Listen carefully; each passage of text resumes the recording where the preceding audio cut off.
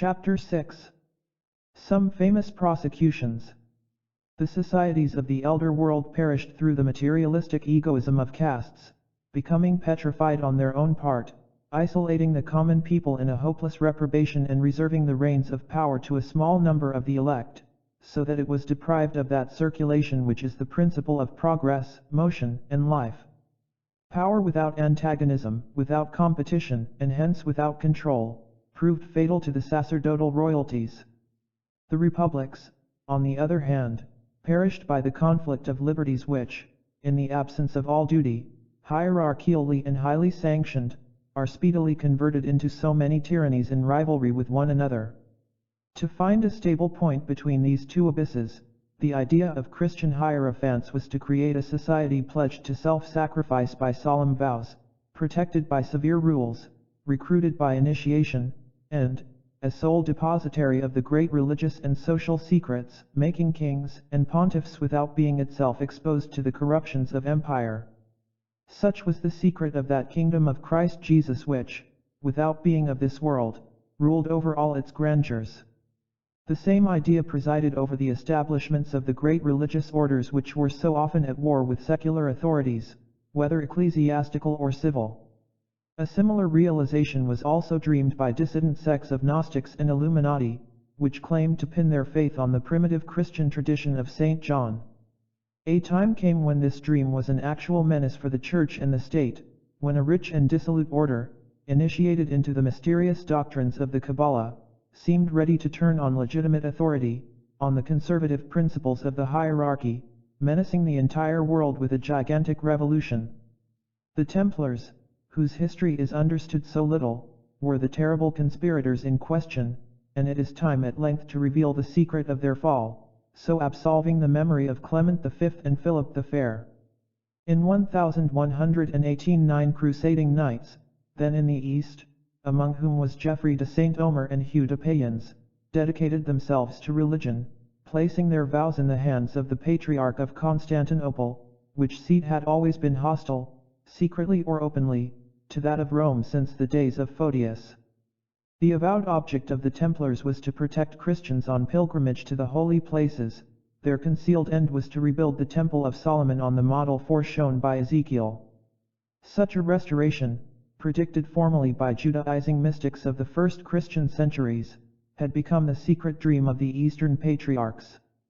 So rebuilt and consecrated to the Catholic worship, the Temple of Solomon would have been in effect the metropolis of the universe. East would prevail over West and the patriarchs of Constantinople would seize the papacy. To explain the name of Templars adopted by this military order, historians assume that Baldwin II, king of Jerusalem, gave them a house in the vicinity of the Temple of Solomon. But they are guilty of a serious anachronism, since at that period the edifice in question had not only ceased to exist, and not only was there no stone of Zerubbabel's second temple left upon another, but it would have been difficult to indicate the site on which they stood. It is to be concluded that the house allotted to the Templars by Baldwin was not situated in the vicinity of Solomon's temple but of that place on which these secret and armed missionaries of the Eastern Patriarch designed to rebuild it. The Templars took for their scriptural models the military masons of Zerubbabel, who worked with sword in one hand and trowel in the other. Hence sword and trowel became their insignia when at a later period, as we shall see, they concealed themselves under the name of Masonic Brothers. The trowel of the Templars is fourfold. The triangular blades are disposed in the form of a cross, constituting a Kabbalistic pentacle known as the Cross of the East. The inmost thought of Hugh de Payens, in establishing his order, was not precisely to serve the ambition of the patriarchs of Constantinople. At that period there was a sect of Christian Johannites in the East who claimed to be alone initiated into the inner mysteries of the Saviour's religion. They claimed also to know the true history of Jesus Christ. Adopting some part of the Jewish traditions and Talmudic accounts, they regarded the facts in the Gospels as allegories, of which St. John had the key. The proof was his saying that if all things done by Jesus were recorded, I suppose that even the world itself could not contain the books that should be written. They held that such a statement would be ridiculous exaggeration unless it referred to allegory and legend, which can be varied and prolonged to infinity. As to the actual historical facts, the Johannite recounted what follows. A young girl of Nazareth, named Miriam, betrothed to a young man of her own tribe, named Jochanaan, was surprised by a certain Pandira, or panther, who entered her chamber in the garb and under the name of her lover and by force fulfilled his desires.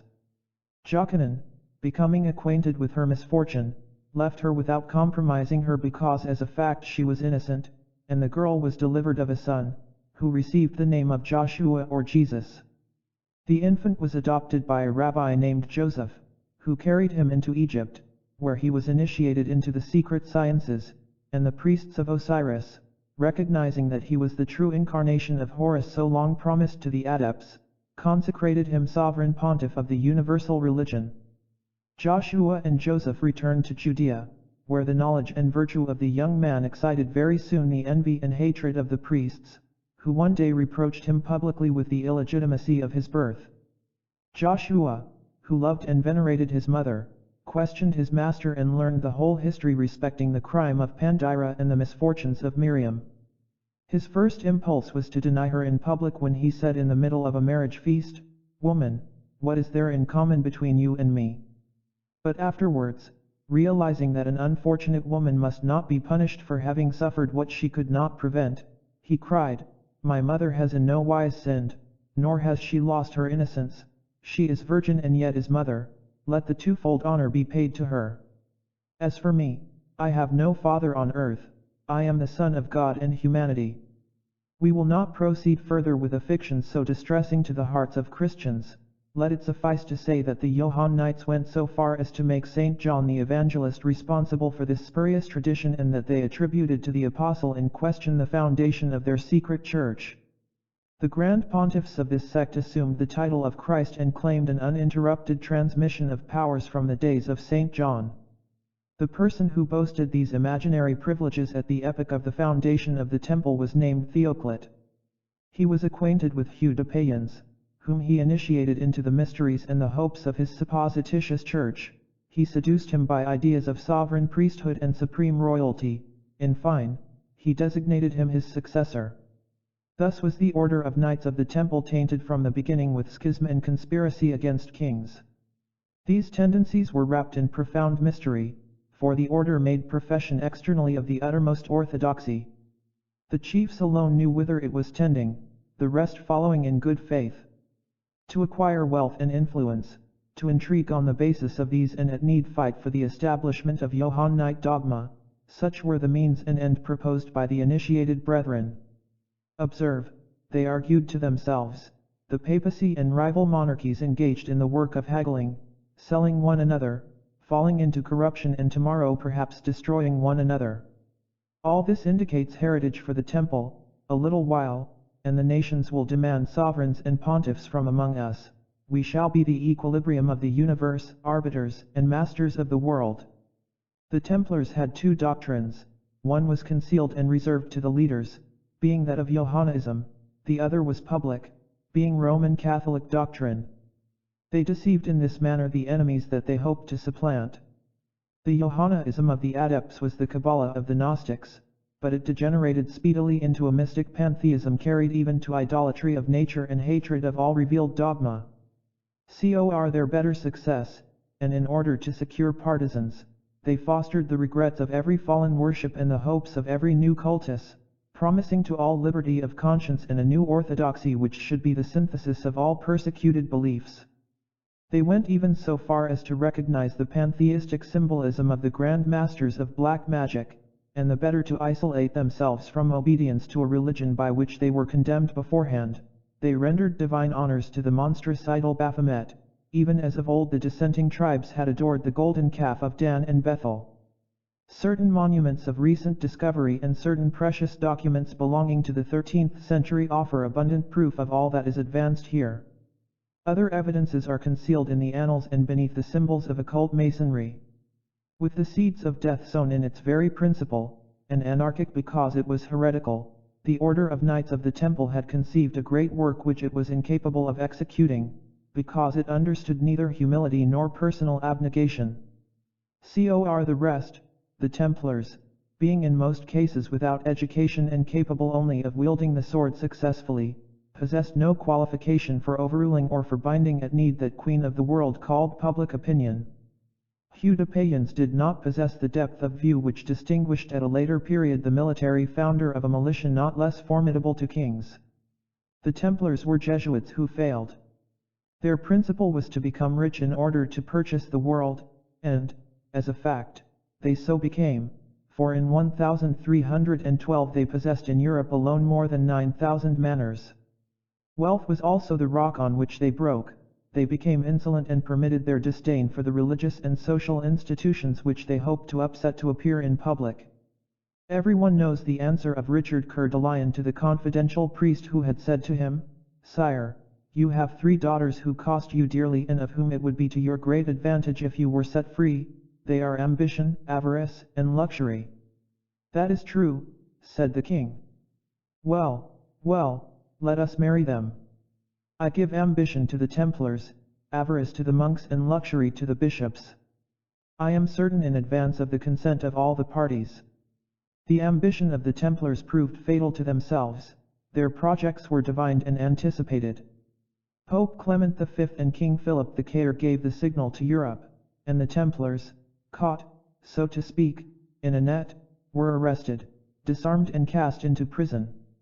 Never was a coup d'état accomplished with such appalling uniformity. The entire world was dumbfounded and awaited the strange revelations of a prosecution which was to echo down through the ages. But it was impossible to unveil before the people the plan of the Templar conspiracy. To do so would have initiated the multitude into secrets reserved for masters. Recourse was had therefore to the charge of magic, for which accusers and witnesses were both forthcoming. The Templars, in the ceremony of their reception, spat upon the image of Christ, denied God, gave obscene kisses to the Grand Master, adored a brazen head with carbuncles for eyes, held commune with a great black cat and had intercourse with female demons. Such are the items put forward seriously in the act of indictment.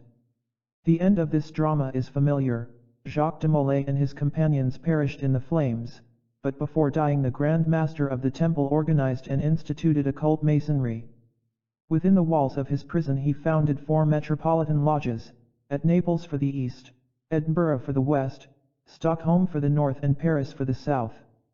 The Pope and King perished speedily in a strange and sudden manner.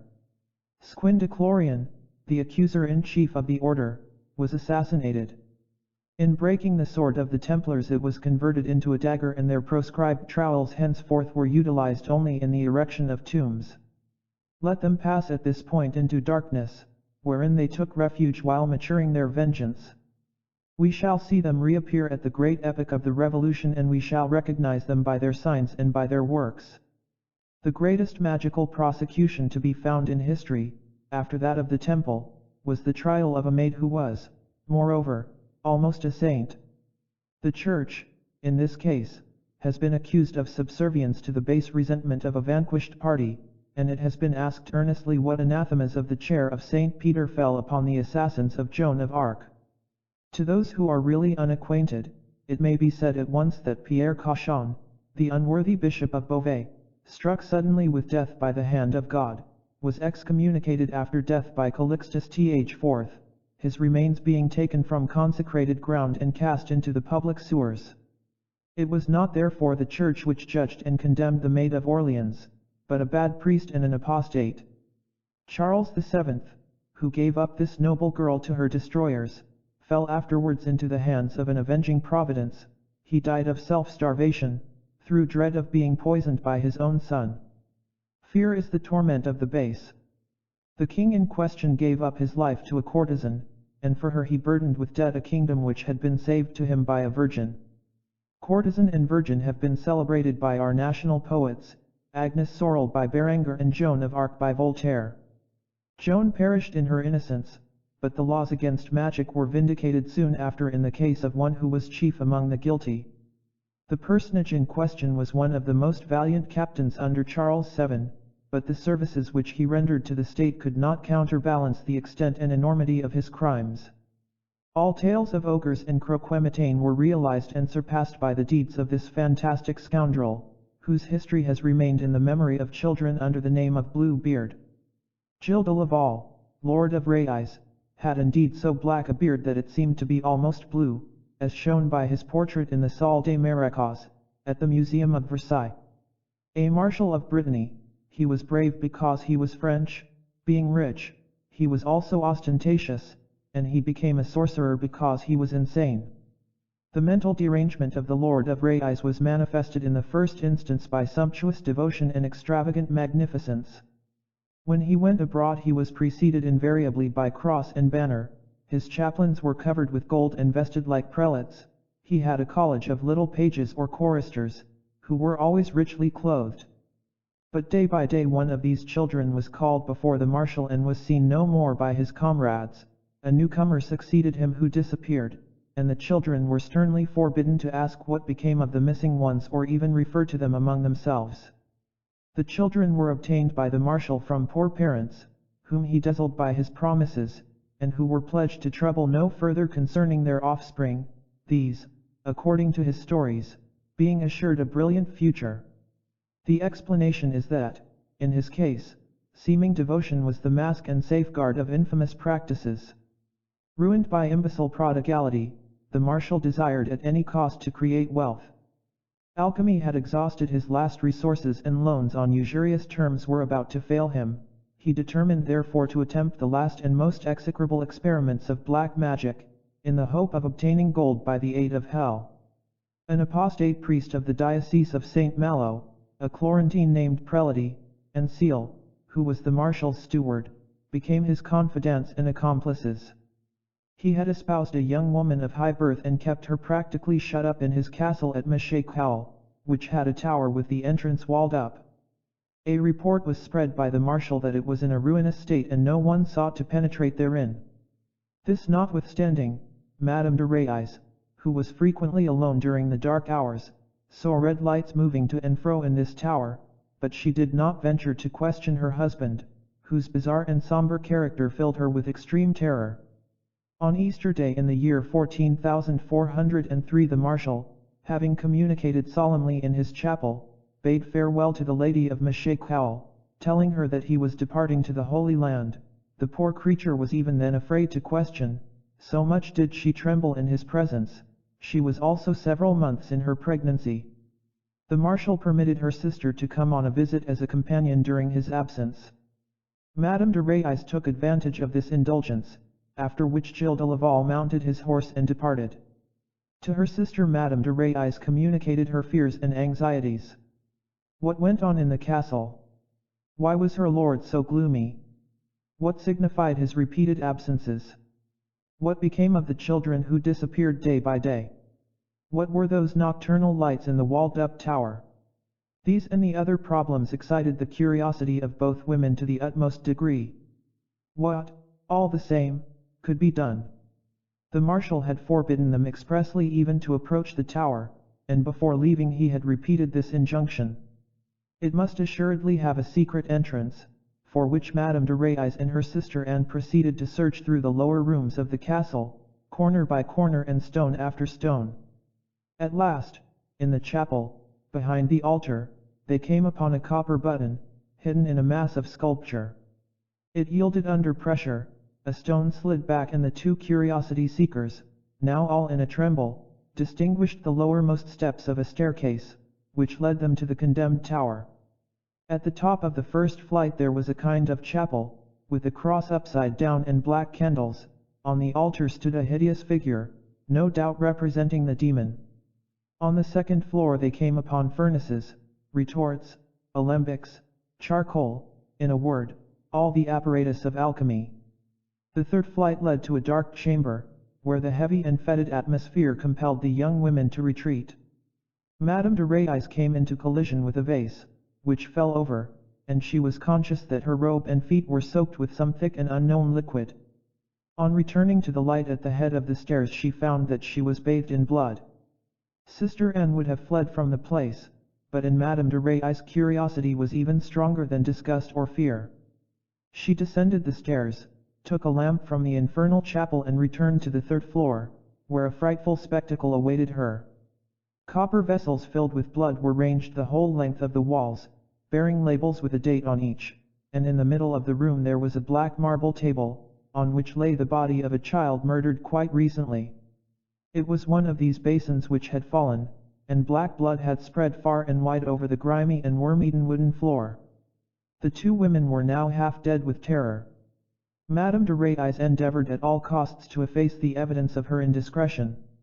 She went in search of a sponge and water, to wash the boards, but she only extended the stain, and that which at first seemed black became all scarlet in hue. Suddenly a loud commotion echoed through the castle, mixed with the cries of people calling to Madame de Reyes. She distinguished the awe-striking words, "Here is Monseigneur come back." The two women made for the staircase, but at the same moment they were aware of the trampling of steps and the sound of other voices in the Devil's Chapel. Sister Anne fled upwards to the battlement of the tower. Madame de Reyes went down trembling and found herself face to face with her husband, in the act of ascending, accompanied by the apostate priest and prelate. Gilles de Laval seized his wife by the arm and without speaking dragged her into the infernal chapel. It was then that Prelate 1 observed to the Marshal, "It is needs must, as you see, and the victim has come of her own accord." "Be it so," answered his master. "Begin the Black Massachusetts." The apostate priest went to the altar, while Gilles de Laval opened a little cupboard fixed therein and drew out a large knife, after which he sat down close to his spouse, who was now almost in a swoon and lying in a heap on a bench against the wall. The sacrilegious ceremonies began. It must be explained that the Marshal, so far from taking the road to Jerusalem, had proceeded only to Nantes, where Prelate lived. He attacked this miserable wretch with the uttermost fury and threatened to slay him if he did not furnish the means of extracting from the devil that which he had been demanding for so long a time. With the object of obtaining delay, Prelate declared that terrible conditions were required by the infernal master, first among which would be the sacrifice of the Marshal's unborn child after tearing it forcibly from the mother's womb. Gilles de Laval made no reply but returned at once to Machecoul, the Florentine sorcerer and his accomplice the priest being in his train. With the rest we are acquainted. Meanwhile, Sister Anne, left to her own devices on the roof of the tower and not daring to come down, had removed her veil, to make signals of distress at chance. They were answered by two cavaliers accompanied by a posse of armed men, who were riding towards the castle. They proved to be her two brothers, who, on learning the spurious departure of the Marshal for Palestine, had come to visit and console Madame de Reyes. Soon after they arrived with a clatter in the court of the castle, whereupon Gilles de Laval suspended the hideous ceremony and said to his wife, "Madam, I forgive you, and the matter is at an end between us if you do now as I tell you. Return to your apartment, change your garments and join me in the guest room, whither I am going to receive your brothers. But if you say one word, or cause them the slightest suspicion, I will bring you hither on their departure. We shall proceed with the Black Mass at the point where it is now broken off, and at the consecration you will die. Mark where I place this knife." He rose up, led his wife to the door of her chamber and subsequently received her relations and their suite, saying that his lady was preparing herself to come and salute her brothers. Madame de Reyes appeared almost immediately, pale as a spectre. Gilles de Laval never took eyes off her, seeking to control her by his glance. When her brothers suggested that she was ill, she answered that it was the fatigue of pregnancy, but added in an undertone, "Save me, he seeks to kill me." At the same moment Sister Anne rushed into the hall, crying, "Take us away, save us, my brothers, this man is an assassin," and she pointed to Gilles de Laval. While the Marshal summoned his people, the escort of the two visitors surrounded the women with drawn swords, and the Marshal's people disarmed instead of obeying him. Madame de Reyes, with her sister and brothers, gained the drawbridge and left the castle. On the morrow, Duke John V invested Machecoul, and Gilles de Laval, who could count no longer on his men-at-arms, yielded without resistance. The Parliament of Brittany had decreed his arrest as a homicide, the ecclesiastical tribunal preparing in the first place to pronounce judgment upon him as heretic, sodomite and sorcerer. Voices of parents, long silenced by terror, rose upon all sides, demanding their missing children. There was universal dole and clamor throughout the province. The castles of Machecoul and Chandos were ransacked, resulting in the discovery of 200 skeletons of children. The rest had been consumed by fire. Gilles de Laval appeared with supreme arrogance before his judges. To the customary question, "Who are you?" he answered, "I am Gilles de Laval, Marshal of Brittany, Lord of Rayes, Machecoul, Chantos and other fiefs. And who are you that dare to question me?" He was answered, "We are your judges, magistrates of the ecclesiastical court." "What, you my judges? Go to, I know you well, my masters. You are Simon Iacs and obscene fellows, who sell your God to purchase the joys of the devil. Speak not therefore of judging me, for if I am guilty, it is you, who owed me good example, that are my instigators. Cease your insults, and answer us. I would rather be hanged by the neck than reply to you. I am surprised that the President of Brittany suffers your acquaintance with matters of this kind. You question that you may gain information and afterwards do worse than you have done." But this haughty insolence was demolished by the threat of torture. Before the Bishop of St. Brook and the President Pierre de l'Hôpital, Gilles de Laval made confession of his murders and sacrileges. He pretended that his motive in the massacre of children was an execrable delight which he sought during the agony of these poor little beings. The President found it difficult to credit this statement and questioned him anew. "Alas," said the Marshal abruptly, "you torment both yourself and me to no purpose." "I do not torment you," replied the President, "but I am astonished at your words and dissatisfied. What I seek and must have is the pure truth." The Marshal answered, "Verily there was no other cause. What more would you have? Surely I have admitted enough to condemn 10,000 men." That which Gilles de Laval shrank from confessing was that he sought the philosophical stone in the blood of murdered children, and that it was covetousness which drove him to this monstrous debauchery. On the faith of his necromancers he believed that the universal agent of life could be suddenly coagulated by the combined action and reaction of outrage on nature and murder. He collected afterwards the iridescent film which forms on blood as it turns cold. He subjected it to various fermentations, digested the product in the philosophical egg of the Athanor, combining it with salt, sulfur, and mercury. He had doubtless derived his recipe from some of those old Hebrew grimoires which, had they been known at the period, would have been sufficient to call down on Jewry at large the execration of the whole earth. Persuaded, as they were, that the act of human impregnation attracts and coagulates the astral light in its reaction by sympathy on things subjected to the magnetism of man, the Israelitish sorcerers had plunged into those enormities of which Philo accuses them, as quoted by the astrologer Gaffarel. They caused trees to be grafted by women, who inserted the graft while a man performed on their persons those acts which are an outrage to nature. Wherever black magic is concerned the same horrors recur, for the spirit of darkness is not one of invention. Gilles de Laval was burned alive in the Prix de la Magdeleine, near Nantes. He obtained permission to go to execution with all the pageantry that had accompanied him during life, as if he wished to involve in the ignominy of his punishment the ostentation and cupidity by which he had been so utterly degraded and lost so fatally. Chapter 7. Superstitions relating to the devil. We have borne witness to the sobriety of decisions pronounced by the Church respecting the genius of evil. She has recommended her children not to be in fear concerning him, not to be preoccupied about him, and not even to pronounce his name. This notwithstanding, the propensity of diseased imaginations and weak minds towards the monstrous and the horrible lent, during the evil days of the Middle Ages, a formidable importance and most portentous forms to the darksome being who deserves nothing but oblivion, because he has rejected truth and light forever. This seeming realization of the phantom expressing perversity was an incarnation of human frenzy.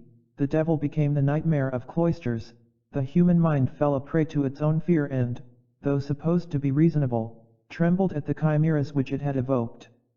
A black and deformed monster spread its bat wings between heaven and earth, to prevent youth and life from trusting in the promises of the sun and the still peace of the stars.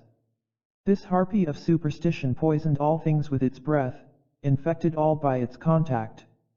There was dread over eating and drinking lest the eggs of the reptile should be swallowed. To look upon beauty was to court perhaps an illusion begotten of the monster. To laugh suggested the sneer of the eternal tormentor as a funereal echo. To weep pictured him insulting the mourner's tears. The devil seemed to keep God imprisoned in heaven while he imposed blasphemy and despair upon men on earth. Superstitions lead quickly into absurdity and mental alienation. Nothing is more deplorable and more irksome than the multitudinous accounts with which popular writers on the history of magic have burdened their compilations. Peter the Venerable beheld the devil leering in lavatories.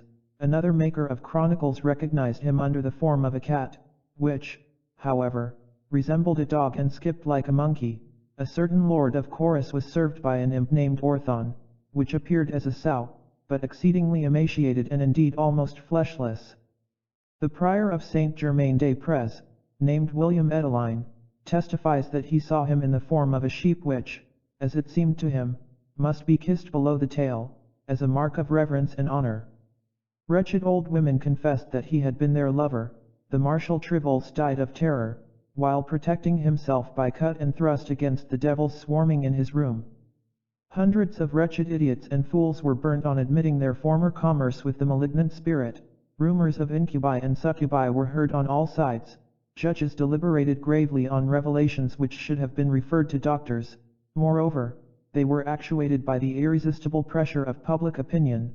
An indulgence towards sorcerers would have exposed magistrates themselves to all the popular fury. The persecution of fools made folly contagious and the maniacs tore one another to pieces. People were beaten to death, burnt by slow fire, plunged into icy water in the hope of compelling them to break the spells which they had cast, while justice intervened only to complete on the stake what had begun in the blind rage of the multitude.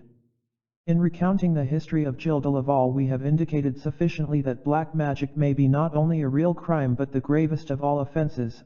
Unfortunately the method of the times confused the diseased with malefactors and punished those who should have been cared for with patience and charity. At what point does man's responsibility begin and at what point does it end? The problem is one which may well disturb frequently the virtuous depositories of human justice. Caligula, son of Germanicus, appeared to have inherited all the virtues of his father, but his reason was distracted by poison and he became the terror of the world. Was he in reality guilty, and ought not his crimes to be laid at the doors of those base Romans who obeyed instead of imprisoning him? Father Hilarion Tizot, who has been mentioned previously, goes further than ourselves and would include even voluntary crime in the category of madness, but unfortunately he explains madness itself as obsession of the evil spirit. We might ask this good ecclesiastic what he would think of the father of a family who, after shutting his door on a wastrel known to be capable of every kind of evil, should give him leave to frequent, advise, abduct and obsess his own little children. Let us therefore admit, so as to be truly Christian, that the devil, whomsoever he may be, obsesses only those who give themselves voluntarily to him, and that such are responsible for everything which he may prompt them to do, even as a drunken man is held liable rightly for the disorders of which he may be guilty under the influence of drink. Drunkenness is a transient madness and madness is a permanent intoxication. Both are caused by a phosphoric congestion of the cerebral nerves, which destroys our etheric equilibrium and deprives the soul of its instrument of precision.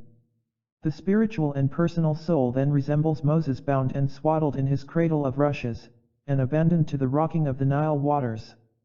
It is carried away by the fluidic and material soul of the world, that mysterious water over which the Elohim brooded when the divine word was formulated by the luminous sentence, "Let there be light."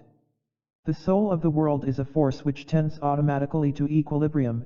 Either will must predominate over it or it conquers the will.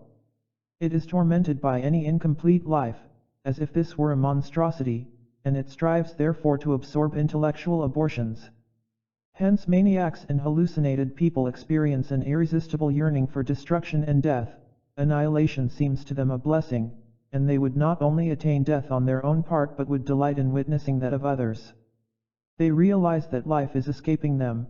Consciousness stings and goads them to despair. Their very existence is a perception of death, and it is hell torment. One hears an imperious voice commanding him to kill his son in the cradle. He struggles, he weeps, he flees, but ends by taking a hatchet and slaying the child. Another, and this terrible story is a thing of recent occurrence, is driven by voices crying for hearts. He beats his parents to death, opens their breasts, tears out their hearts and begins to devour them. Whosoever of his free will is guilty of an evil action offers by that fact an earnest to eternal destruction and cannot foresee whither this fatal bargain will lead him. Being is substance and life. Life manifests by movement. Movement is perpetuated by equilibrium. Equilibrium is therefore the law of immortality. Conscience is the awareness of equilibrium, which is equity and justice. All excess, when it is not mortal, is corrected by an opposite excess. It is the eternal law of reaction, but if excess subverts all equilibrium, it is lost in the outer darkness and becomes eternal death. The soul of the earth carries with it in the vertigo of astral movement all which offers no resistance in virtue of the equilibrated forces of reason.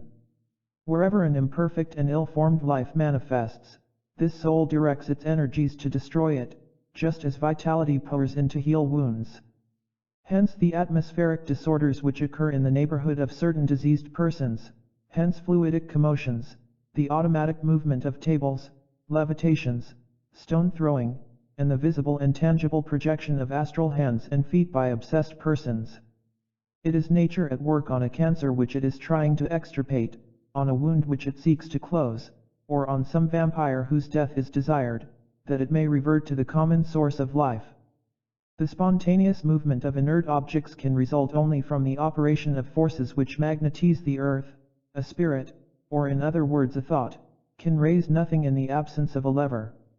Were it otherwise, the, so to speak, infinite toil of nature for the creation and perfecting of organs would be without an object. If the spirit freed from the senses could render matter obedient to its will, the illustrious dead would be the first to manifest in accordance with order and harmony, but in place of this there are only incoherent and feverish activities produced about diseased and capricious beings. These are irregular magnets which derange the soul of the earth, but when the earth is in delirium through the eruption of such abortive beings, it is because it is passing through a crisis on its own part, and through one which will end in violent commotions. There is extraordinary puerility in some who pass for serious.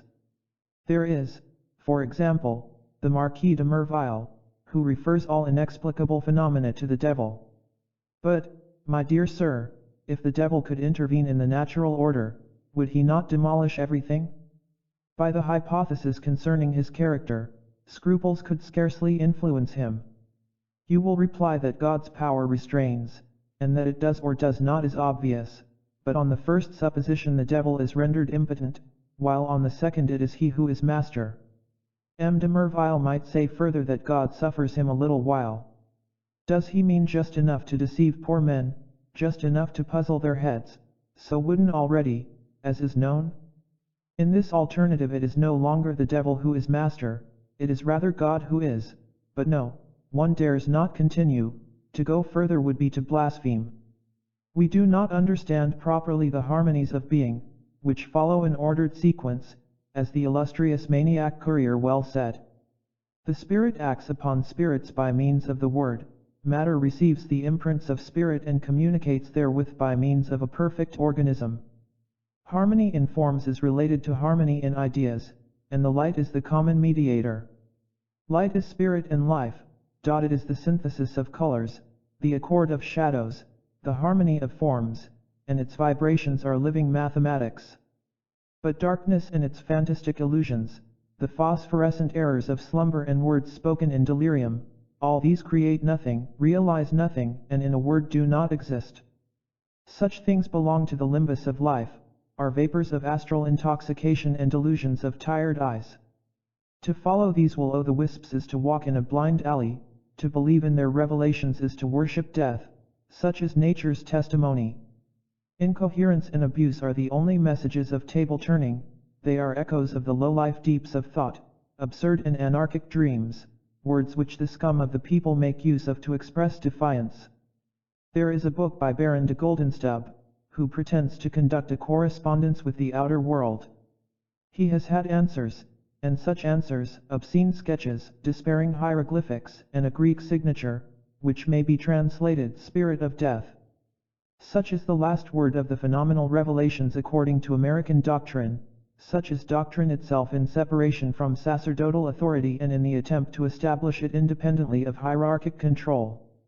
The reality and importance of the phenomena, the good faith of those who believe them, are in no sense denied, but we must warn all who are concerned against the dangers to which they are liable if they do not prefer the spirit of wisdom, communicated divinely and hierarchically to the Church, before all these disorderly and obscure messages, in which the fluidic soul of the earth reflects automatically the mirage of intelligence and the dreams of slumbering reason. Book 5. The Adepts and the Priesthood. Chapter 1. Priests and Popes accused of magic. We have explained that owing to the profanations and impieties of Gnostics the Church proscribed magic. The condemnation of the Knights Templar completed the rupture, and from this time forward, compelled to seek concealment and plan revenge in the shadows, magic ostracized the Church in turn. More prudent than those arch-heretics who opposed altar to altar in public day, and thus entailed denunciation and the headsman's axe on themselves, the adepts dissimulated their resentment as well as their doctrines. They bound themselves together by dreadful oaths and, realizing the importance of first securing a favorable view at the tribunal of public opinion, they turned back on their accusers and judges the sinister rumors by which they were pursued themselves and denounced the priesthood to the people as a school of black magic. So long as his convictions and beliefs are not rooted in the irremovable foundations of reason, man ardently and indifferently desires both truth and falsehood. On either side he finds that there are cruel reactions. Who shall put an end to this warfare? Only the spirit of him who has said, "Render not evil for evil, but overcome evil by good." The Catholic priesthood has been charged with the spirit of persecution, though its mission is that of the Good Samaritan, for which reason it superseded the unpitying Levites, who continued their way without extending compassion to him who had fallen among thieves. It is in the exercise of humanity that priests prove their divine consecration. Hence it is a supreme injustice to cast upon sacerdotalism at large the crimes of certain men who are unfortunately sealed with the priesthood.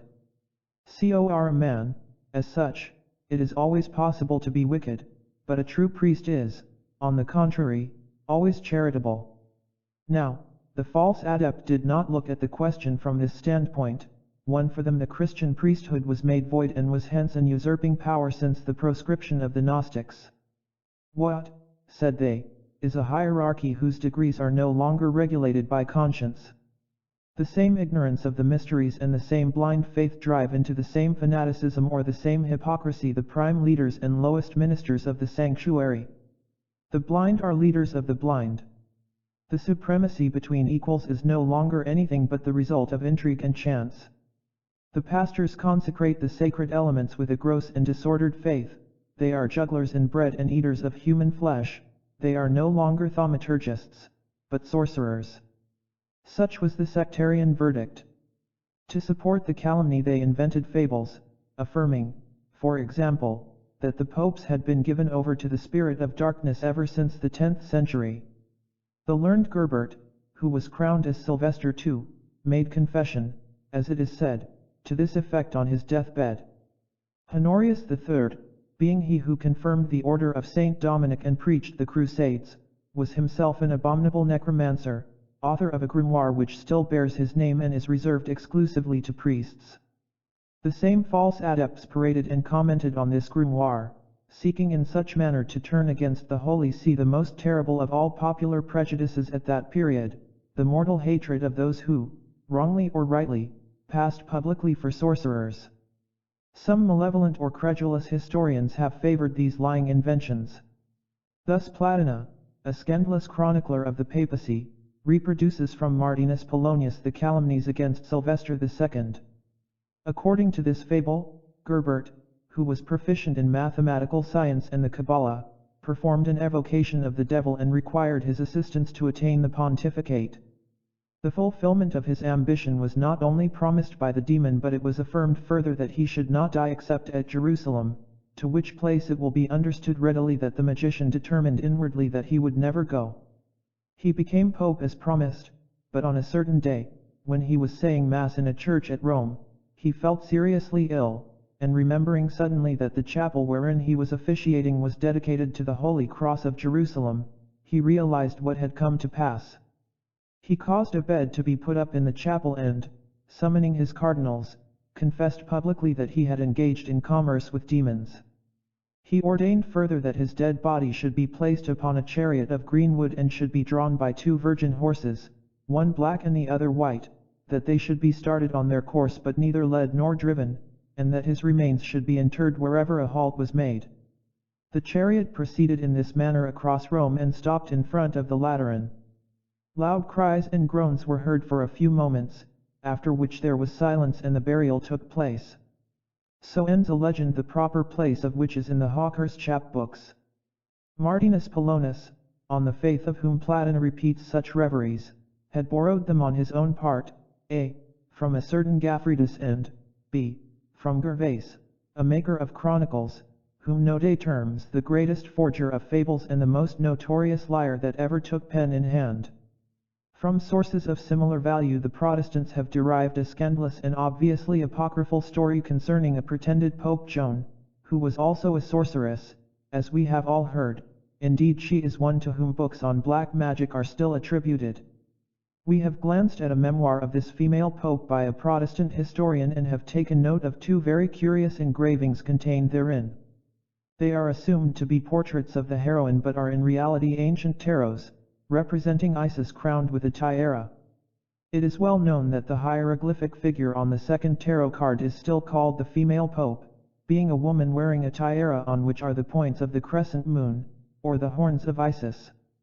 One example in the Protestant book is even more remarkable. The hair of the figure is long and scanty, there is a solar cross on the breast, she is seated between the 2 pillars of Hercules, and behind her flows the ocean, with lotus flowers blooming on the surface of the water. The second portrait represents the same divinity, with attributes of the sovereign priesthood and holding her son Horus in her arms. As Kabbalistic documents, the 2 pictures are of singular value, but they are little to the purpose of those who are concerned with Pope Joan. To dispose of the accusation of sorcery in respect of Gerbert, supposing that it could be taken seriously, it would be enough to mention that he was the most learned man of his century, and having been preceptor of 2 sovereigns he owed his election to the gratitude of one of his august pupils. He had extraordinary proficiency in mathematics, and his knowledge of physics may have exceeded that of his epoch. In a word, he was a man of universal erudition and great ability, as the letters which he left bear witness, though he was not a denouncer of kings like the terrible Hildebrand. He chose to instruct princes rather than excommunicate them, and enjoying the favor of 2 French kings and 3 emperors, he had no need, as Node has judiciously pointed out, to sell himself to the devil for the archbishoprics of Reims and Ravenna, or for the papacy in succession to these. It is to you that he attained the successive positions, to some extent in spite of his merit. It was an age when able politicians were taken for possessed people and those who were learned for enchanters. Gerbert was not only a great mathematician, as we have said, and a distinguished astronomer, but he excelled also in mechanics, and, according to William of Malmesbury, he erected at Reims such wonderful hydraulic machines that the water itself executed symphonies and played most enchanting airs. Moreover, according to Dittmer, he adorned the town of Magdeburg with a clock which registered all the motions of heaven and the times when the stars rose and set. Finally, by the evidence of Node, whom we cite once again with pleasure, he made that test of brass which was devised so ingeniously that the before-mentioned William of Malmesbury was himself deceived thereby and referred it to magic. Cathar. Onuprius states that he saw in the Carnus Library a learned book on geometry composed by this same Gerbert, and for myself I estimate that, without adjudicating on the opinion expressed by Urterdiensis and some others, who regard him as the maker of timepieces and of arithmetic as these exist now among us, all these evidences are sufficiently valid to warrant the conclusion that those who had never heard of cube, parallelogram, dodecahedron, almicanta, vals agora, almagrippa, cathultsum and other names, familiar enough in these days to such as understand mathematics, conceived that they were those of the spirits invoked by Gerbert and that such a multitude of things so rare could not emanate from a single personality in the absence of extraordinary advantages, from the possession of which it followed therefore that he must have been a magician. To indicate the lengths of impertinence and bad taste reached by makers of chronicles, it remains to say that Platina 1, that maliciously naive echo of all Roman pasquinades, affirms that the tomb of Sylvester II itself turned sorcerer, weeping prophetically at the approaching downfall of each pope, and that the reprobate bones of Gerbert shook and rattled together when one of them was about to die. An epitaph engraved on the tomb lends color to these wonders, so adds unblushingly the librarian of Sixtus IV. Such are the proofs which pass among historians as sufficient to certify the existence of a curious historical document. Pladina was librarian of the Vatican. He wrote his history of the popes by order of Sixtus IV. He wrote also at Rome, where nothing could be easier than to verify the truth or falsehood of such an assertion, which, notwithstanding the pretended epitaph, never existed outside the imagination of the authors from whom Pladina borrowed with incredible lack of caution, a circumstance which moves justly the indignation of honest Node, whose further remarks shall follow. It is a pure imposture and manifest falsehood, both in respect of the experience, being the pretended prodigies at the tomb of Sylvester II, the same having never been witnessed by anyone, and of the alleged inscription on the tomb, that inscription, as it exists really, having been composed by Sergius IV, and so far from supporting the supposed magical fables, is, on the contrary, one of the most excellent testimonies that could be desired to the good life and integrity of Sylvester. It is truly a shameful thing that so many Catholics should be abettors of a slander concerning which Marianus Scotus, Glaber, Dittmer, Helgendus, Lambert, and Hermann Contract, who were his contemporaries, make no mention. Proceeding now to the Grimoire of Honorius, it is to the third bearer of that name, or to one of the most zealous pontiffs of the 13th century, that this impious book is attributed. Assuredly Honorius III was eminently likely to be hated by sectarians and necromancers, and well might they seek to dishonor him by representing him as their accomplice. Cencius Savelli, crowned pope in 1216, confirmed that order of Saint Dominic which proved so formidable to Albigensians and Vaudois, those children of Manichaeans and sorcerers. He established also the Franciscans and Carmelites, preached a crusade, governed the church wisely, and left many decretals. To charge with black magic a pope so eminently Catholic is to cast similar suspicion on the great religious orders which he instituted, and the devil thereby could scarcely fail to profit. Some old copies of the Grimoire of Honorius bear, however, the name of Honorius II, but it is impossible to make a sorcerer of that elegant Cardinal Lambert who, after his promotion to the sovereign pontificate, surrounded himself either with poets, to whom he gave bishoprics for elegies, as in the case of Hildebert, Bishop of Mans, or with learned theologians, like Hugh de Saint Victor. But it so happens that the name of Honorius II is for us a ray of light pointing to the true author of the frightful grimoire in question. In 1061, when the empire began to take umbrage against the papacy and sought to usurp the sacerdotal influence by fomenting troubles and divisions in the Sacred College, the bishops of Lombardy, impelled by Gilbert of Parma, protested against the election of Anselm, Bishop of Lucca, who had been raised to the papal chair as Alexander II. The Emperor Henry IV took the part of the dissentients and authorized them to elect another pope, promising to support them. They chose Cadalus, or Cadalus, an intriguing bishop of Parma, a man capable of all crimes and a public scandal in respect of simony and concubinage. He assumed the name of Honorius II and marched at the head of an army against Rome. He was defeated and condemned by all the prelates of Germany and Italy. Returning to the charge, he gained possession of part of the Holy City and entered St. Peter's. He was expelled and took refuge in the castle of St. Angelo, whence he obtained leave to retire only on the payment of a heavy ransom. It was then that Otho, Archbishop of Cologne, the emperor's envoy, dared to reproach Alexander II in public for having usurped the Holy See, but a monk named Hildebrand took up the cause of the lawful pontiff with such force of eloquence that the emperor drew back in confusion and asked pardon for his own criminal attempts. The Hildebrand in question was already in the sight of Providence that fulminating Gregory VII who was to come and who thus inaugurated the work of his life.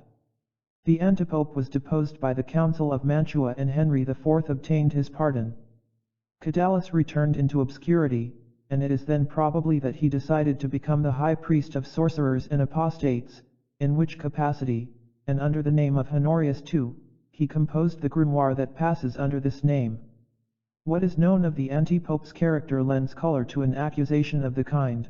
he was daring in the presence of the weak, groveling in that of the strong, debauched and intriguing, devoid of faith and morals, seeing nothing in religion but an engine of impunity and rapine. For such a person the Christian virtues were obstacles, and faith in the clergy was a difficulty which had to be overcome. He would therefore make priests after his own heart, or capable, that is to say, of all crimes and sacrileges. Now, this would seem to have been the purpose in chief of the grimoire called that of Honorius. The work in question is not without importance for those who are curious in the science. It appears at first sight to be a mere tissue of revolting absurdities, but for those who are initiated in the signs and secrets of the Kabbalah, it is literally a monument of human perversity, for the devil appears therein as an instrument of power, to utilize human credulity and to turn the bugbear which dominates it to the account of the adept and his caprices. Such is the secret of the work. It aspires to make darkness darker before the eyes of the multitude by usurping the torch of science, which at need, and in bold hands, may become that of butchers and incendiaries. To identify faith with servitude, reserving power and liberty for oneself, is indeed to imagine the reign of Satan on earth, and it should not be surprising if the authors of such a conspiracy against public good sense and religion should hope to manifest and, in a sense, to incarnate on earth the fantastic sovereign of the evil empire. The doctrine of this grimoire is the same as that of Simon and the majority of the Gnostics. It is the substitution of the passive for the active principle. A pantacly which forms a frontispiece to the work gives expression to this doctrine, being passion as predominant over reason, sensualism deified and the woman in priority to the man, a tendency which recurs in all anti-Christian mystic systems. The crescent moon of Isis occupies the center of the figure and it is encompassed by 3 triangles, one within another. The triangle is surmounted by a crux ansata with double crossbar. It is inscribed within a circle, and within the space formed by the 3 segments of the circle there is on one side the sign of the spirit and the Kabbalistic seal of Solomon, on the others the magic knife and the initial letter of the binary, below a reversed cross forming the figure of the lingam, and the name of God also reversed. About the circle is written, "Obey your superiors and be subject unto them, for they will see that you do." Rendered into a symbol or profession of faith, this pantacly is therefore textually as follows: fatality reigns by virtue of mathematics, and there is no other God than nature. Dogmas are aids to sacerdotal power and are imposed on the multitude to justify sacrifices. The initiate is above any religion and makes use of all, but that which he says is the antithesis of that which he believes. The law of obedience prescribes and does not explain. Initiates are made to command and those who are profane to obey. All who have studied the occult sciences know that the old magicians never expressed their doctrine in writing but formulated it by the symbolical characters of pantacles. On the second page of the book there are 2 circular magical seals. In the first is the square of the tetragram with an inversion and substitution of names. Instead of Jehovah, the 4 sacred words signifying the absolute being is Jehovah, the Lord in 3 persons, God, and the hierarchy of the Church.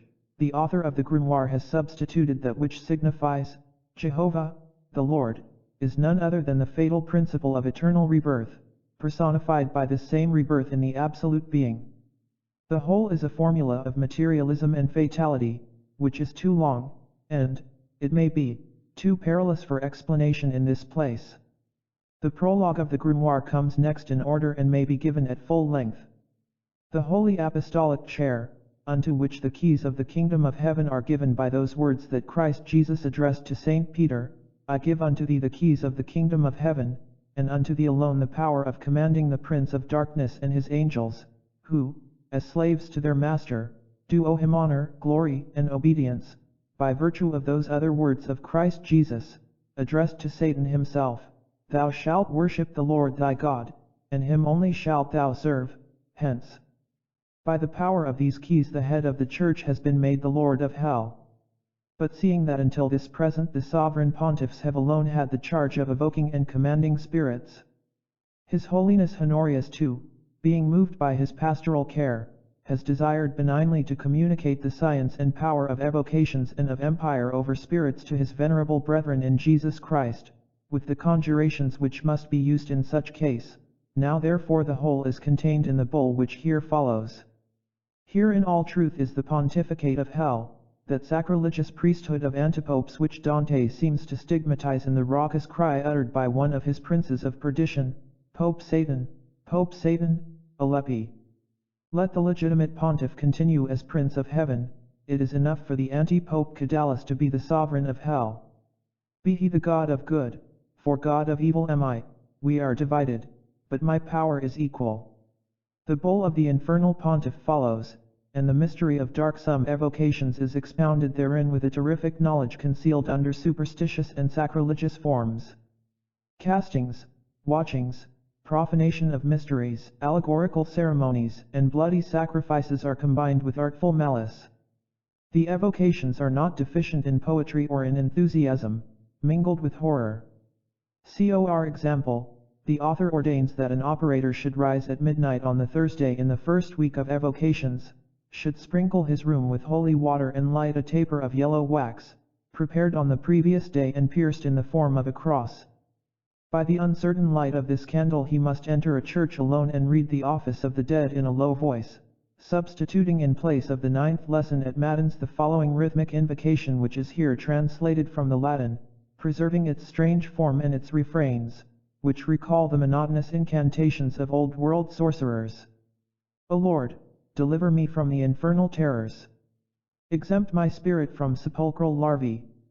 To seek them out I shall go down to their hell unaffrighted, I shall impose my will for a law upon them. I will call upon night and its darkness to bring forth splendor, rise up, O sun, and moon, be thou white and brilliant. To the shades of hell I will speak and confess no terror, I shall impose my will for a law upon them. Dreadful in aspect are they, their forms and appearance fantastic, I will that the demons shall once again become angels. Whence to their nameless distortion I speak, never fearing, I shall impose my will for a law upon them. These shades are illusions evoked by the eye affrighted, I and I only can heal their loveliness blasted. And into the deeps of hell I plunge unaffrighted, I shall impose my will for a law upon them. After many other ceremonies there comes the night of evocation. In a sinister place, in the light of a fire kindled with broken crosses, a circle is traced with the embers of a cross, reciting while so doing a magical hymn containing versicles of several psalms. It may be rendered as follows. O Lord, the King rejoices in thy power, let me finish the work of my birth. May shadows of evil and specters of night be as dust blown before the wind, O Lord, hell is enlightened and shines in thy presence, by thee do all things end and all begin by thee, Jehovah, Sabaoth, Elohim, Eloi, Helion, Helios, Jod-Heva, Shaddai. The Lion of Judah rises in his glory, he comes to complete the victory of King David. I open the 7 seals of the dread book. Satan falls from heaven, like summer lightning. Thou hast said to me, be far from thee hell and its tortures, they shall not draw to thy pure bodies. Thine eyes shall withstand the gaze of the basilisk, thy feet shall walk fearlessly on the sap, thou shalt take up serpents, and they shall be conquered by thy smile, thou shalt drink poisons, and they shall in no wise hurt thee. Elohim, Eloab, Sabaoth, Helios, Ihai, Israel, O Theos, Heroes. The earth is the Lord's and the fullness thereof, he hath established it over the gaping abyss. Who shall go up unto the mountain of the Lord? The innocent of hands and clean of heart, he who hath not held truth in captivity, no eye hath received it to let it remain idle, he who hath conceived the hide in his soul and hath not sworn by a lying word. The same shall receive strength for his domain, and hereof is the infinite of human birth, generation by earth and fire, the divine bringing forth of those who seek God. Princes of nature, enlarge your doors, yoke of heaven, I lift thee. Come to me, ye holy cohorts, behold the King of glory. He hath earned his name, he holds in his hand the seal of Solomon. The Master hath broken the black bondage of Satan and hath led captivity captive. The Lord alone is God, and he only is King. To thee only be glory, O Lord, glory and glory to thee. One seems to hear the somber Puritans of Walter Scott or Victor Hugo accompanying, with fanatic psalmody, the nameless work of sorcerers in Faust or Macbeth. In a conjuration addressed to the shade of the giant Nimrod, the wild huntsman who began the Tower of Babel, the adept of Honorius menaces that ancient reprobate with the riveting of his chains and with torture increased daily, should he fail in immediate obedience to the will of the operator.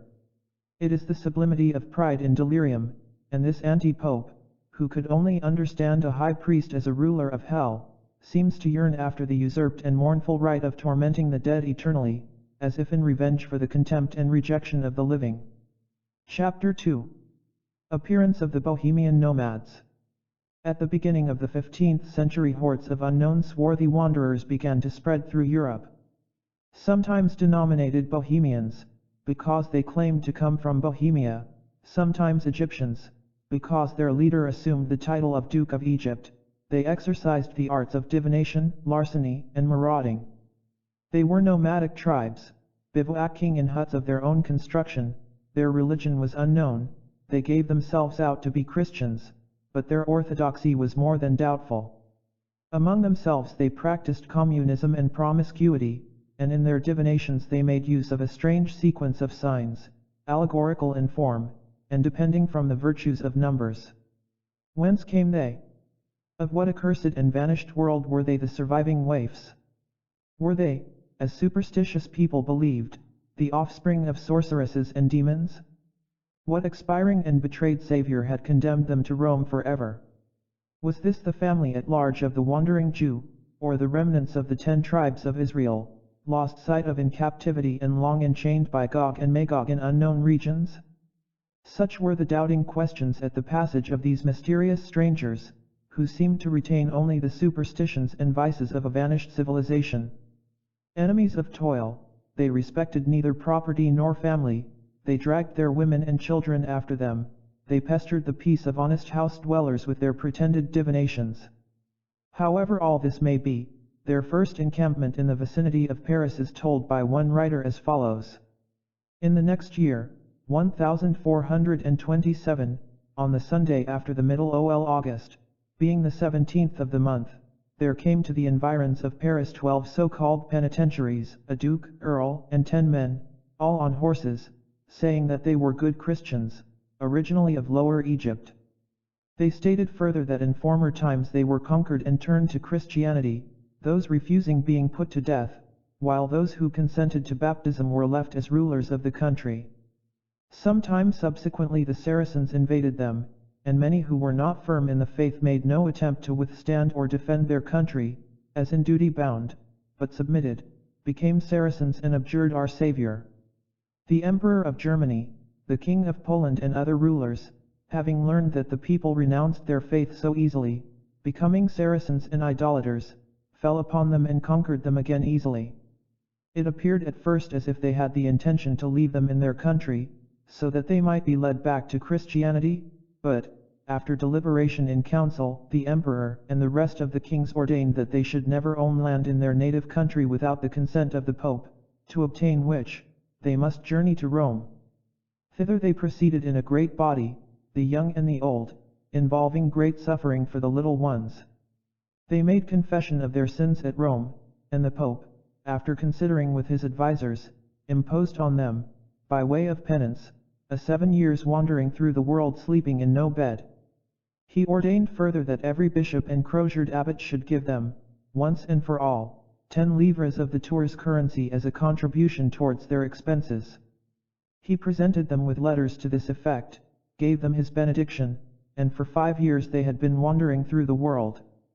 Some days afterwards, being the day of the martyrdom of Saint John the Baptist, or August 29th, the general horde followed and were not permitted to enter within Paris, but were lodged at the Chapelle Saint Denis. They numbered about 120 persons, including women and children. They stated that when they left their own country they consisted of 1,000 or 1,200 souls, the others had died on the road, their king and queen among them. The survivors were still expecting to become possessors of worldly goods, for the Holy Father had promised them good and fertile lands when their penance was finished. While they were at the chapel there was never so great a crowd at benediction, for the people flocked to see them from Saint Denis, Paris, and the suburbs. Their children, both boys and girls, were the cleverest tricksters. Nearly all had their ears pierced, and in each ear were 1 or 2 silver rings, which they said were a sign of good birth in their own country. They were exceedingly dark and with woolly hair. The women were the ugliest and blackest ever seen, their faces were covered with sores, their hair was black as the tail of a horse, their clothes consisted of an old flossoir or schiavina tied over the shoulder by a cord or morsel of cloth, and beneath it a poor shirt. In a word, they were the most wretched creatures who had ever been seen in France, within the memory of the oldest inhabitant. Their poverty notwithstanding, they had sorceresses among them who inspected the hand, telling what had happened to the person consulting them in their past life and what awaited them in the future. They disturbed the peace of households, for they denounced husband to wife and wife to husband. And, what was still worse, while talking to people about their magic art, they managed to fill their purses by emptying those of their hearers. One citizen of Paris who gives account of these facts adds that he himself talked to them 3 or 4 times without losing a halfpenny, but this is the report of the people everywhere, and the news reached the Bishop of Paris, who went thither taking a Mennonite friar called the Little Jacobin, and he, by the bishop's command, preached a great sermon and excommunicated all, male and female, who had told fortunes and all who had shown their hands. The horde was ordered away and departed accordingly on September 8, proceeding towards Pontoise. It is not known whether they continued their journey north of the capital, but their memory has survived in a corner of the Departement du Nord. As a fact, in a wood near the village of Hamel, 500 feet from a druidic monument consisting of 6 stones, there is a fountain which is called the Sorcerer's Kitchen, and it is there, according to tradition, that the Karamáras rested and quenched their thirst. Now these were assuredly the Charismar, namely the Bohemians, or wandering sorcerers and diviners, to whom ancient Flemish charters granted the right to be fed by the inhabitants. They left Paris, but others came in their place, so that France was exploited as much as other countries. There is no record of their landing in England or in Scotland, but before very long the latter kingdom numbered more than 100,000. They were called seared and cared, as much as to say artisans, craftsmen, for the Scots word is derived from the Sanskrit whence comes the verb to do, the caraben of the gypsies, and the Latin cerdo or bungler, which they are not. If there was no trace of them at the same period in northern Spain, where the Christians took refuge against the Moslem domination, it was doubtless because the Arabs in the south were more to their liking. However, under John II the gypsies' refuge against the Moslem domination, it was doubtless because the Arabs were clearly distinguished from these latter, though no one knew whence they came. To sum up, it came about that, from the time in question forward, they were generally known over the whole European continent. 1 The bands of King Sindel appeared at Ratisbon in 1433, while Sindel himself, accompanied by his reserve, camped in Bavaria in 1439. He seemed to have come from Bohemia, for the Bavarians, unaware that in 1433 the tribe had given themselves out as Egyptians, termed them Bohemians, under which name they reappeared in France and so have been known therein. Willy-nilly, they were tolerated. Some perambulated the mountains, seeking gold in the rivers, some forged shoes for horses and chains for dogs, others, more marauders than pilgrims, crept about, ferreting everywhere, and everywhere thieved and pilfered. A few of them, weary of shifting and fixing their tents continually, came to a stand and hollowed out hovels, square huts of 4 to 6 feet, underground, and covered with a roof of green branches, the ridge of which, set across 2 stakes, in the form of a Y, rose scarcely more than 2 feet above the soil. It was in this den, of which little more than the name has remained in France, that the whole family was huddled together pell-mell. In such a lodging, with no opening but the door and a hole for the smoke, the father hammered, the children, crouched round the fire, blew the bellows, and the mother boiled the pot, which contained only the spoil of poaching. Among old clothes, a bridle and a knapsack hung from long wooden nails, with no other furniture than an anvil, pincers, and hammer, there met credulity and love, maid and knight, lady of the manor and page. There they shewed their bare white hands to the penetrating glance of the Sibyl, their love was purchased, happiness was sold, and lying found its recompense. Thence came mountebanks and card sharpers, the star-spangled robe and peaked hat of the magician, the vagrants, and their slang, street dancers and daughters of joy. It was the kingdom of idleness and trumpery, of villon manners and free meals. They were people who were continually busy in doing nothing, as a simple storyteller of the Middle Ages terms it. A scholar who is equally modest and distinguished, M. Valiant, author of a history of the Romuni, or Bohemians, some of whose pages we have cited, gives no more flattering portrait, though he ascribes to the gypsies great importance in the sacerdotal history of the ancient world. He recounts how these strange Protestants of primitive civilization, traveling through the ages with a malediction on their foreheads and rapine in their hands, excited curiosity at first, then mistrust, finally proscription and hatred on the part of medieval Christians. It will be readily understood what dangers might attach to this people without a fatherland, parasites of the whole world and citizens of nowhere. They were Bedouins who perambulated empires like deserts, they were nomadic thieves who gilded about everywhere and remained nowhere.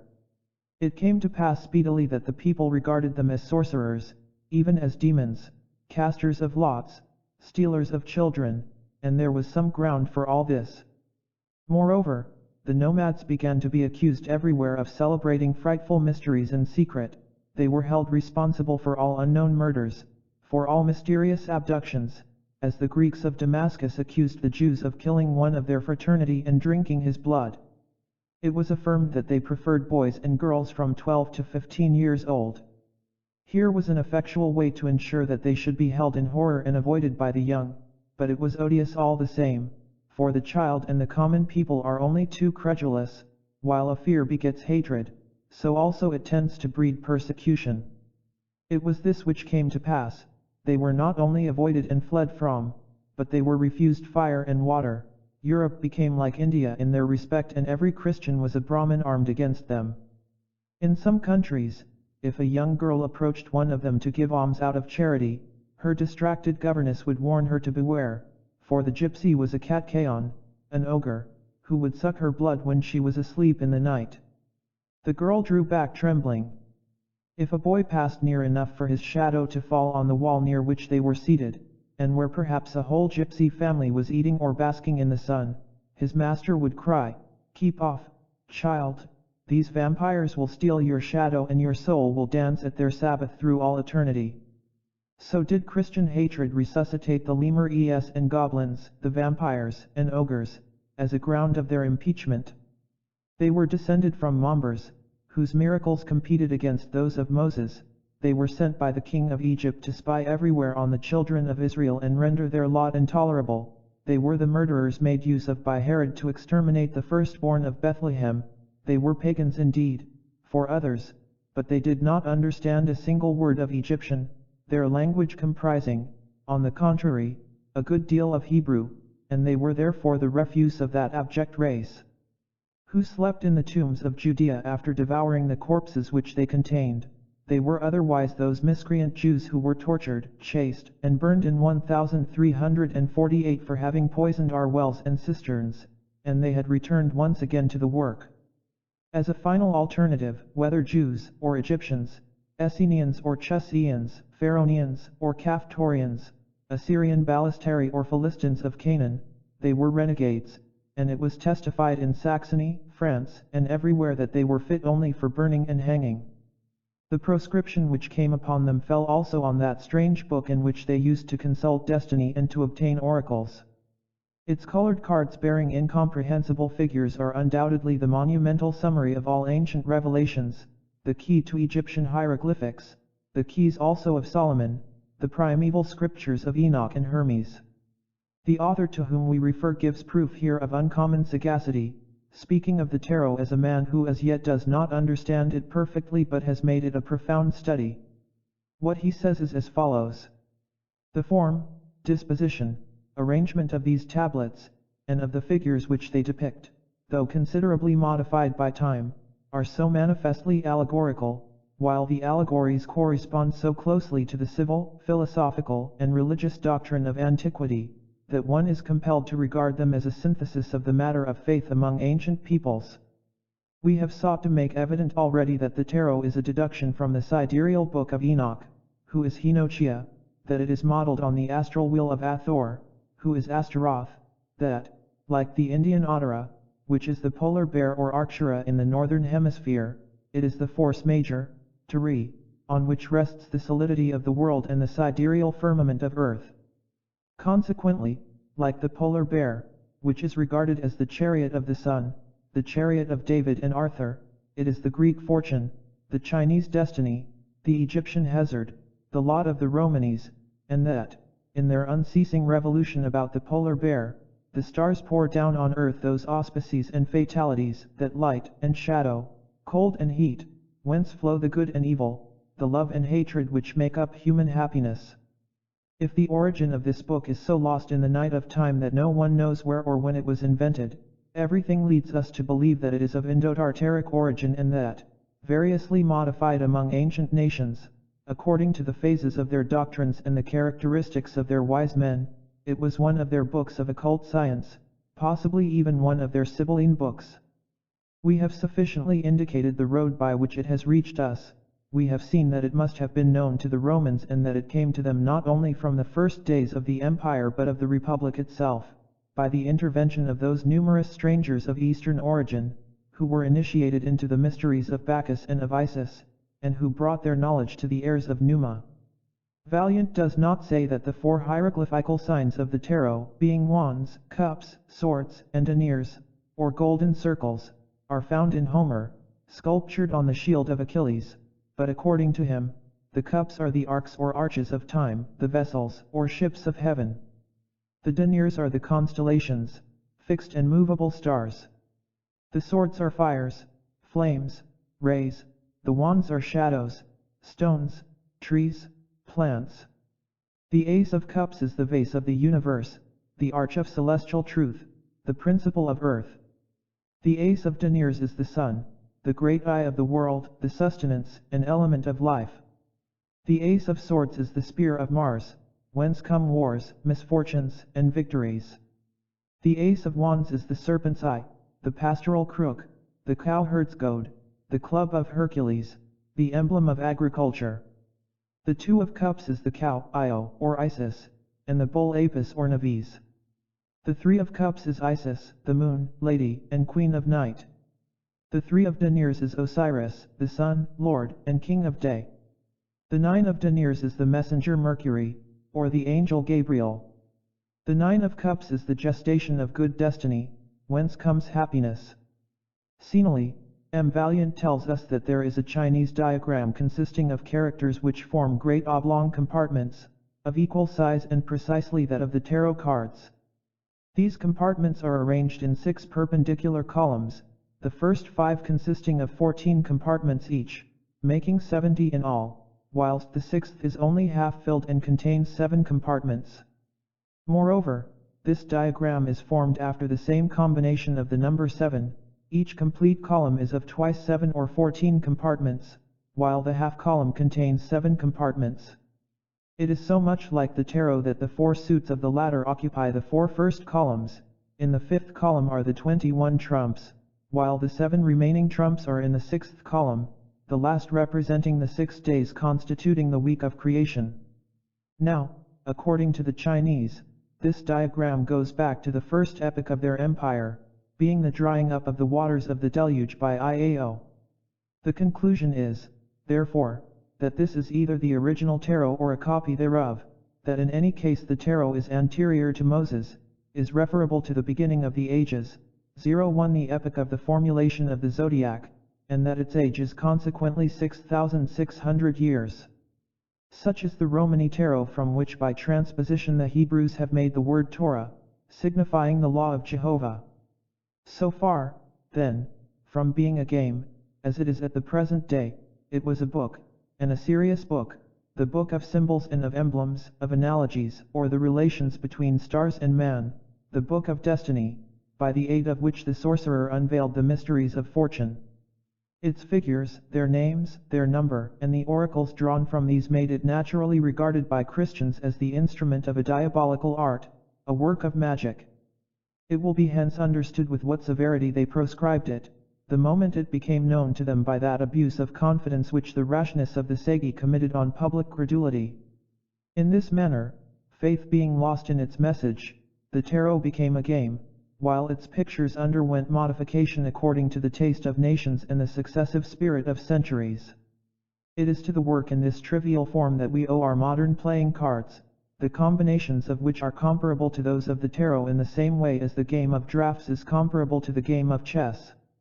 It follows that the origin of cards is attributed wrongly to the reign of Charles VI, and it may be noted further that the initiates of the Order of the Belt, established before 1332 by Alphonse XI, King of Castile, pledged themselves not to play cards. Le Sage tells us that, in the days of Charles V, Saint Bernard of Siena condemned cards to be burnt and that they were then called triumphals after the game of triumph played in honor of the victorious Osiris or Ormuzd, represented by one of the tarot cards. Furthermore, that king himself proscribed cards in 1369, and the reason that little Jean de Saintor was honored by his favor was because he did not play. In those days cards were termed napes in Spain and nabi in Italy, the nabi being she-devils, sibyls and pythonesses. M. Valiant, from whom we have been again quoting, considers therefore that the tarot has been modified and altered, which is true for the German examples bearing Chinese figures, but not for those of Italy, which have only been altered in details, nor for those of Byzantium, in which traces remain of primitive Egyptian hieroglyphics.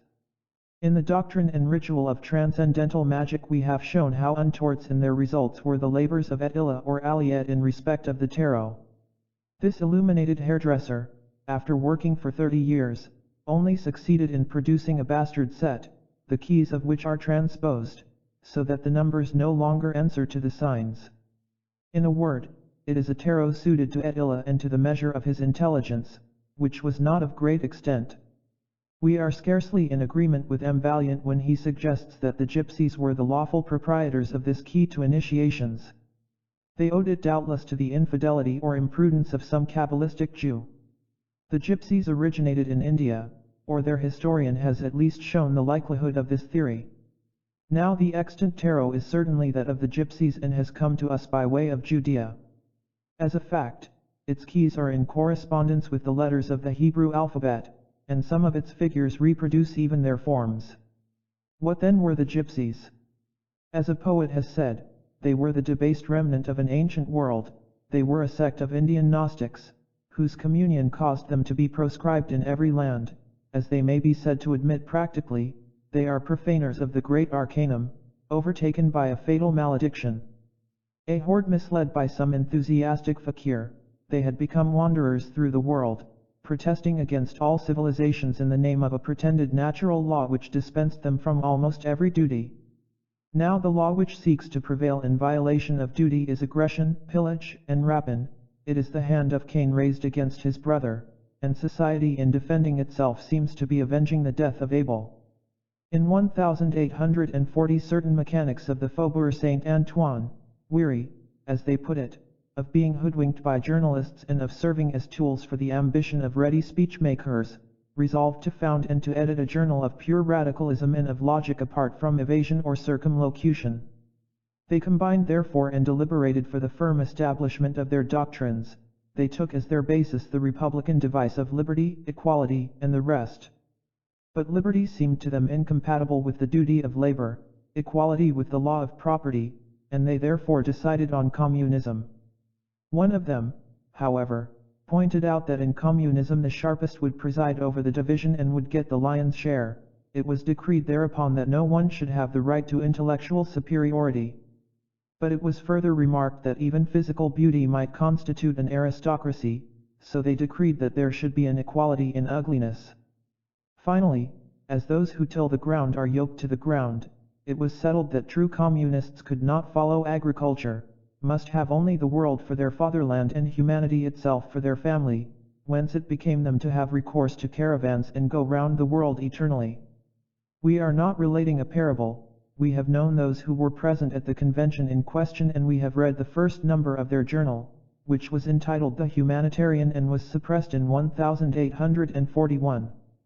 As to this, the press reports of the period may be consulted. Had the journal continued and had the incipient sect recruited proselytes for the Icarian emigration, as the old attorney Cabet was doing at the same period, a new race of Bohemians would have been organized, and vagabondage would have counted one race the more. Chapter 3. Legend and History of Raymond Lully. We have explained that the Church proscribed initiation because it was indignant at the profanations of the gnosis. When Mohammed armed Eastern fanaticism against faith, he opposed savage and warlike credulity to the piety which is ignorant but which prays. His successors set foot in Europe and threatened to overrun it speedily. The Christians said, "Providence is chastising us," and the Muslims answered, "Fatality is on our side." The Jewish Kabbalists, who were in dread of being burnt as sorcerers in countries called Catholic, sought an asylum among the Arabs, for these in their eyes were heretics but not idolaters. They admitted some of them to a knowledge of their mysteries, and Islam, which had already conquered by force, was before long in a position to hope that it might prevail also by science over those whom educated Araby termed in its disdain the barbarians of the West. To onslaughts of physical force the genius of France opposed the strokes of its own terrific hammer. Before the flowing tide of Mohammedan armies a mail-clad finger had traced a clear line and a mighty voice of victory cried to the flood, "Thou shalt go no further." The genius of science raised up Raymond Lully, and he reclaimed the heritage of Solomon for that Savior who was the son of David. It was he who for the first time called the children of blind faith to the splendors of universal knowledge.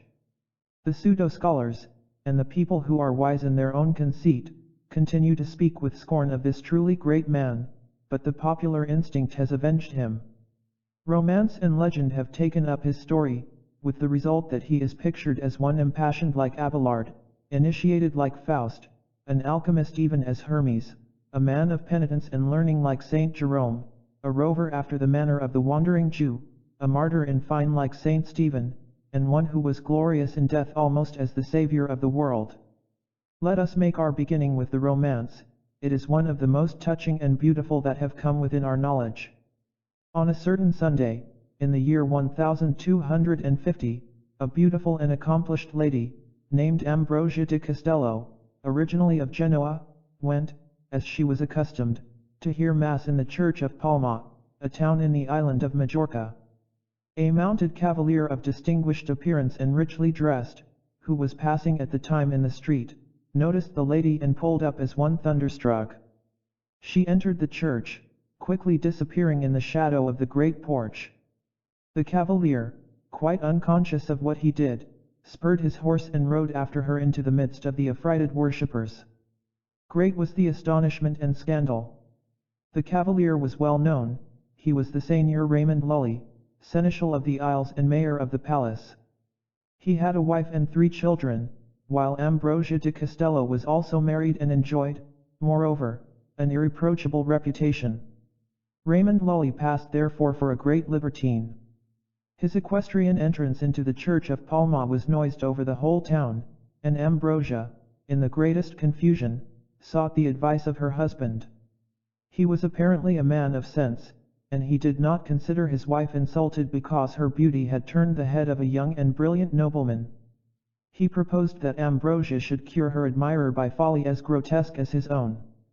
Meanwhile, Raymond Lully had written already to the lady, to excuse, or rather to accuse himself still further. What had prompted him, he said, was strange, supernatural, irresistible. He respected her honor and the affections which, he knew, belonged to another, but he had been overwhelmed. He felt that his imprudence required for its expiation high self-devotion, great sacrifices, miracles to be accomplished, the penitence of a stylite and the feats of a knight-errant. Ambrosia answered, to respond adequately to a love which you term supernatural would require an immortal existence. If this love be sacrificed heroically to our respective duties during the lives of those who are dear to each of us, it will, beyond all doubt, create for itself an eternity at that moment when conscience and the world will permit us to love one another. It is said that there is an elixir of life, seek to discover it, and when you are certain that you have succeeded, come and see me. Till then, live for your wife and your children, as I also will love for the husband whom I love, and if you meet me in the street make no sign of recognition. It was evidently a gracious congé, which put off her lover till doomsday, but he refused to understand it as such, and from that day forth the brilliant noble disappeared to make room for the grave and thoughtful alchemist. Don Juan had become Faust. Many years passed away, the wife of Raymond Lully died, Ambrosia de Castello in her turn became a widow, but the alchemist appeared to have forgotten her and to be absorbed only in his sublime work. At length, one day, the widow being alone, Raymond Lully was announced, and there entered the apartment a bald and emaciated old man, who held in his hand a phial filled with a bright and ruddy elixir. He advanced with unsteady step, seeking her with his eyes. The object which they sought was before them, but he did not recognize her, who in his imagination had remained always young and beautiful. "It is I," she said at length. "What would you with me?" At the accents of that voice, the alchemist startled violently. He recognized her whom he had thought fondly to find unchanged. Casting himself on his knees at her feet, he offered her the phial, saying, "Take it, drink it, it is life. 30 years of my own existence are comprised in it, but I have tried it, and I know that it is the elixir of immortality." "What?" asked Ambrosia, with a sad smile, "have you yourself drunk it?" "For 2 months," replied Raymond, "after having taken a quantity of the elixir equal to that which is contained here, I have abstained from all other nourishment. The pangs of hunger have tormented me, but not only have I not died, I am conscious within me of an unparalleled accession of strength and life."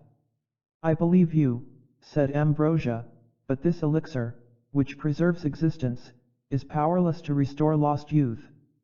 My poor friend, look at yourself," and she held up a mirror before him.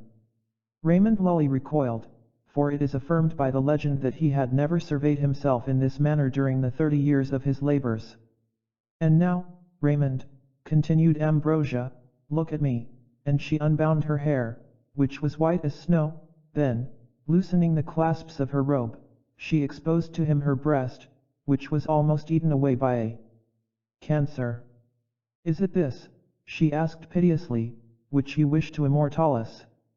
Then, seeing the consternation of the alchemist, she continued, "For 30 years I have loved you, and I would not doom you to a perpetual prison in the body of an infirm old man. In your turn, do not condemn me. Spare me this death which you term life. Let me suffer the change which is necessary before I can live again truly. Let us renew our nature with an eternal youth. I have no wish for your elixir, which prolongs only the night of the tomb. I aspire to immortality." Raymond Lully thereupon cast down the phial, which was broken on the ground. "I deliver you," he said, "and for your sake I remain in prison. Live in the immortality of heaven, while I am condemned forever to a living death on this earth." Then, hiding his face in his hands, he went away weeping. Some months after, a monk of the order of St. Francis assisted Ambrosia de Castello in her last moments. This monk was the alchemist, Raymond Lully. The romance ends here and the legend follows. This legend merges several bearers at different periods of the name Raymond Lully into a single personality, and thus endows the repentant alchemist with a few centuries of existence and expiation. On the day when the unfortunate adept should have expired naturally, he experienced all the agonies of dissolution. Then, at the supreme crisis, he felt life again take possession of his frame, like the vulture of Prometheus resuming its banquet. The Savior of the world, who had stretched forth his hand towards him, returned sorrowfully into heaven, and Raymond Lully found himself still on earth, with no hope of dying. He betook himself to prayer, and devoted his existence to good works. God granted him all graces save that of death, but of what profit are the others in the absence of that which should complete and crown them all? One day the tree of knowledge was shown to him, laden with its luminous fruits. He understood being and its harmonies. He divined the Kabbalah. He established the foundations and sketched the plan of universal science, from which time he was saluted as the illuminated doctor. So did he obtain glory, that fatal recompense of toil which God, in his mercy, seldom confers upon great men till after their death, because it intoxicates and poisons the living. But Raymond Lully, who could not by death give place to the glory after, might have occasion to fear that it would perish before himself, and meanwhile it could seem to him only a derision of his immortal misfortune. He knew how to make gold, so that he might purchase the world and all its kingdoms, yet he could not assure to himself the humblest tomb. He was the pauper of immortality. Everywhere he went begging for death, and no one was able to give it him. The courtly nobleman had become an absorbed alchemist, the alchemist a monk, the monk became preacher, philosopher, ascetic, saint, and, last of all, missionary.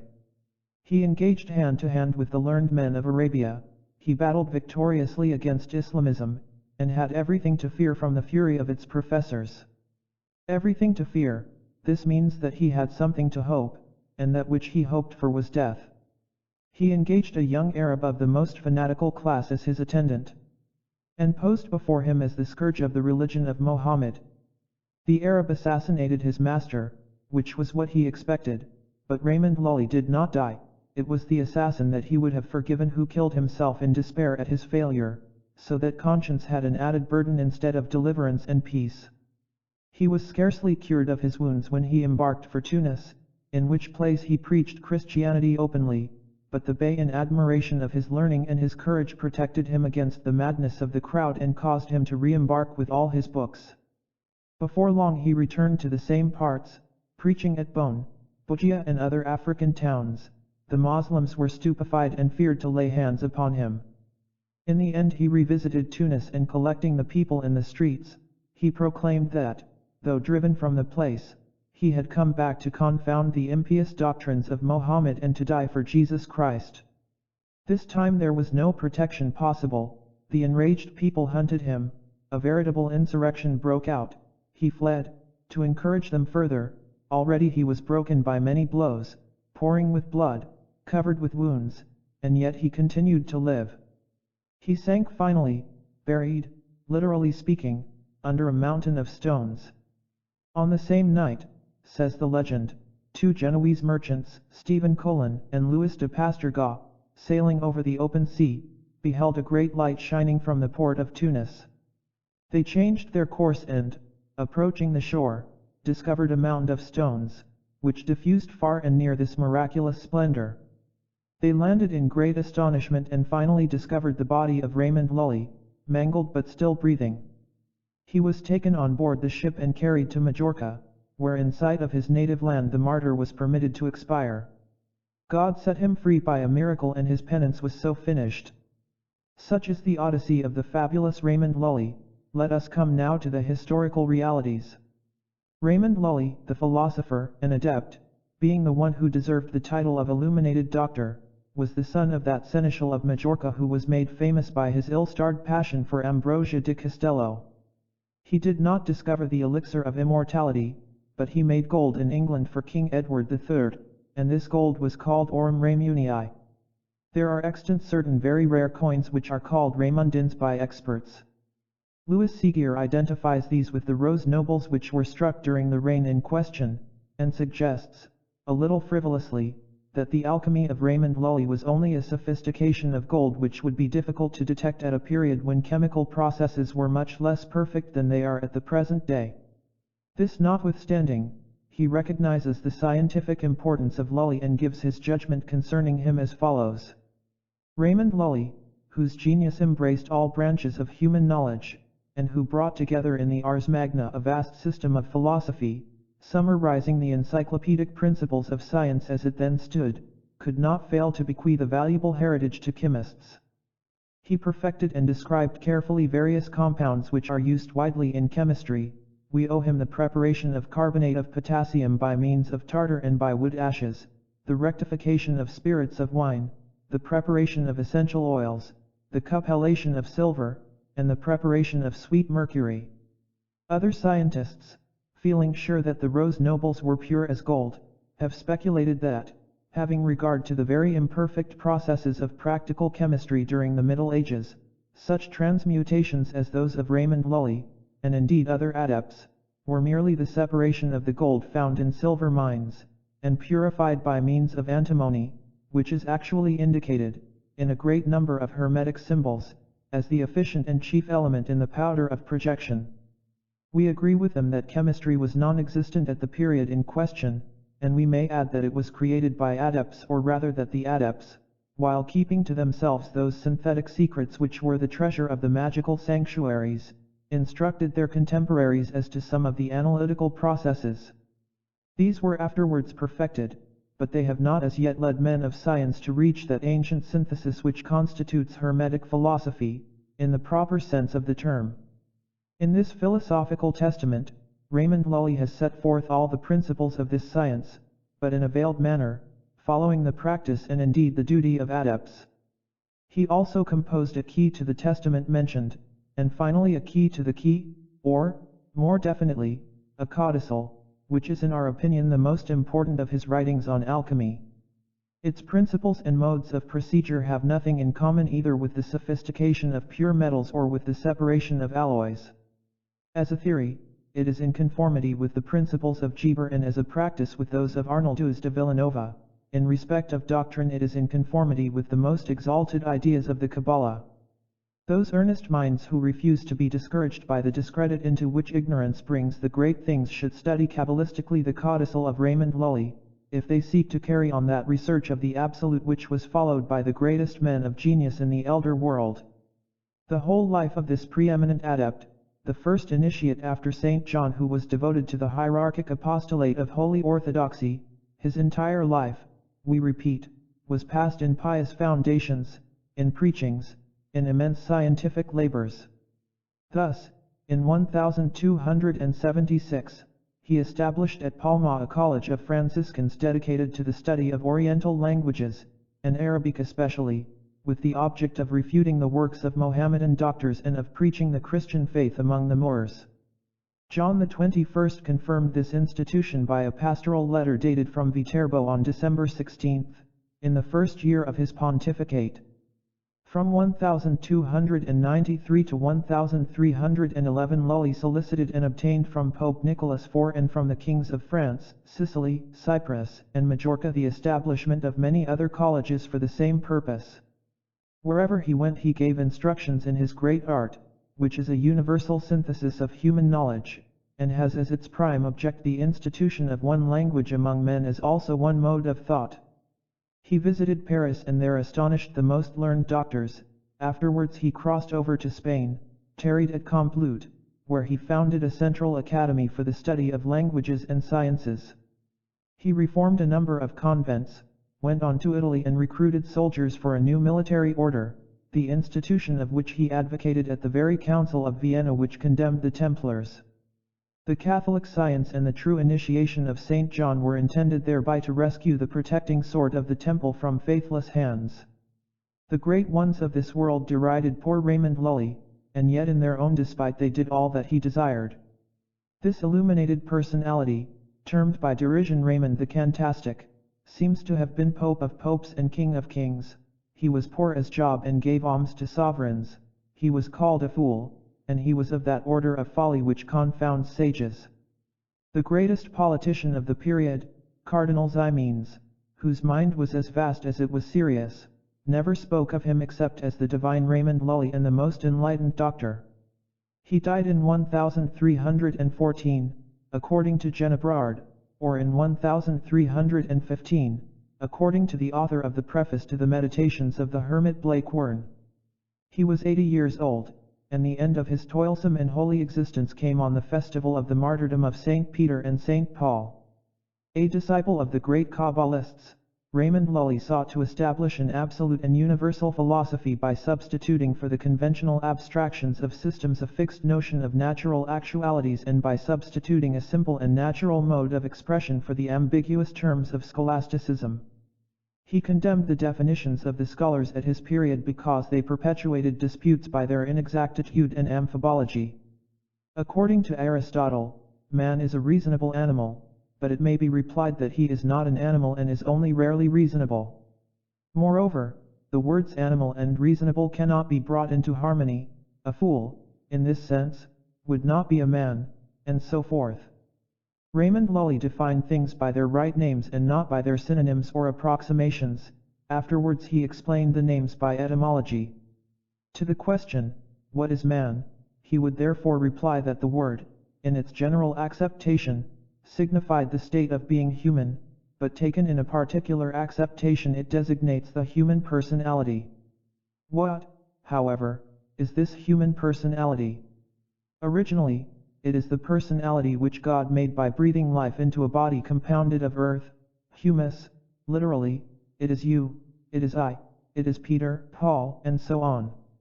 Those who were accustomed to scientific jargon protested to the illuminated doctor that anyone could talk like this, that on the basis of such a method the whole world might pose as learned, and that popular common sense would be preferred before the doctrine of academies. That is just what I wish, was the answer of Raymond Lully in his great simplicity. Hence the reproach of puerility made against his enlightened theory, and pueril it was in a sense, but with the puerility of his counsel, who said, "Except ye become as one of these little ones, ye shall not enter into the kingdom of heaven." Is not the kingdom of heaven also that of science, seeing that the celestial life of God and men is but understanding and love? The design of Raymond Lully was to set the Christianized Kabbalah against the fatalistic Magie of the Arabs, Egyptian traditions against those of India, the magic of light against black magic. He testified that, in the last days, the doctrines of Antichrist would be a materialized realism and that there would be a recrudescence of all the monstrosities of evil magic. Hence he sought to prepare minds for the return of Enoch, or otherwise for the final revelation of that science the key of which is in the hieroglyphical alphabets of Enoch. This harmonizing light of reason and faith is to precede the messianic and universal reign of Christianity on earth.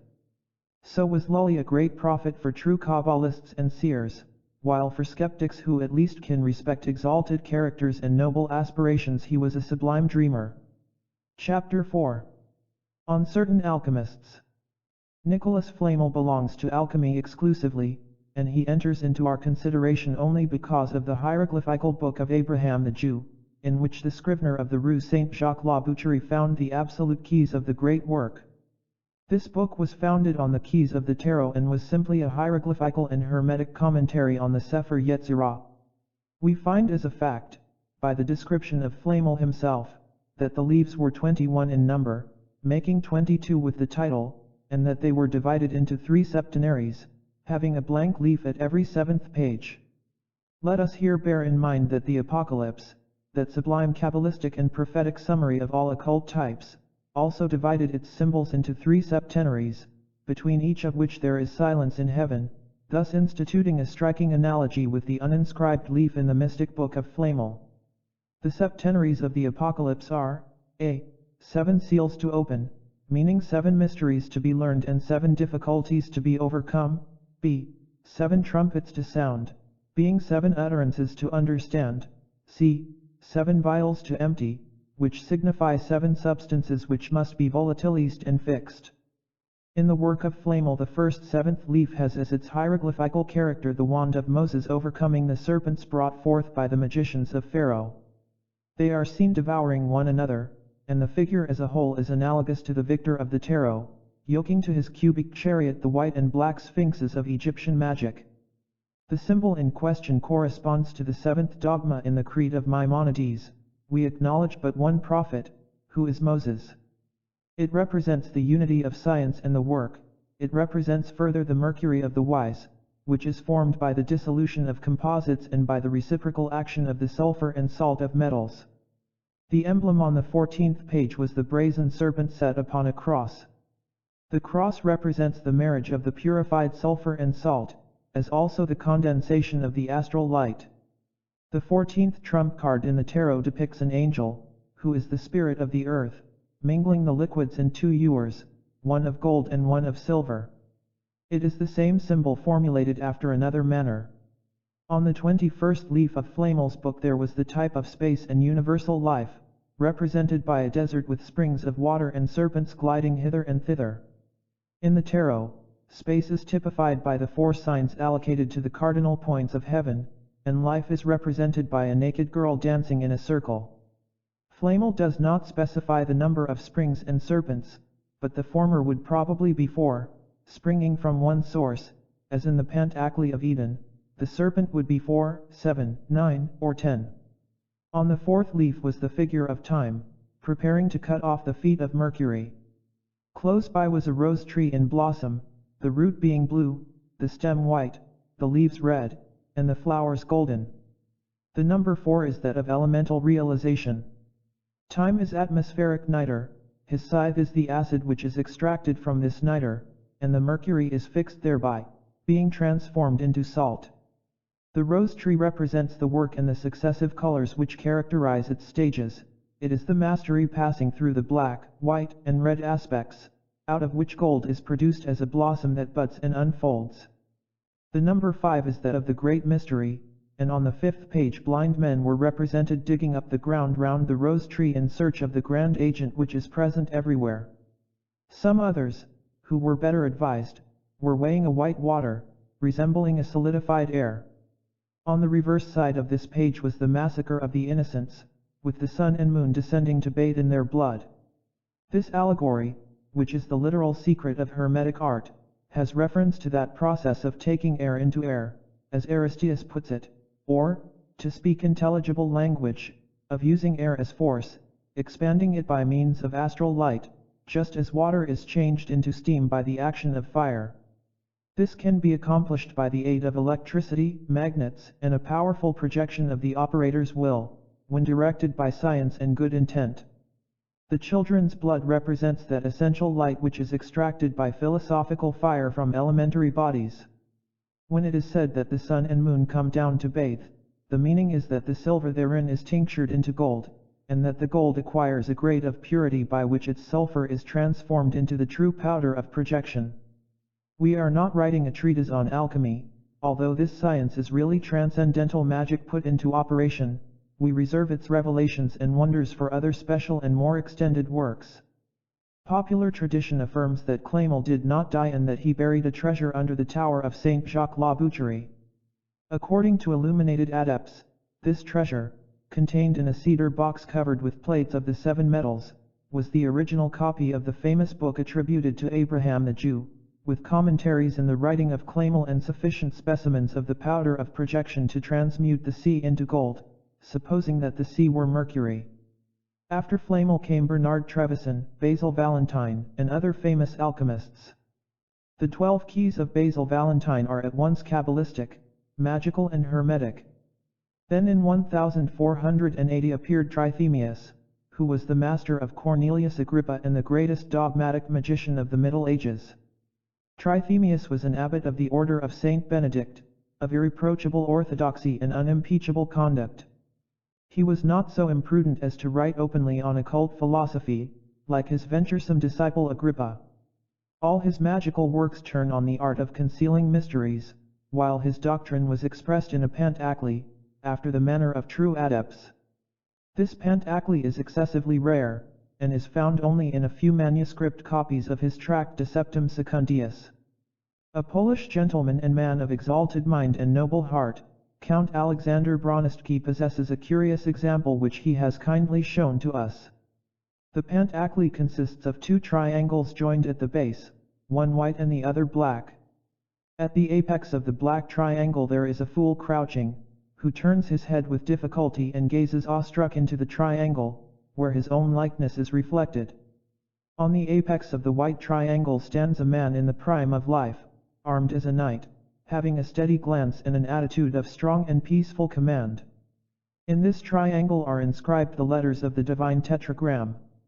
The natural and exoteric sense of the emblem may be explained by an aphorism as follows: the wise man rests in the fear of the true God, but the fool is overwhelmed by the terror of a false god made in his own image.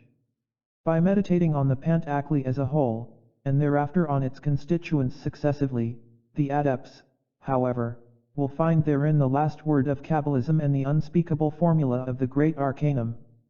In other words, it is the distinction between miracles and prodigies, the secret of apparitions, the universal theory of magnetism and the science of all mysteries. Trithemius composed a history of magic, written entirely in pantacles under the title, Veterum Sophorum Sigilla et Imagines Magica. In his steganography and polygraphy he gives the key to all occult writings and explains in veiled terms the real science of incantations and evocations. Trithemius is in magic the master of masters, and we have no hesitation in proclaiming him the most wise and learned of adepts. It is otherwise with Cornelius Agrippa, who was a seeker all his life and attained neither science nor peace. His books are full of erudition and assurance. He was himself of an independent and fantastic character, so it came about that he passed for an abominable sorcerer and was persecuted by the priesthood and princes. In the end he wrote against the sciences which had failed to bring him happiness, and he died in misery and abandonment.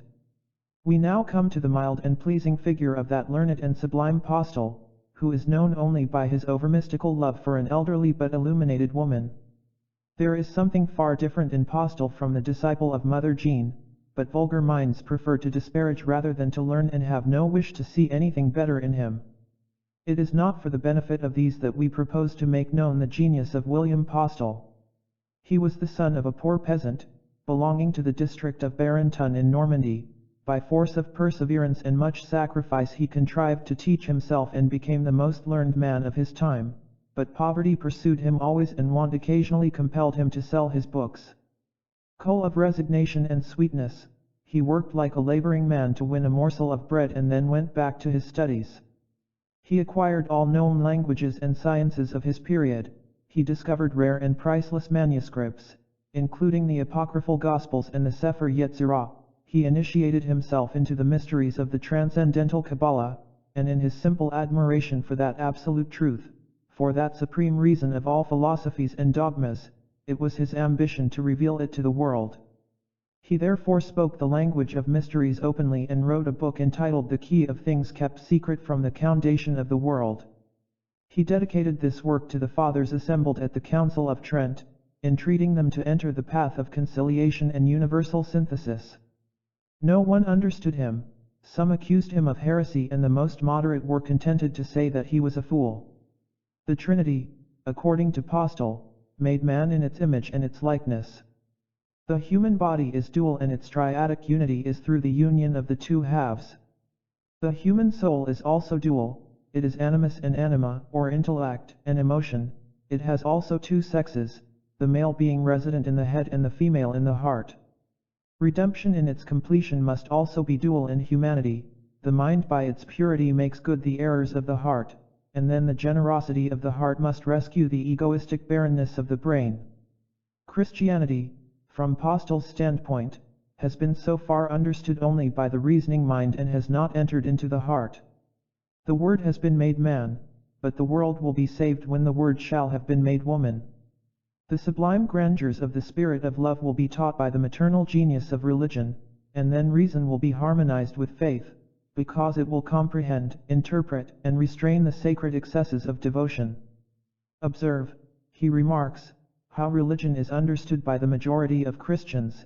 It is only as an ignorant and persecuting partiality, a superstitious and stupid stubbornness, and fear, base fear, above all. Why is this? Because those who profess it have not the woman heart, because they are foreign to the divine enthusiasms of that mother love which explains all religion.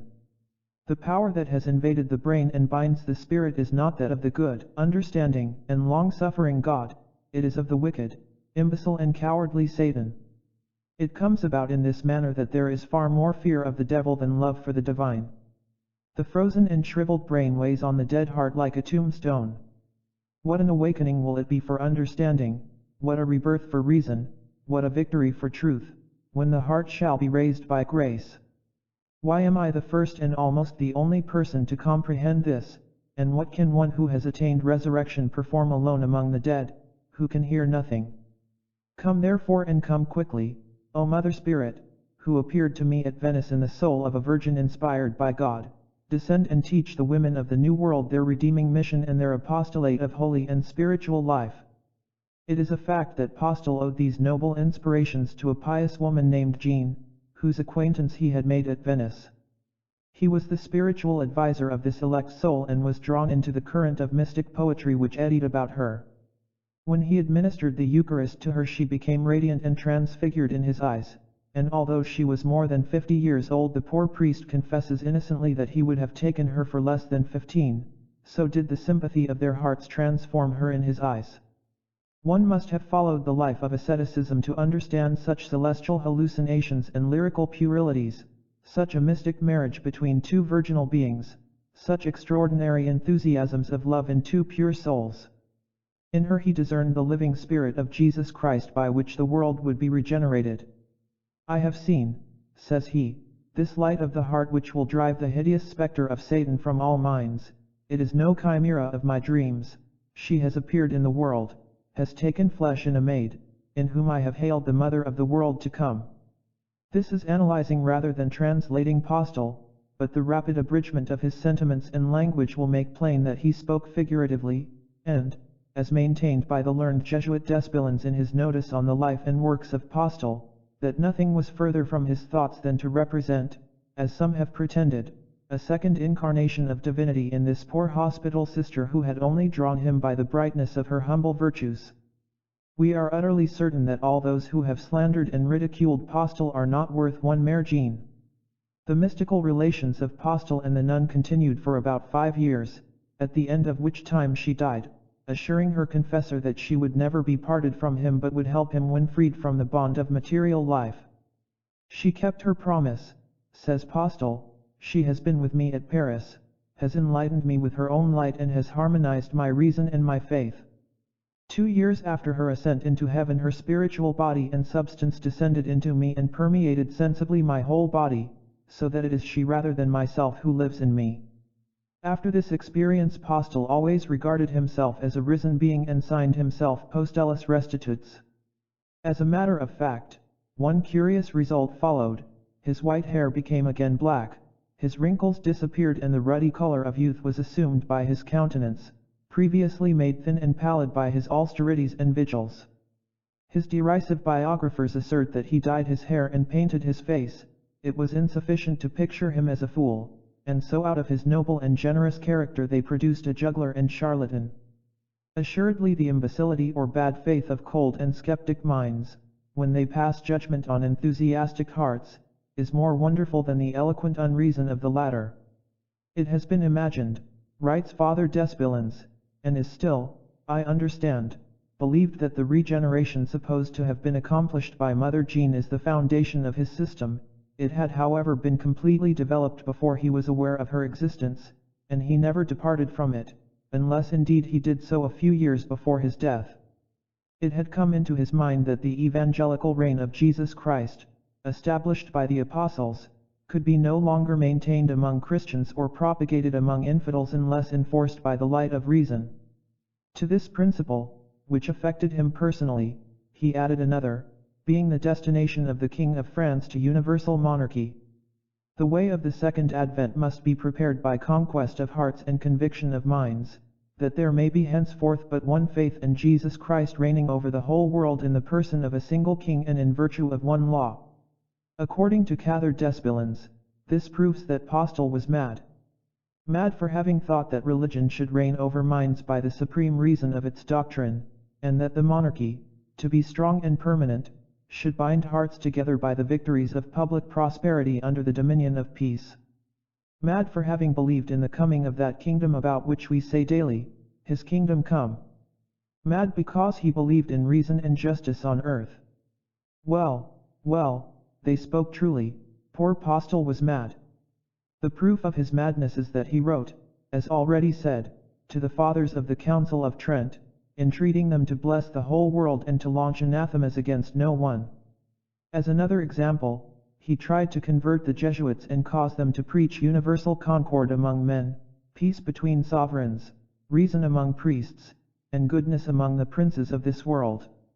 In fine, as a last and supreme madness, he neglected the benefits of this world and the favor of the great, lived always humbly and in poverty, possessed nothing but his knowledge and his books, and desired nothing but truth and justice. May God give peace to the soul of poor William Postel.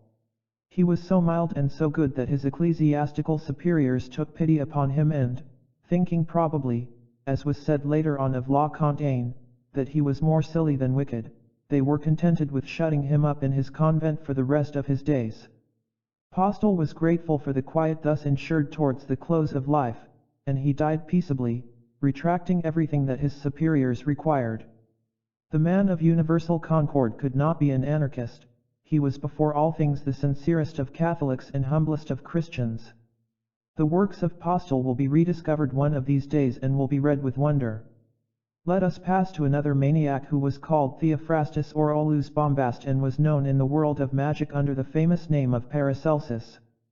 There is no need to recapitulate what has been said concerning this master in our doctrine and ritual of transcendental magic, but something may be added on the occult medicine restored by Paracelsus. This truly universal medicine is based upon a spacious theory of light, called by adepts fluid or potable gold. Light, that creative agent, the vibrations of which are the movement and life of all things, light, latent in the universal ether, radiating about absorbing centers, which, being saturated thereby, project movement and life in their turn, so forming creative currents, light, astralized in the stars, animalized in animals, humanized in human beings, light, which vegetates in plants, glistens in metals, produces all forms of nature and equilibrates all by the laws of universal sympathy. This is that light which exhibits the phenomena of magnetism, divined by Paracelsus, which tinctures the blood, being released from the air as it is inhaled and discharged by the hermetic bellows of the lungs. The blood then becomes a true elixir of life, wherein ruby and magnetic globules of vital light float in a slightly gilded fluid. These globules are actual seeds, ready to assume all forms of that world whereof the human body is an abridgment. They can become rarefied and coagulated, so renewing the humors which circulate in the nerve and in the flesh encompassing the bones. They radiate outside, or rather, in rarefying, they are drawn by the currents of light and circulate in the astral body, that interior and luminous body which is dilated by the imagination of ecstatics, so that their blood sometimes colors objects at a distance when these have been penetrated and identified with the astral body. In a special work on occult medicine that which is stated here will be proved, however strange and paradoxical it may seem at first sight to men of science. Such were the bases of medicine as put forward by Paracelsus. He cured by sympathy of light. He administered medicaments not to the outward material body, which is entirely passive, which can be rent and cut up without feeling anything when the astral body has withdrawn, but to the inward medium, to that vehicle which is the source of sensations. The quintessence of these he renewed by sympathetic quintessences. Cor example, he healed wounds by applying powerful reactives to the spilt blood, thus sending back its physical soul and purified sap to the body. To cure a diseased limb he made a limb of wax and, by willpower, transferred thereto the magnetism of the diseased limb. Then he treated the wax with vitriol, iron, and fire, thus reacting by imagination and magnetic correspondence on the sick person himself, to whom the limb of wax had become an appendix and supplement. Paracelsus knew the mysteries of blood. He knew why the priests of Baal made incisions with knives in their flesh, and then brought down fire from heaven. He knew why Orientals poured out their blood before a woman to inspire her with physical love. He knew how spilt blood cries for vengeance or mercy and fills the air with angels or demons. Blood is the instrument of dreams and multiplies images in the brain during sleep, because it is full of the astral light. Its globules are bisexual, magnetized and metalled, sympathetic and repelling. All forms and images in the world can be evoked from the physical soul of blood.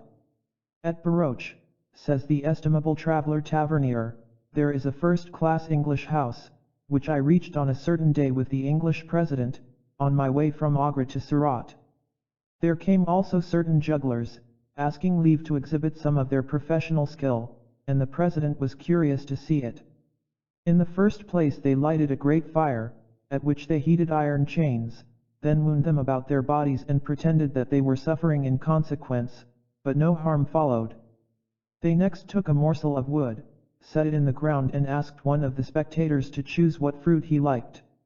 His choice fell upon mangoes, and thereupon one of the performers put a shroud about him and squatted on the ground 5 or 6 times.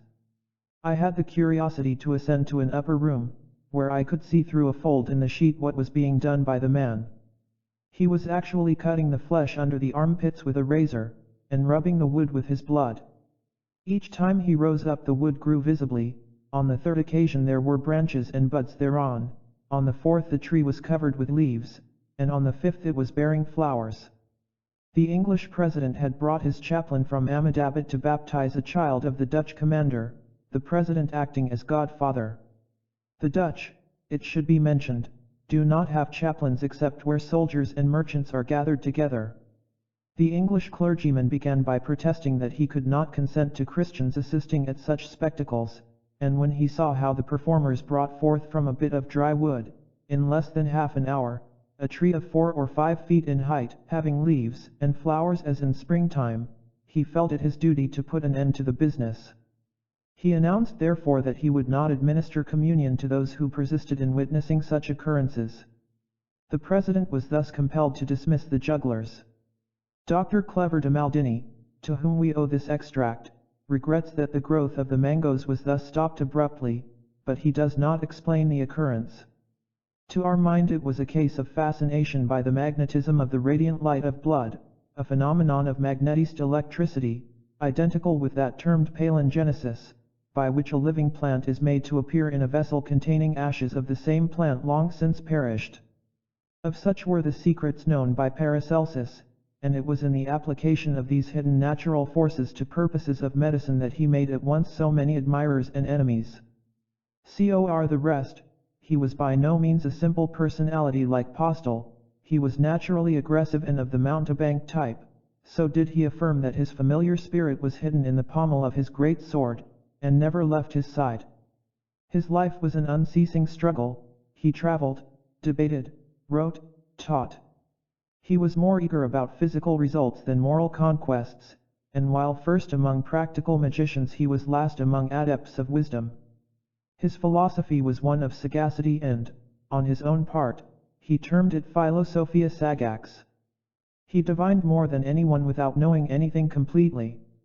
There is nothing to equal his intuitions, unless it be the rashness of his commentaries. He was a man of intrepid experiences, intoxicated with his own opinions, his own talk, intoxicated otherwise on occasion, if we may believe some of his biographers. The works written he has left are precious for science, but they must be read with caution. He may be called the divine Paracelsus, understood in the sense of diviner. He is an oracle, but not a true master. He is great above all as a physician, for he had found the universal medicine. This notwithstanding, he could not prolong his own life, and he died, while still young, worn out by work and by excesses. He left behind him a name shining with fantastic and ambiguous glory, due to discoveries by which his contemporaries failed to profit. He had not uttered his last word, and is one of those mysterious beings of whom it may be said, as of Enoch and St. John, he is not dead, and he will come again upon earth before the last day. Chapter 5. Some famous sorcerers and magicians. Amidst a great multiplicity of commentaries and studies on the work of Dante, no one, that we are aware, has signalised its characteristic in chief. The masterpiece of the glorious Ghibelline is a declaration of war against the papacy by a daring revelation of mysteries. The epic of Dante is Johannite and Gnostic. It is a bold application of Kabbalistic figures and numbers to Christian dogmas, and is further a secret negation of the absolute element therein. His visit to the supernatural worlds takes place like an initiation into the mysteries of Eleusis and Thebes. He is guided and protected by Virgil amidst the circles of the New Tartarus, as if the tender and melancholy prophet of the destinies of the son of Pollio were, in the eyes of the Florentine poet, the illegitimate yet true father of the Christian epic. Thanks to the pagan genius of Virgil, Dante emerges from that gulf above the door of which he had read the sentence of despair. He escapes by standing on his head, which means by reversing dogma. So does he ascend to the light, using the demon himself, like a monstrous ladder. By the force of terror he emerges from terror, from the horrible by the power of horror. He seems to testify that hell is without egress for those only who cannot go back on themselves. He takes the devil against the grain, if I may use so familiar an expression, attains emancipation and by audacity. This is truly Protestantism surpassed, and the poet of Rome's enemies has already divined Cost ascending to heaven on the head of the defeated Mephistopheles. Observe also that the hell of Dante is but a negative purgatory, by which is meant that his purgatory seems to take form in his hell, as if in a mold. It is like the lid or stopper of the gulf, and it will be understood that the Florentine Titan in scaling paradise meant to kick purgatory into hell. His heaven is composed of a series of Kabbalistic circles divided by a cross, like the Pantacli of Ezekiel. In the center of this cross a rose blossoms, thus for the first time manifesting publicly and almost explaining categorically the symbol of the Rosicrucians. We say for the first time because William of Loris, who died in 1260, 5 years before the birth of Dante, did not complete the Romance of the Rose, his mantle falling upon Clopinal some 50 years later.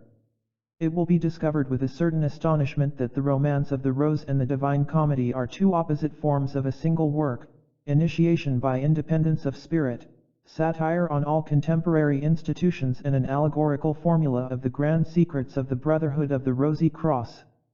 These important manifestations of occultism coincide with the fall of the Templars, since Jean de Meung, or Clopinal, a contemporary of Dante in the old age of the latter, flourished during his best years at the court of Philip the Caer.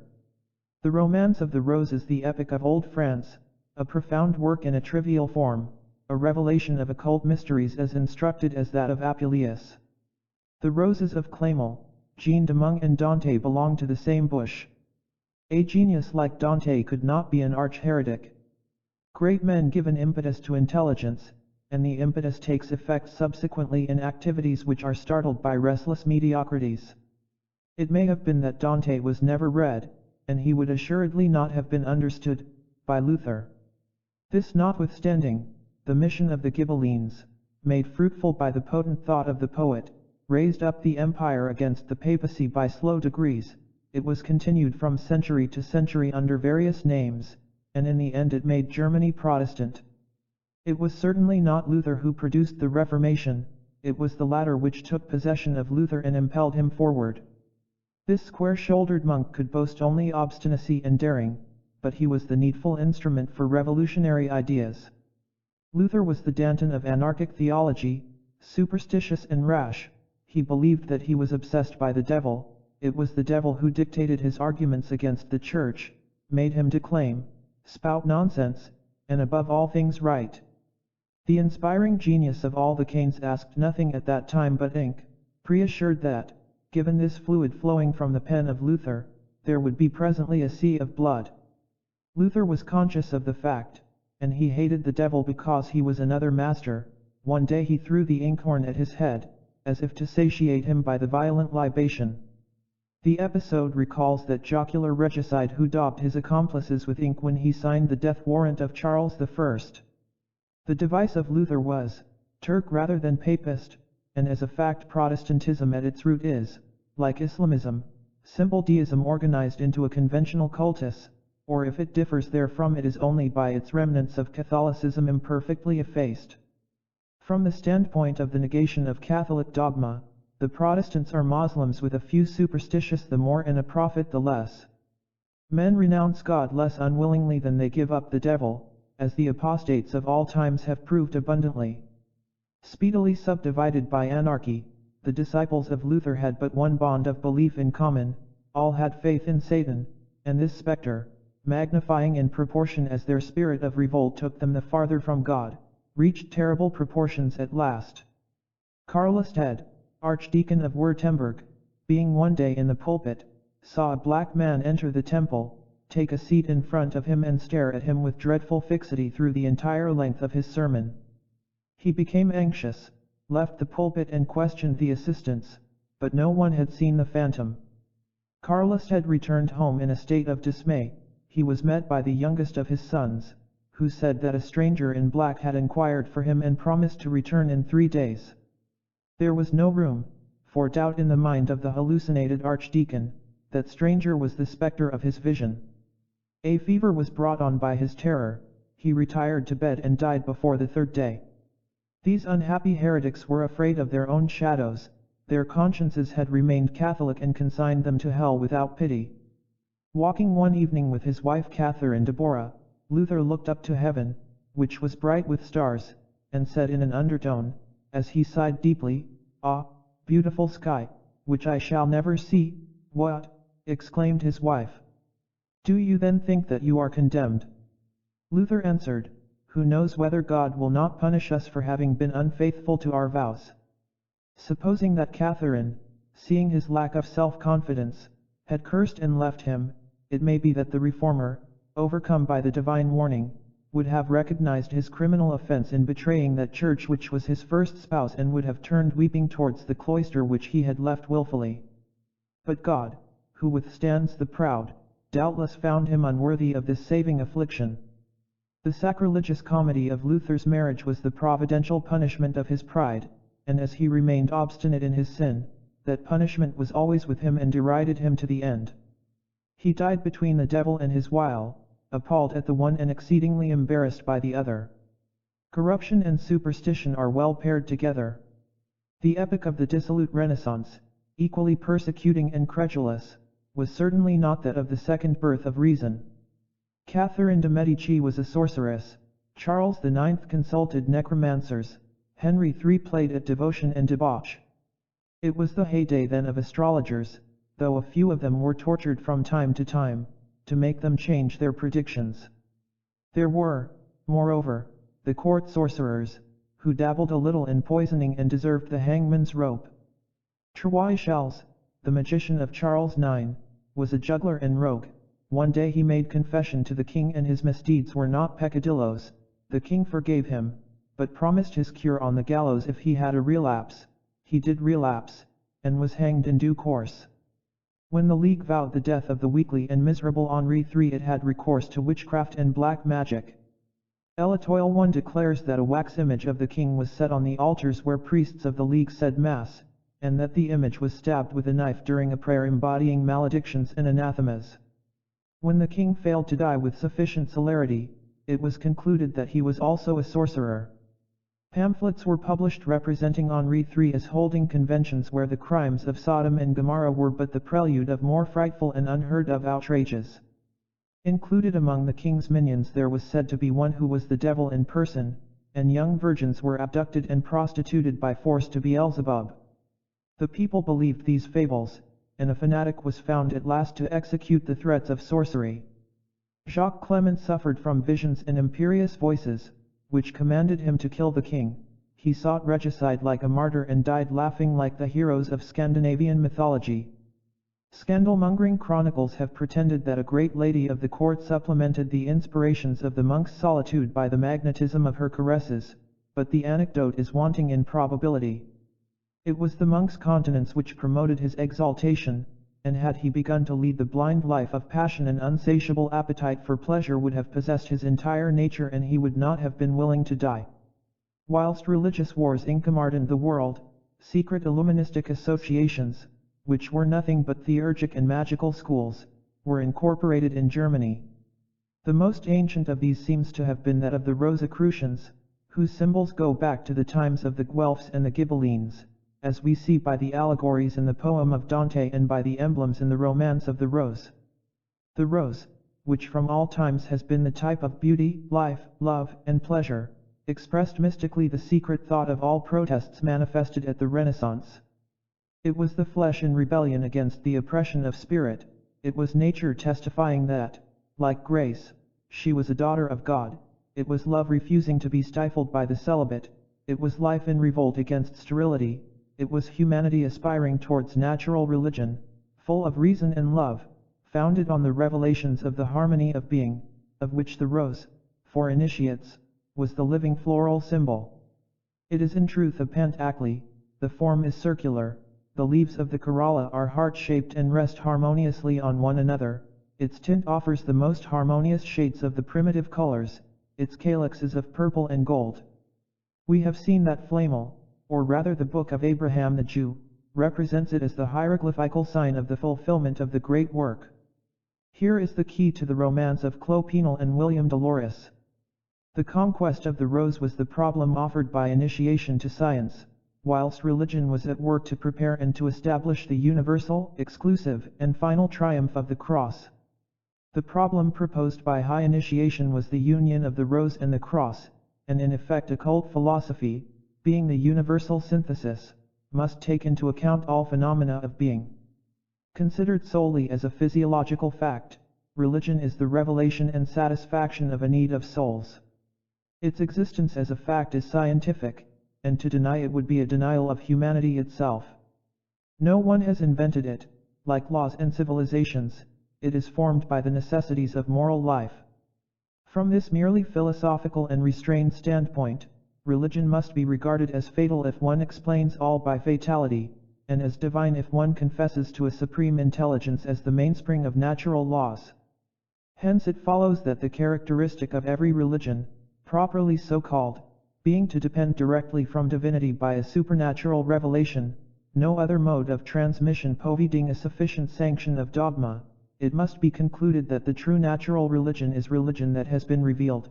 This is to say, it is natural to adopt a religion only on the understanding that it has been revealed, every true religion exhorting sacrifices, and man having neither the power nor right to impose the same on his fellow creatures, outside and especially above the ordinary conditions of humanity. Proceeding from this strictly rational principle, the Rosicrucians were led to respect the dominant hierarchic and revealed religion. They could be therefore no more the enemies of the papacy than of legitimate monarchy, while if they conspired against popes and kings, it was because they considered these or those personally as apostates in respect of duty and supreme abettors of anarchy. What in fact is a despot, whether spiritual or temporal, but a crowned anarchist? It is possible to explain in this manner the Protestantism and even radicalism of certain great adepts, who were assuredly more Catholic than some popes and more monarchic than some kings, of certain eccentric adepts, such as Henry Conrath and the true Illuminati of his school. By all but those who have made a particular study of the occult sciences, Conrath is practically unknown. He is a master notwithstanding, and one of the first rank. He is a sovereign prince of the Rosy Cross, worthy in all respects of this scientific and mystical title. His Pantacles are splendid as the light of the Book of Splendor, called Zohar. They are learned as Trithemius, precise like Pythagoras, complete in their disclosure of the great work as the Book of Abraham and Nicholas Flamel. Conrath, who was chemist and physician, was born in 1502, and he was 42 years old when he attained transcendent theosophical initiation. The Amphitheatre of Eternal Wisdom, which is the most remarkable of his works, was published in 1598, for the approbation of the Emperor Rudolph annexed thereto was dated on June 1st of the year in question. Though professing a radical Protestantism, the author claims loudly the titles of Catholic and Orthodox. He testifies that he possesses, but keeps secret as he ought, a key to the Apocalypse, which key is one and threefold, even as universal science. The division of the work is sevenfold, and through these sections are distributed the 7 degrees of initiation into transcendental philosophy. The text is a mystical commentary on the oracles of Solomon, and the work ends with a series of synoptic schedules which are the synthesis of magic and the occult Kabbalah, so far as concerns that which can be made public in writing. The rest, being the esoteric and inexpressible part of the science, is formulated in magnificent Pantacles carefully designed and engraved. These are 9 in number, as follows: 1. The Dogma of Hermes. 2. Magical Realization. 3. The Path of Wisdom and the initial procedure in the work. 4. The Gate of the Sanctuary enlightened by 7 mystic rays. 5. A Rose of Light, in the center of which a human figure is extending its arms in the form of a cross. 6. The Magical Laboratory of Conrath, demonstrating the necessary union of prayer and work. 7. The Absolute Synthesis of Science. 8. Universal Equilibrium. 9. A Summary of Conrad's personal doctrine, embodying an energetic protest against all his detractors. It is a hermetic Pantacle surrounded by a German caricature, full of liveliness and ingenuous color. The philosopher's enemies are depicted as insects, zanies, oxen, and asses, the whole being decorated with Latin legends and gross German epigrams. Conrath is shown on the right in the garb of a citizen, and on the left in that of his student's apartment. In both he makes faces at his adversaries. As a townsman he is armed with a sword and tramples on the tail of a serpent. As a student he is carrying a pair of tongs and is crushing the serpent's head. In public he demonstrates and at home instructs, but, as indicated by his gestures, the truth is the same always and expressed with disdain for the impure breath of his adversaries. The latter notwithstanding is so pestilential that the birds of heaven fall dead at their feet. This exceedingly curious plate is wanting in many copies of the work. The book as a whole contains all mysteries of the highest initiation. As the title announces, it is Christo-Kabbalistic, divine magical, physico-chemical, threefold one, and universal. It is a true manual of transcendental magic and hermetic philosophy.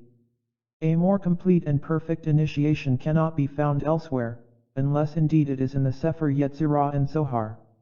In the four important corollaries which follow the explanation of the third figure, Kunrath establishes that the cost of accomplishing the great work, apart from the operator's maintenance and personal expenses, should not exceed the sum of 30 thalers.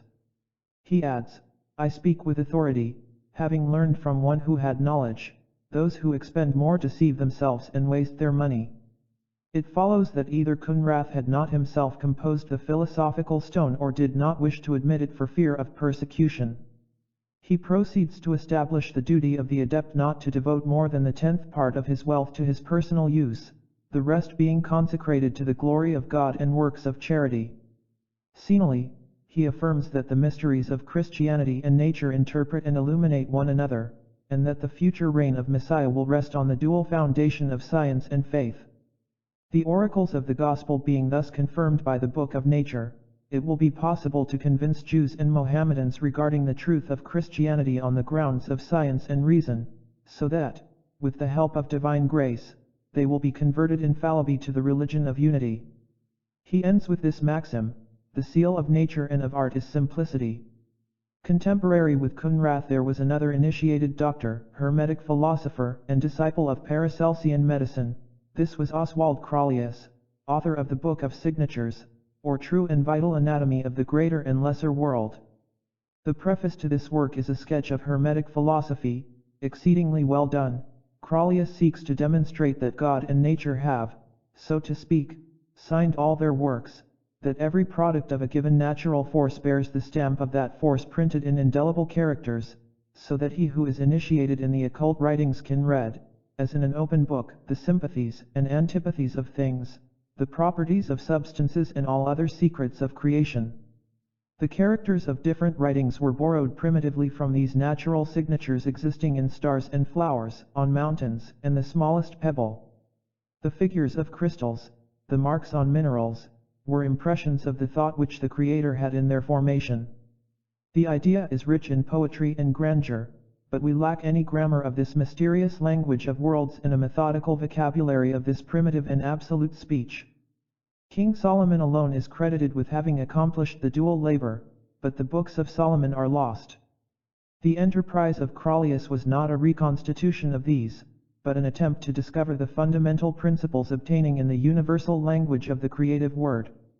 It was recognized on these principles that the original hieroglyphics, based on the prime elements of geometry, corresponded to the constitutive and essential laws of forms, determined by alternating or combined movements, which, in their turn, were determined by equilibratory attractions.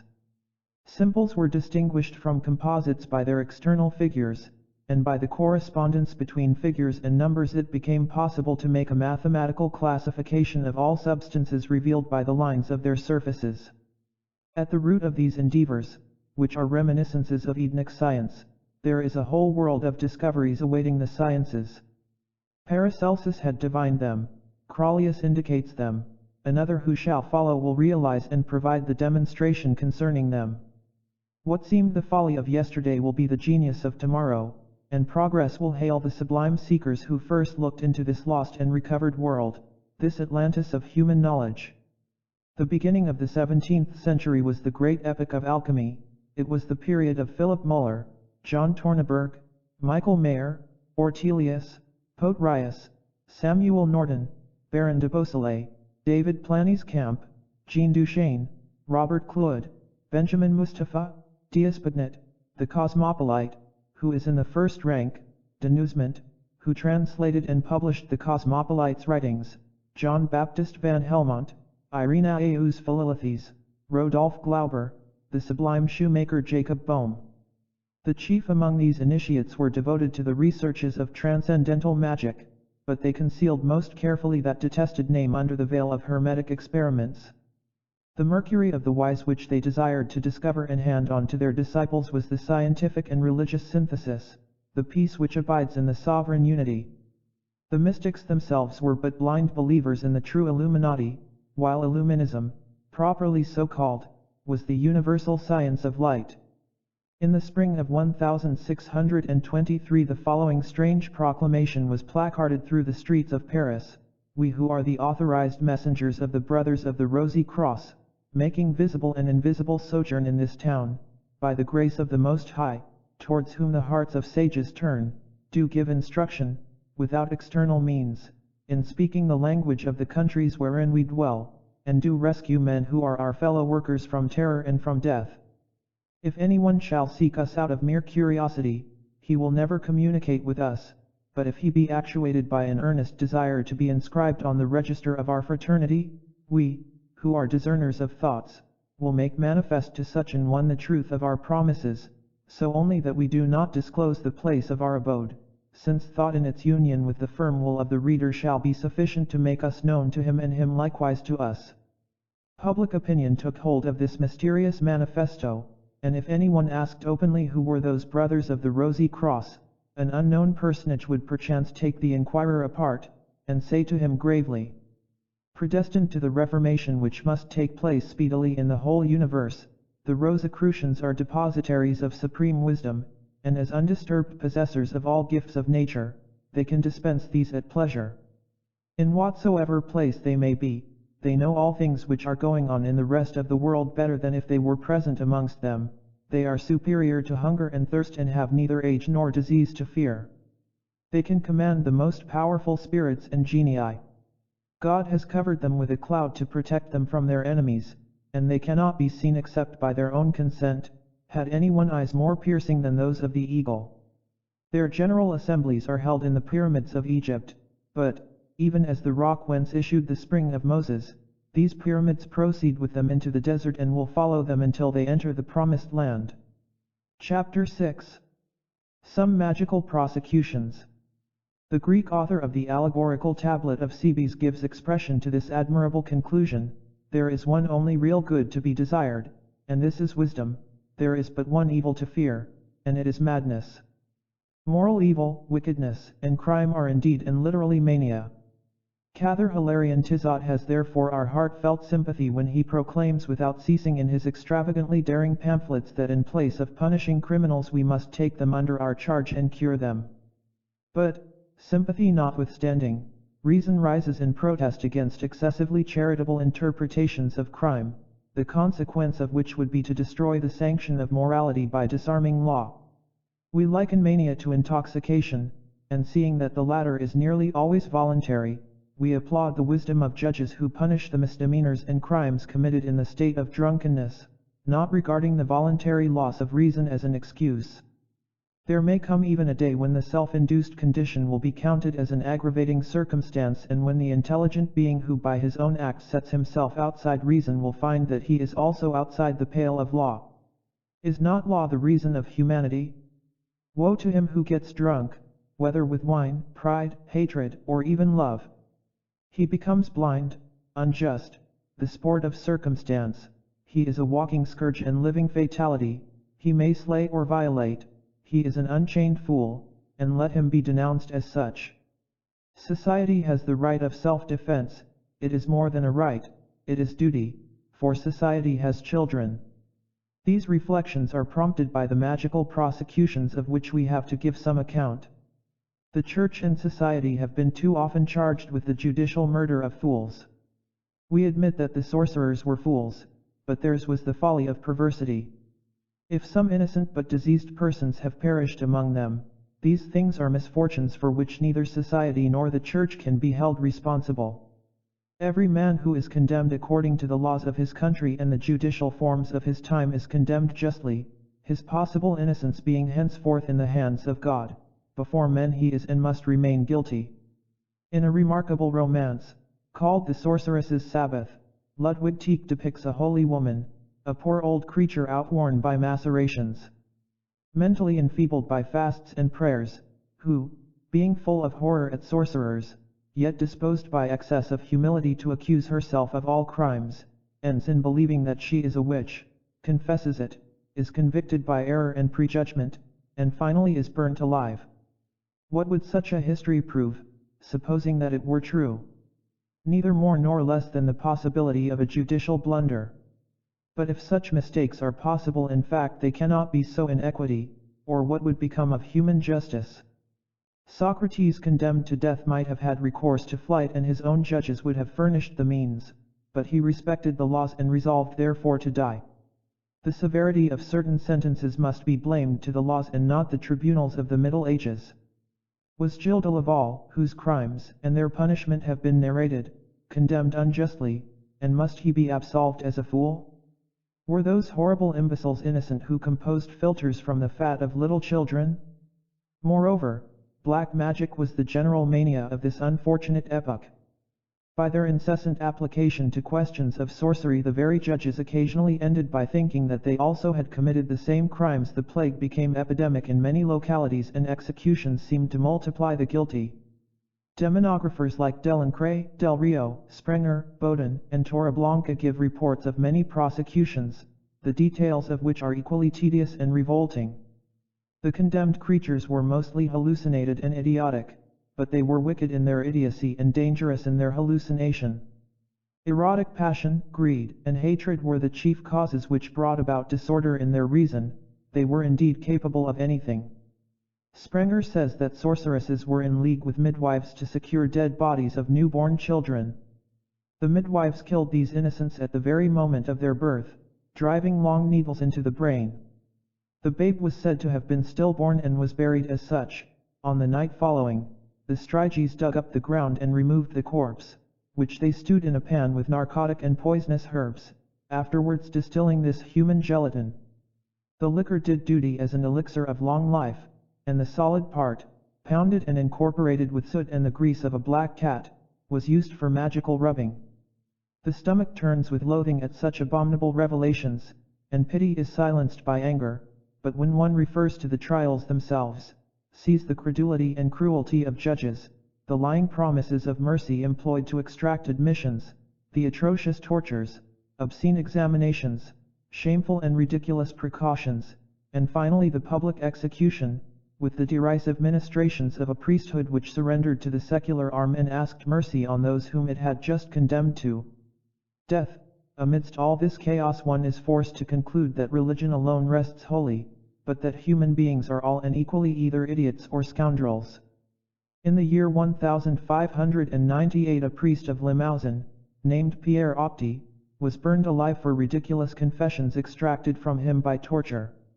In 1599 a woman named Antide Collas was burned at Dole because there was something abnormal in her sexual conformation, and it was regarded as explicable only by a shameful intercourse with Satan. Repeatedly put to the torture, stripped, scrutinized by doctors and judges, overwhelmed with shame and suffering, the unfortunate being confessed everything that she might somehow end it all.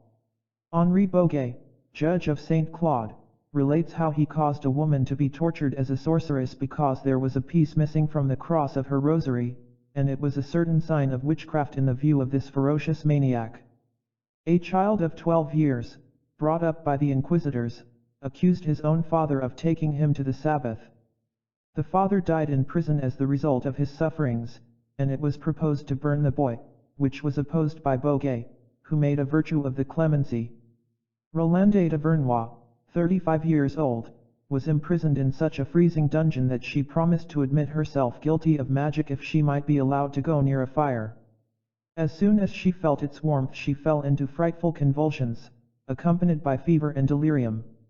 In this condition she was put to the torture, made every required statement, and was dragged in a dying condition to the stake. A storm broke out, extinguished the fire, and thereupon Boguet gloated over the sentence which he had pronounced, since she who in appearance was thus protected by heaven must really and incontestably be aided by the devil. This same judge burnt Pierre Gaudelin and Pierre Legros for traveling by night, the one in the form of a hare and the other in that of a wolf. But the prosecution which caused the greatest stir at the beginning of the 17th century was that of Messire Louis Gaufridi, cure of the parish of Accoules, at Marseilles. The scandal of this affair created a fatal precedent, which was only followed too faithfully. It was a case of priests, accusing a priest, of a minister dragged before a tribunal of his associates in the ministry. Constantine had said that if he found a priest dishonoring his calling by some shameful sin he would cover him with his own purple, which was a beautiful and royal saying, for the priesthood ought to be stainless, even as justice is infallible in the presence of public morality. In December 1610 a young woman of Marseilles went on a pilgrimage to Saint Baume in Provence, and there fell into ecstasy and convulsions. She was named Magdalene de la Palade. Louise Capiat, another devotee, was similarly seized some short time after. The Dominicans and Capuchins believed that it was possession by the devil and had recourse to exorcisms. The result was that Magdalene de la Palade and her fellow victim presented that spectacle which was renewed so often a century later during the epidemic of convulsions. They screamed, writhed, begged to be beaten and trampled underfoot. One day 6 men walked successively over the breast of Magdalene without the slightest suffering on her part. While in this state she made confession of the most extraordinary licentiousness, saying that she had given herself, body and soul, to the devil, to whom she had been affianced by a priest named Gaufridi. So far from incarcerating the distracted girl, she obtained a hearing, and the exorcising monks dispatched 3 Capuchins to Marseilles for the purpose of secretly acquainting the ecclesiastical superiors with the state of affairs at Saint Baume, the object, if possible, being to bring the cure Gaufridi thither and confront him with the supposed demons. Furthermore, the monks put on record the infernal inspirations of the 2 hysterics, which were discourses full of ignorant and fanatical devotion, presenting religion as this was understood by the exorcists themselves. In a word, the possessed women seemed to be relating the dreams of those who exorcised them. It was precisely the phenomena of table rapping and mediums in our own days. The devils assumed names not less incongruous than those of the spirits in America. They declaimed against printing and books, delivering sermons worthy of the most fervent and illiterate Capuchins.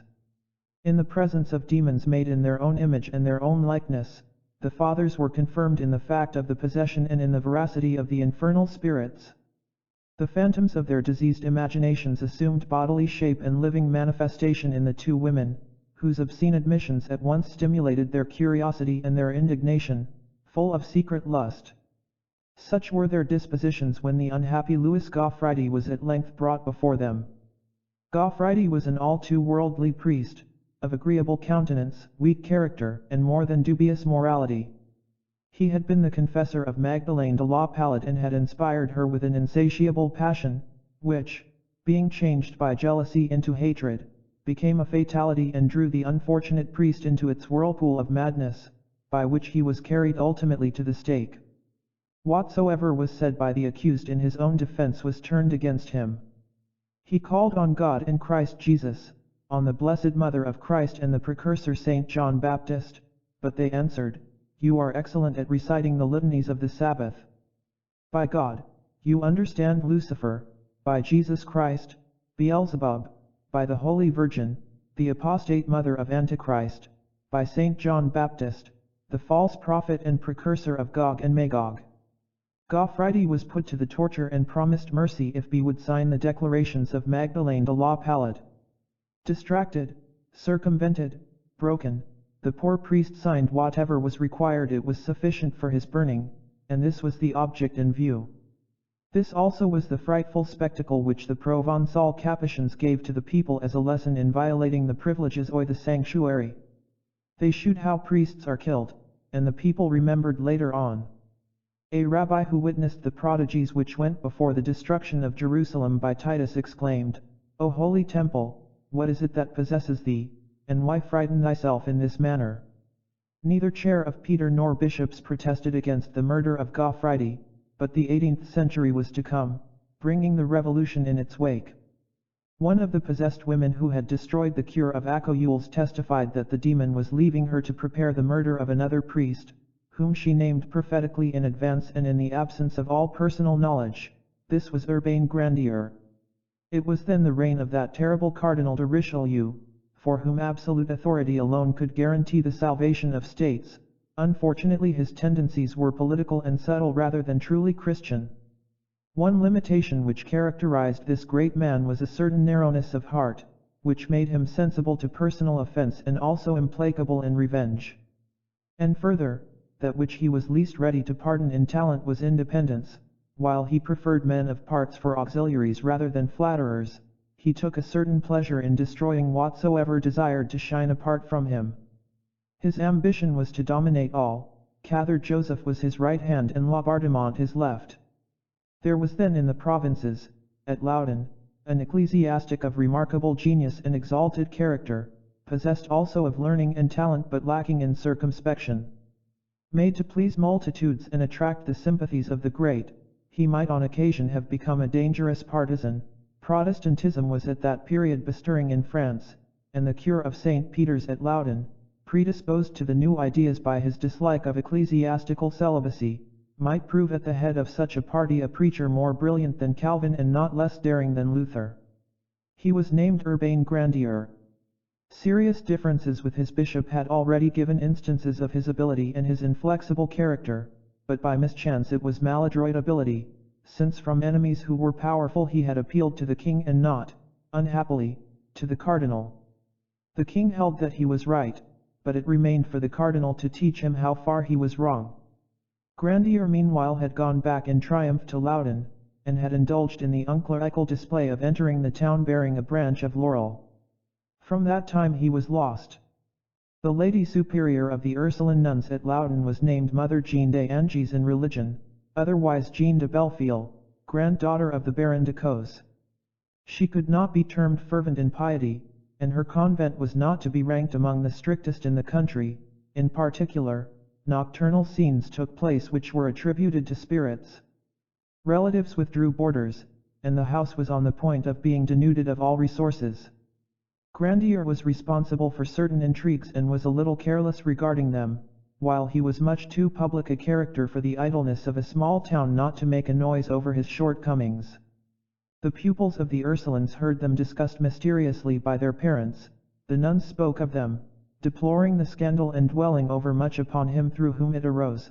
Of that which they talked by day they dreamed by night, and so it came about that at night they saw him appear in their dormitories under circumstances which were conformable with his alleged morals. They uttered cries, believed themselves obsessed, and in this manner the devil was let loose among them. The directors of the nuns, who were mortal enemies of Grandier, did not fail to perceive the advantage they could draw from the affair in the interests of their rancor and in those of the convent. They began to perform exorcisms, at first privately and afterwards in public. The friends of Grandier felt that there was a plot hatching, and were anxious that he should exchange his benefice, in order to leave Loudun, believing that everything would quiet down when he was gone. But Grandier was brave and could not tolerate yielding to calumny. He remained therefore and was arrested one morning as he entered his church, clothed in sacerdotal vestments. He was treated forthwith as a state prisoner, his papers were seized, seals were placed on his effects, and he was conducted, under a strong guard, to the fortress at Angers. Meanwhile a dungeon was prepared for him at Loudun which seemed intended for a wild beast rather than a man. Richelieu, informed of everything, had dispatched Laubardemont to make an end of Grandier and forbade the Parliament to take cognizance of the affair. If the conduct of the cure of Saint Pierre had been that of a worldling, the demeanor of Grandier, a prisoner on a charge of magic, was that of a hero and a martyr. So does adversity reveal great souls, and it is much easier to withstand suffering than prosperity. He wrote to his mother, "I bear my affliction with patience and pity yours more than my own. I am very unwell, having no bed, try to have mine brought me, for if the body does not rest the mind gives way. Send me also my breviary, a Bible, and St. Thomas for my consolation. Cor the rest, do not grieve, I hope that God will vindicate my innocence." There is no question that God does sooner or later take the part of persecuted innocence, but he does not invariably deliver it from enemies on earth, save indeed by death. This lesson was about to be learned by Grandier. On our own part, Do not let us represent men worse than they are in fact. His enemies did not believe in his innocence, they pursued him with fury, but he whom they pursued was for them a great criminal. The phenomena of hysteria were little understood at the time, and somnambulism was quite unknown. The convulsions of nuns, the bodily motions exceeding all normal human power, their astonishing evidences of second sight, were things of a nature to convince the least credulous. A well-known atheist of the day, being the Sieur de Kyriele, councillor in the Parliament of Brittany, came to witness the exorcisms and to deride them. The nuns, who had never seen him, addressed him by name and published sins which he supposed to be unknown to anyone. He was so overwhelmed that he passed from one extreme to another. Like all hot-headed natures, he shed tears, made his confession and dedicated his remaining days to the strictest asceticism. The sophistry of the exorcists of Loudun was that absurd unreason which M. de Merville has the courage to sustain at the present day. The devil is the author of all phenomena which cannot be explained by known laws of nature. To this illogical maxim they joined another which was, so to speak, an article of faith. The devil who has been duly exorcised is compelled to speak the truth and can therefore be admitted as a witness in the cause of justice. The unfortunate Grandier was not therefore delivered into the hands of malefactors but rather of raving maniacs, who, strong in their rectitude of conscience, gave the fullest publicity to this incredible prosecution. Such a scandal had never afflicted the church. Howling, writhing nuns, making the most obscene gestures, blaspheming, striving to cast themselves on Grandier like the Bacchantes on Orpheus, the most sacred things of religion mixed up with this hideous spectacle and drawn in the filth thereof, amidst all Grandier alone calm, shrugging his shoulders and defending himself with dignity and mildness, in fine, pallid, distraught judges, sweating profusely, and Laubardemont in his red robe, hovering over the conflict, like a vulture awaiting a corpse. Such was the prosecution of Urbain Grandier. Let us say for the honor of humanity that one is compelled to assume good faith in exorcists and judges alike, for such a conspiracy as would be involved in the legal murder of the accused is happily impossible. Monsters are as uncommon as heroes. The mass is composed of mediocrities, equally incapable of great virtues and great crimes. The holiest persons of the day believed in the possession at Loudun. Even Saint Vincent de Paul was not unacquainted with its history and was asked to give his opinion about it. Richelieu himself, though he might in any case have louned some way getting rid of Grandier, ended by believing him guilty. His death was the crime arising from the ignorance and prejudice of the period. It was a catastrophe rather than a murder. We spare our readers the details of his tortures. He remained firm, resigned, patient, although confessing nothing. He did not even affect to despise his judges, but prayed mildly for the exorcists to spare him. And you, my fathers, he said to them, abate the rigor of my torments, and reduce not my soul to despair. Through this moan of complaining nature one discerns all the meekness of the Christian who forgives. To hide their emotion, the exorcists replied with invectives, and the executioners wept. 3 nuns, in one of their lucid moments, cast themselves before the tribunal, crying that Grandier was innocent, but it was believed that the devil was speaking by their mouth, and their declaration only hastened the end. Urbain Grandier was burnt alive on August 18, 1634. He was patient and resigned to the end. When he was taken from the cart, his legs being broken, he fell heavily face down on the earth without uttering a single cry or groan. A Franciscan, named Father Grillo, squeezed through the crowd and raised up the sufferer, whom he embraced weeping. I bring you, said he, the blessing of your mother, she and I pray God for you. Thank you, my father, answered Grandier, you alone pity me, console my poor mother and be a son unto her. The provost's lieutenant, deeply affected, then said to him, Sir, forgive me the part I am compelled to take in your anguish. And Grandier answered, You have not offended me and are obliged to fulfill the duties committed to your charge. They had promised to strangle him before the burning, but when the executioner sought to tighten the rope it proved to be knotted, and the unfortunate Cure de Saint-Pierre fell alive into the flames. The chief exorcists, Cathers Tranquille and Lactance, died soon after in the delirium of violent frenzy. Cather Surin, who succeeded them, became imbecile. Manuri, the surgeon who assisted at the torturing of Grandier, died haunted by the phantom of his victim. Laubardemont lost his son in a tragical manner and fell into disgrace with his master. The nuns remained idiots. So is it true that the question was one of a terrible and contagious malady, the mental disease of false zeal and false devotion. Providence punishes people by their own faults and instructs them by the sad consequences of their errors. 10 years after the death of Grandier, the Loudun scandals were renewed in Normandy, where the nuns of Louviers accused 2 priests of having bewitched them. Of these priests, one was already dead, but they violated the sanctity of the tomb to disinter his corpse. The details of the possession were identical with those of Loudun and Saint Baume. The hysterical women translated into foul language the nightmares of their directors. Both priests were condemned to the flames, and, to increase the horror, a living man and a corpse were bound to the same stake. The punishment of Sententious, that fiction of a pagan poet, came so to be realized by Christians. A Christian people assisted coldly at the sacrilegious execution, and the ministers did not realize that in thus profaning at once the priestly office and the dead, they gave a frightful precedent to impiety. When the call came, the 18th century arrived to extinguish the fires with the blood of priests, and, as it happens almost invariably, the good paid for the wicked. At the beginning of that century the burning of human beings still proceeded, though faith was dead. Hypocrisy abandoned the youthful labor to the most horrible tortures because he refused to uncover when a procession went by. Voltaire was then in evidence and conscious in his heart of a vocation like that of Attila. While human passions were profaning religion, God sent this new destroyer to remove religion from a world which was no longer worthy of it. In 1731 a young woman of Toulon, named Catherine Caudière, accused her confessor, the Jesuit Girard, of seduction and magic. She was a stigmatized ecstatic who had long passed as a saint. Her history is one of lascivious swoons, secret flagellations and lewd sensations. Where is the sink of infamy with mysteries comparable to those of celibate imagination disordered by dangerous mysticism? The woman was not believed on her mere word and Catherine Girard escaped condemnation. The scandal for this reason was not less great, but the noise which it made was echoed by a burst of laughter.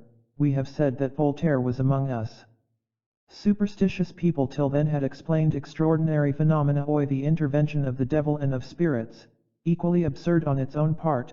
The school of Voltaire, in the face of all evidence, denied the phenomena themselves. It was said by the one side that whatsoever we cannot explain comes from the devil.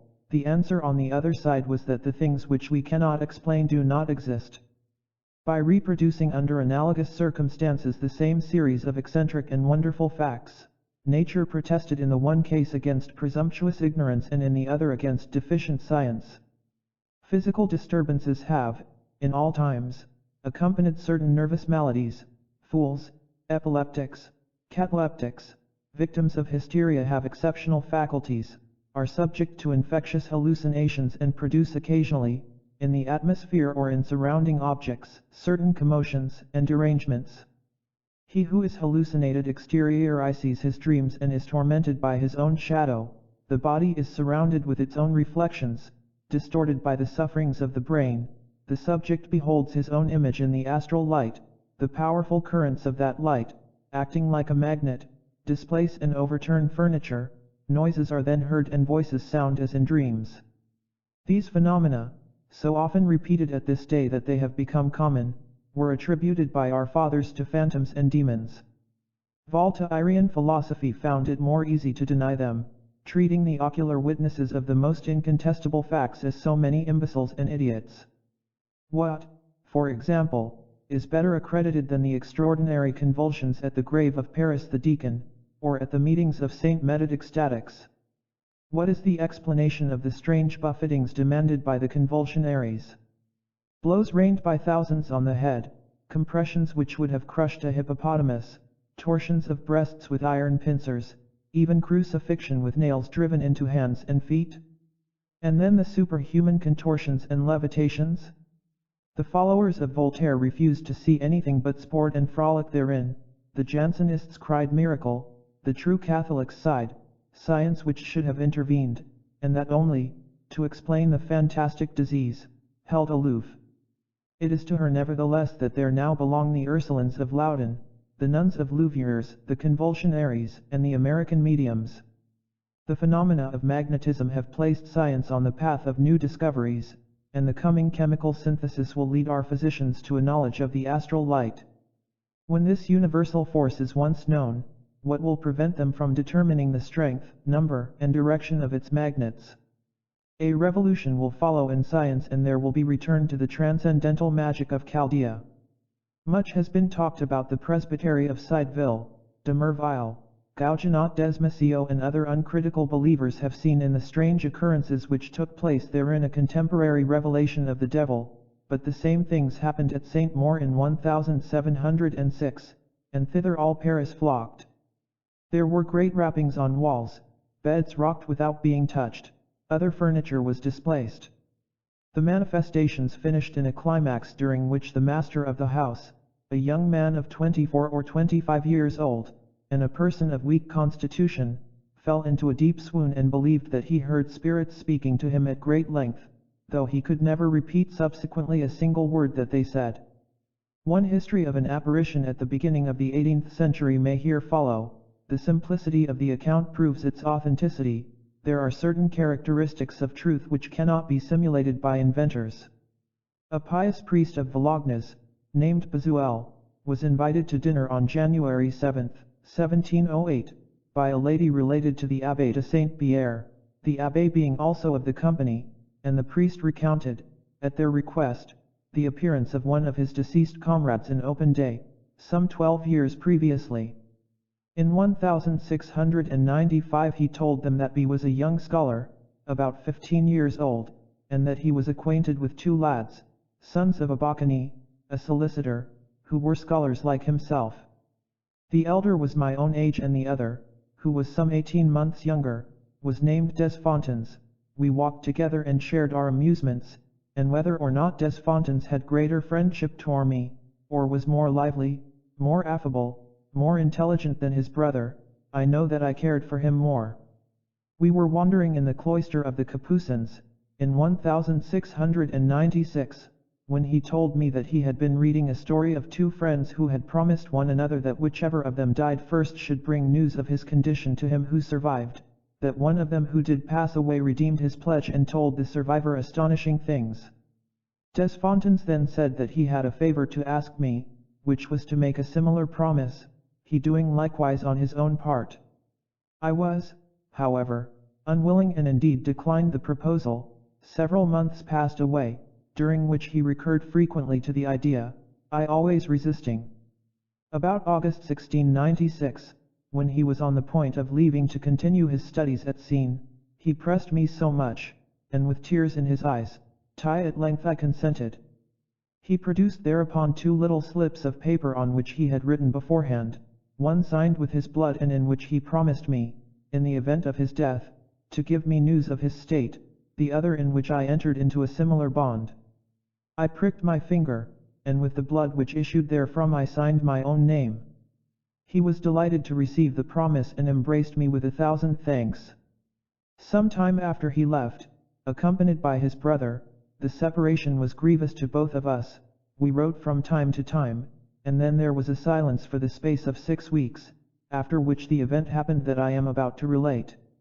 On July 31st, 697, being a Thursday and a day which I shall always remember, the late M. de Sortoville, with whom I lodged and who was always exceedingly good to me, begged me to go into a meadow adjoining the Franciscan monastery and help his people in haymaking.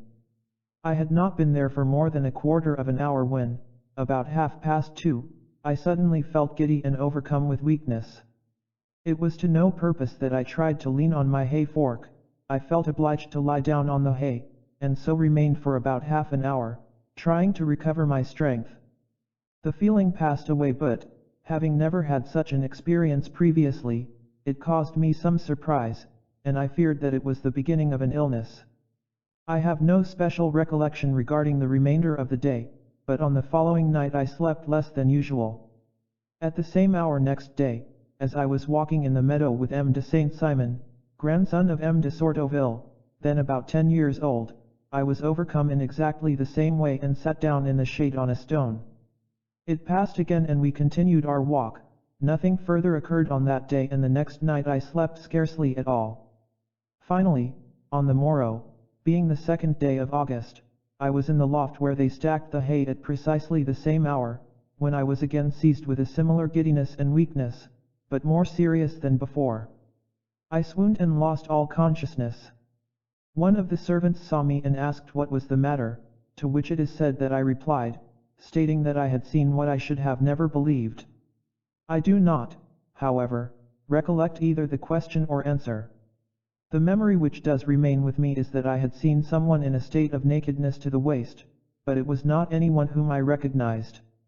I was helped down the ladder, I held tight to the rungs, but when I saw Desfontaines, my comrade, at the foot of the ladder, the weakness returned, my head fell between two of the rungs and again I lost consciousness. I was laid upon a wide beam which served for a bench cm the Grande Place des Capucins.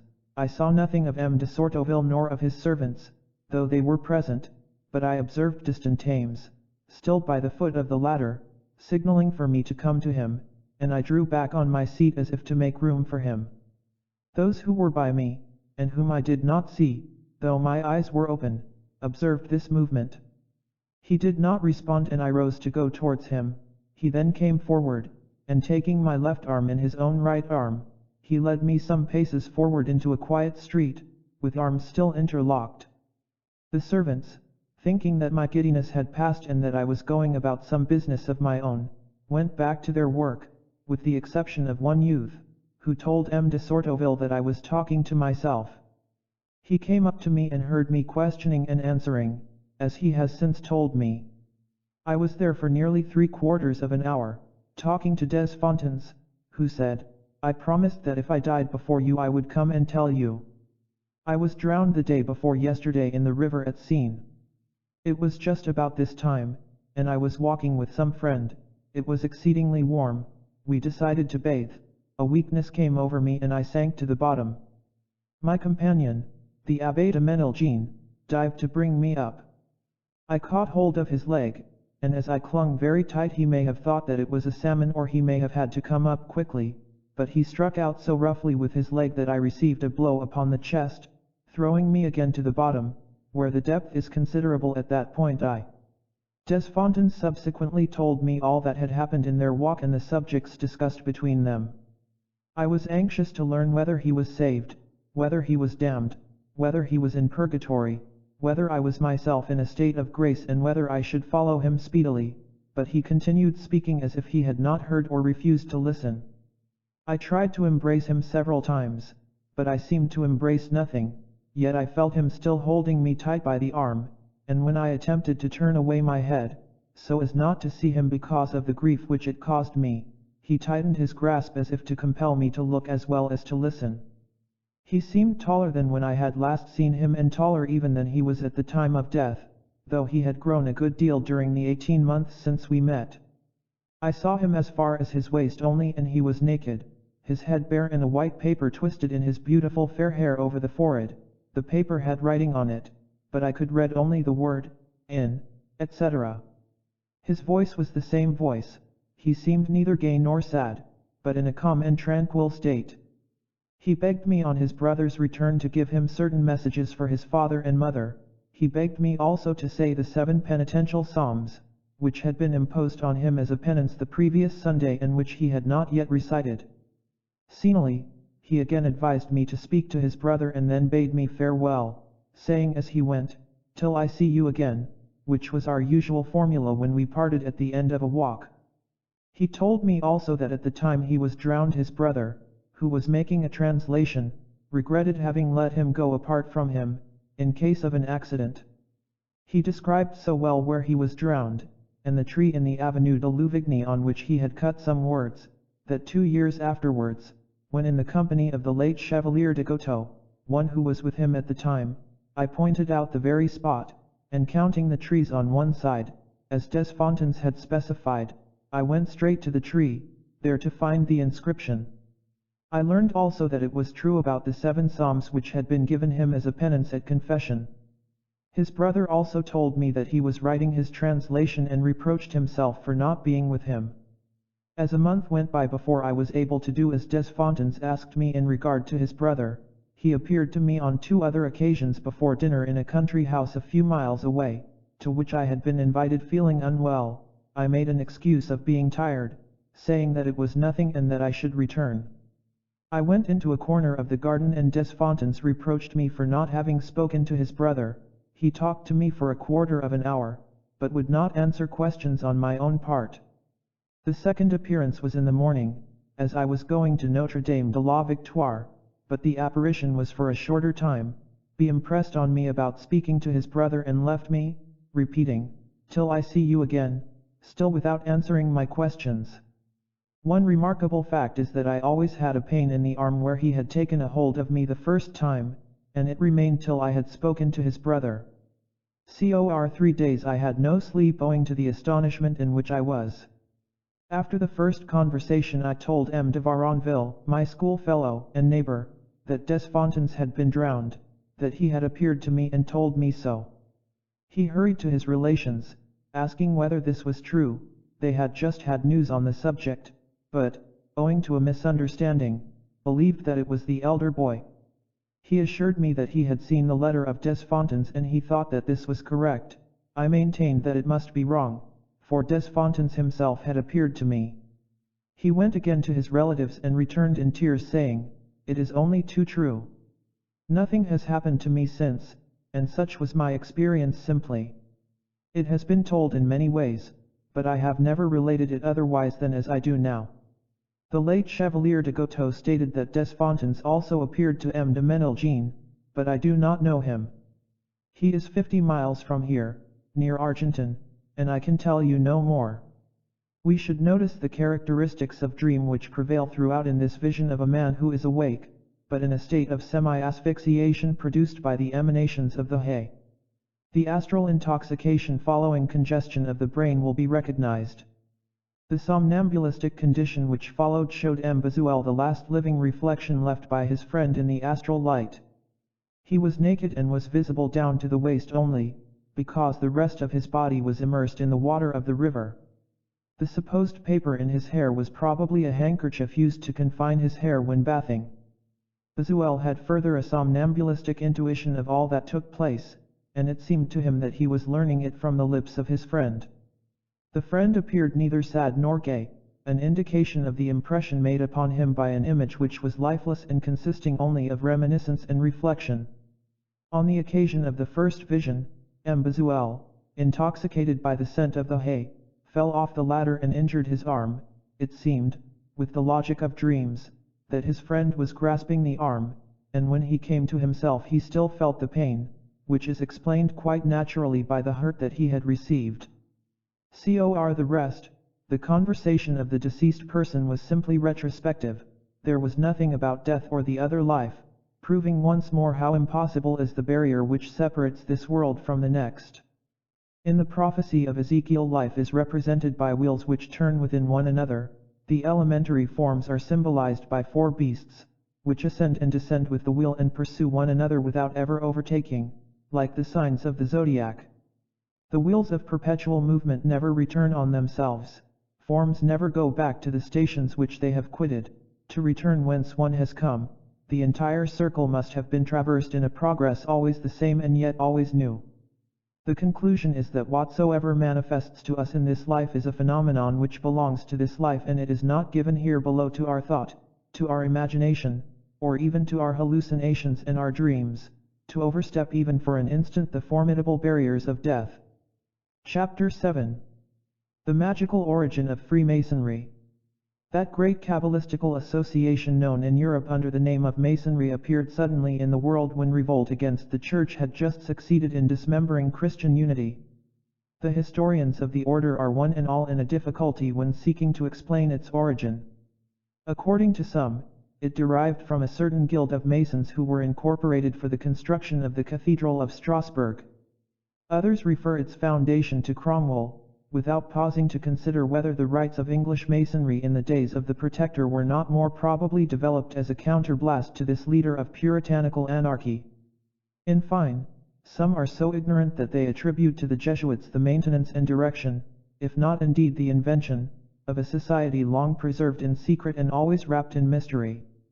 Setting aside this last view, which refutes itself, we can reconcile the others by admitting that the Masonic Brethren borrowed their name and some emblems of their art from the builders of Strasbourg Cathedral, and that their first public manifestation took place in England, owing to radical institutions and in spite of Cromwell's despotism.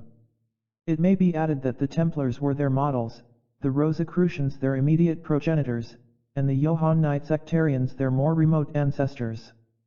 Their doctrine is that of Zoroaster and of Hermes, their law is progressive initiation, their principle is equality, regulated by the hierarchy and universal fraternity. They are successors of the school of Alexandria, as of all antique initiations, custodians of the secrets of the Apocalypse and the Zohar.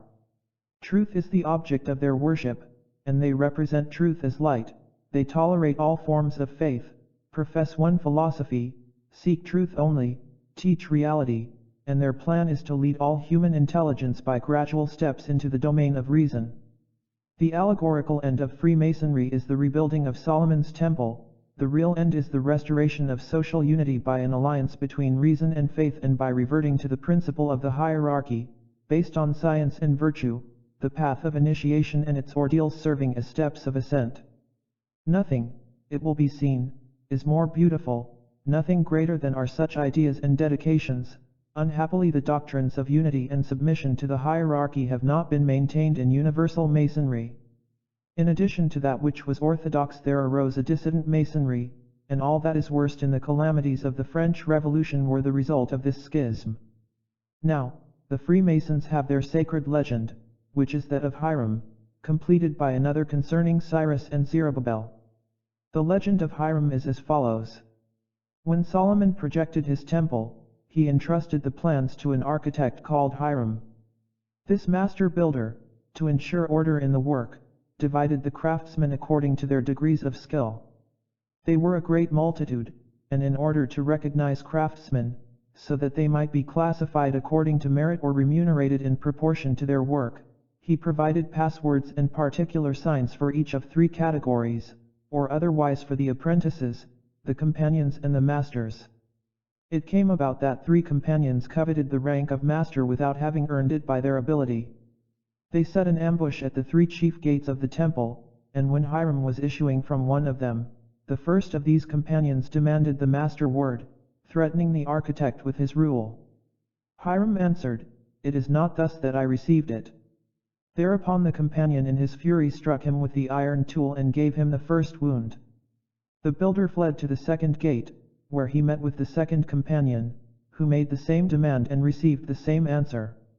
On this occasion Hiram was struck with a square or, as others say, with a lever. At the third gate there stood the third assassin, who completed the work with a mallet. The 3 companions concealed the corpse under a heap of rubbish, planted on the improvised grave a branch of acacia, and then took flight like Cain after the murder of Abel. Solomon, however, finding that his architect did not return, sent 9 masters to seek him, when the branch of acacia revealed the corpse. They drew it from beneath the rubbish, and as it had laid long therein, they uttered in so doing a word signifying that the flesh was falling from the bones.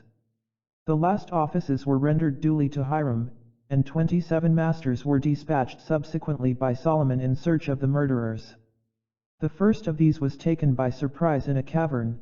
A lamp was burning near him, a stream flowed at his feet and a dagger lay for his defense beside him.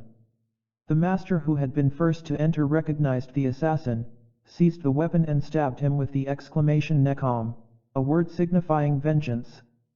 The head was carried to Solomon, who shuddered at the sight and said to the avenger, "Unhappy being, did you not know that I reserved to myself the right of punishment?" Then all the masters fell on their knees before the king and entreated pardon for him whose zeal had carried him away. The second murderer was betrayed by one with whom he had found an asylum. He was concealed in a rock near to a burning bush, a rainbow shone above the rock, and a dog lay near him.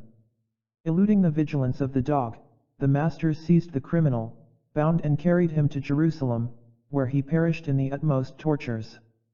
The third assassin was slain by a lion, and the beast had to be overcome before the body could be secured. Other versions say that he defended himself with a hatchet when the masters fell upon him, but they succeeded in disarming him and he was led to Solomon, who caused him to expiate his crime. Such is the first legend, and its explanation now follows. Solomon personifies supreme science and wisdom. The temple is the realization and emblem of the hierarchic reign of truth and reason on earth. Hiram is the man who, by science and wisdom, has attained empire. He governs by justice and order, rendering to each according to his works. Each degree is in correspondence with a word, which expresses the sense thereof. Cor Hiram, the word is one, but it is expressed after three manners. One is for the apprentices and can be uttered by them, it signifies nature and is explained by work. Another is for the companions, in their case it signifies thought and is explained by study. The third is for masters, in their mouth it signifies truth and is explained by wisdom. As to the word itself, it is used to designate God, whose true name is indicable and incommunicable. Thus there are 3 degrees in the hierarchy and 3 entrances of the temple, there are 3 modes of light and there are 3 forces in nature, which forces are symbolized by the rule that measures, the lever which lifts and the mallet which consolidates. The rebellion of brutal instincts against the hierarchic aristocracy of wisdom arms itself successfully with these 3 forces and turns them from their proper uses. There are 3 typical rebels, the rebel against nature, the rebel against science and the rebel against truth. They were represented in the classical Hades by the 3 heads of Cerberus, in the Bible by Koran, Dathan, and Abiram, while in the Masonic legend they are distinguished by names which vary in the different rites. The first, who is usually called Abiram, or the murderer of Hiram, is he who strikes the Grand Master with the rule. This is the story of the just man immolated by human passion under the pretense of law. The second, named Mephibosheth, after a ridiculous and feeble pretender to the throne of David, attacks Hiram with the lever or the square. So does the popular square or lever of insensate equality become an instrument of tyranny in the hands of the multitude, and assails, still more grievously than the rule, the royalty of wisdom and virtue. The third in fine dispatches Hiram with a mallet, so act the brutal instincts when they seek to establish order, in the name of violence and of fear, by crushing intelligence. The branch of acacia over the tomb of Hiram is like the cross on our altars, it is a sign of knowledge which outlives knowledge itself, it is the green sprig which presages another spring. When men have disturbed in this manner the order of nature, Providence intervenes to restore it, as Solomon to avenge the death of the master builder. He who has struck with the rule shall perish by the poignard. He who has attacked with the lever or square shall make expiation under the axe of the law. It is the eternal judgment on regicides. He who has slain with the mallet shall be the victim of that power which he misused. He who would slay with the rule is betrayed by the very lamp which lights him and by the stream from which he drinks, it is the law of retaliation.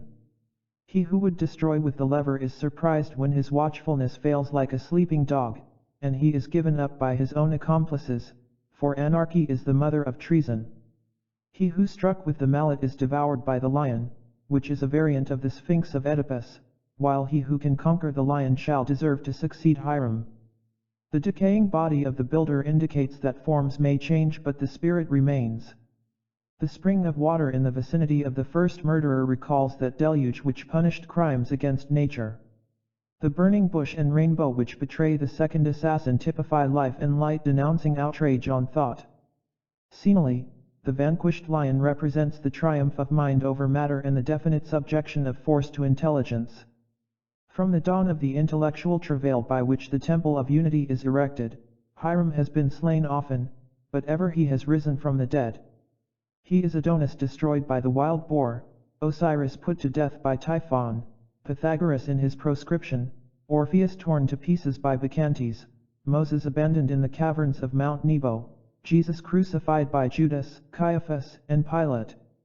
Now those are true Masons who seek persistently to rebuild the temple in accordance with the plan of Hiram. Such is the great and the chief legend of Masonry, there are others that are no less beautiful and no less profound, but we do not feel justified in divulging their mysteries. Albeit we have received initiation only from God in our researches, we shall keep the secrets of transcendental Freemasonry as we keep our own secrets. Having attained by our efforts to a grade of knowledge which imposes silence, we regard ourselves as pledged by our convictions even more than by an oath. Science is a noblesse qui oblige, and we shall in no wise fail to deserve the princely crown of the Rosy Cross. We also believe in the resurrection of Hiram. The rites of Masonry are designed to transmit a memorial of the legends of initiation and to preserve them among the brethren. Now, if Masonry is thus holy and thus sublime, we may be asked how it came to be proscribed and condemned so often by the Church, but we have already replied to this question when its divisions and profanations were mentioned. Masonry is the gnosis, and the false Gnostics caused the condemnation of the true. The latter were driven into concealment, not through fear of the light, for the light is that which they desire, that which they seek and adore, but they stood in dread of the sacrilegious, that is to say, of false interpreters, calumniators, the derision of the skeptic, the enemies of all belief and all morality. Moreover, at the present day, there are many who think that they are Masons and yet do not know the meaning of their rites, having lost the key of the mysteries. They misconstrue even their symbolical pictures and those hieroglyphic signs which are emblazoned on the carpets of their lodges. These pictures and signs are the pages of a book of absolute and universal science. They can be read by means of the Kabbalistic keys and hold nothing in concealment for the initiate who already possesses those of Solomon. Masonry has not merely been profaned but has served as the veil and pretext of anarchic conspiracies depending from the secret influence of the vindicators of Jacques de Molay, and of those who continued the schismatic work of the temple. In place of avenging the death of Hiram, they have avenged that of his assassins.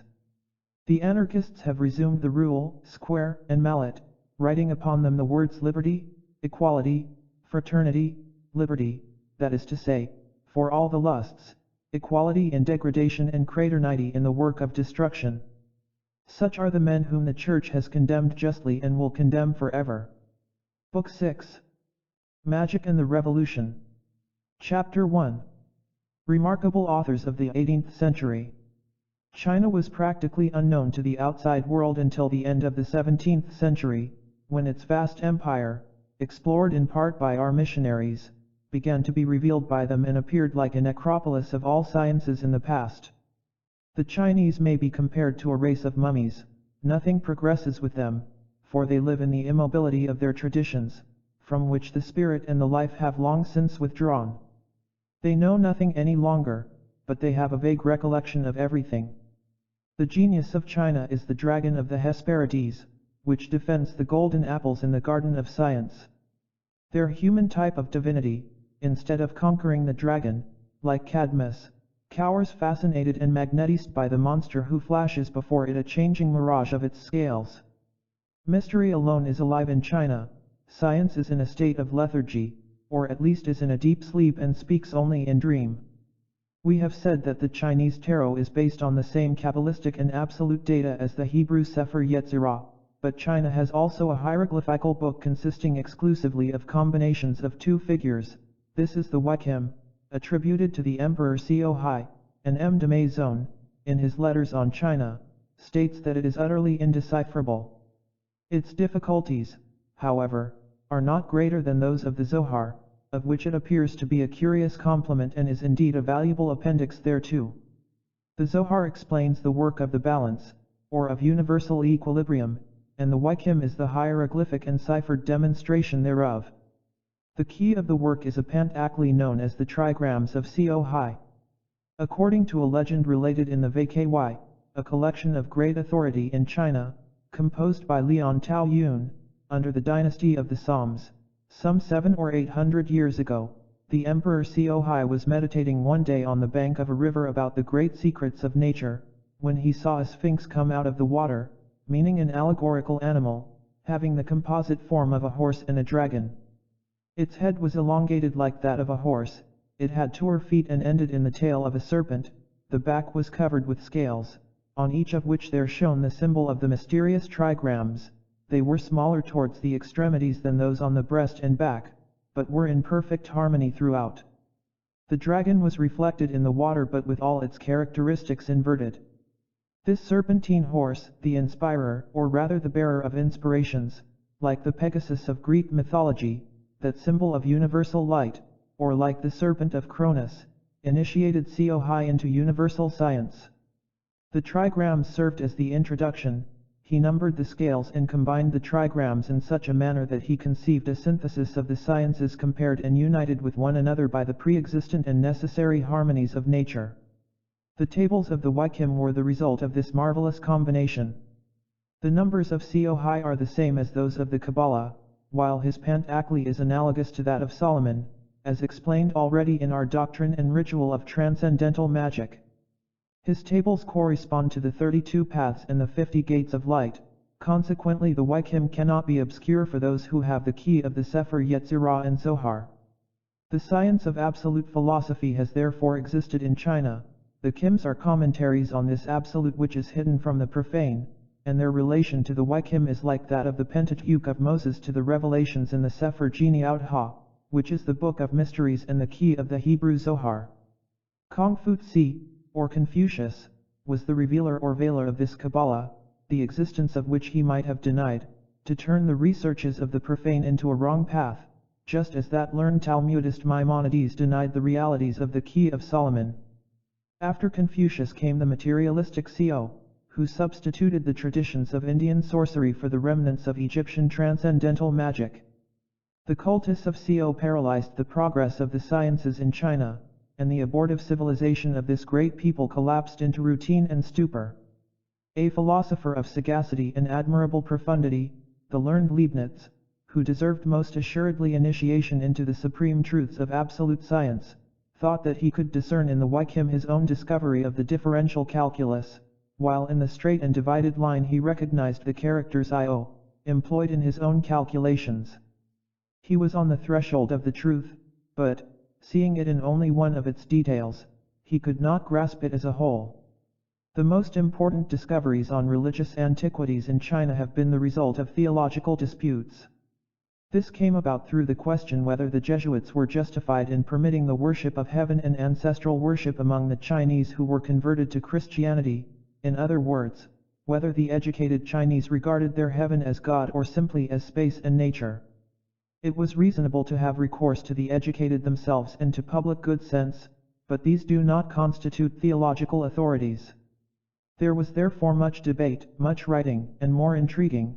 The Jesuits were fundamentally right but were wrong in their mode of procedure, with the result that fresh difficulties were created which have not been yet overcome and which still continue in China to cost the blood of our indefatigable martyrs.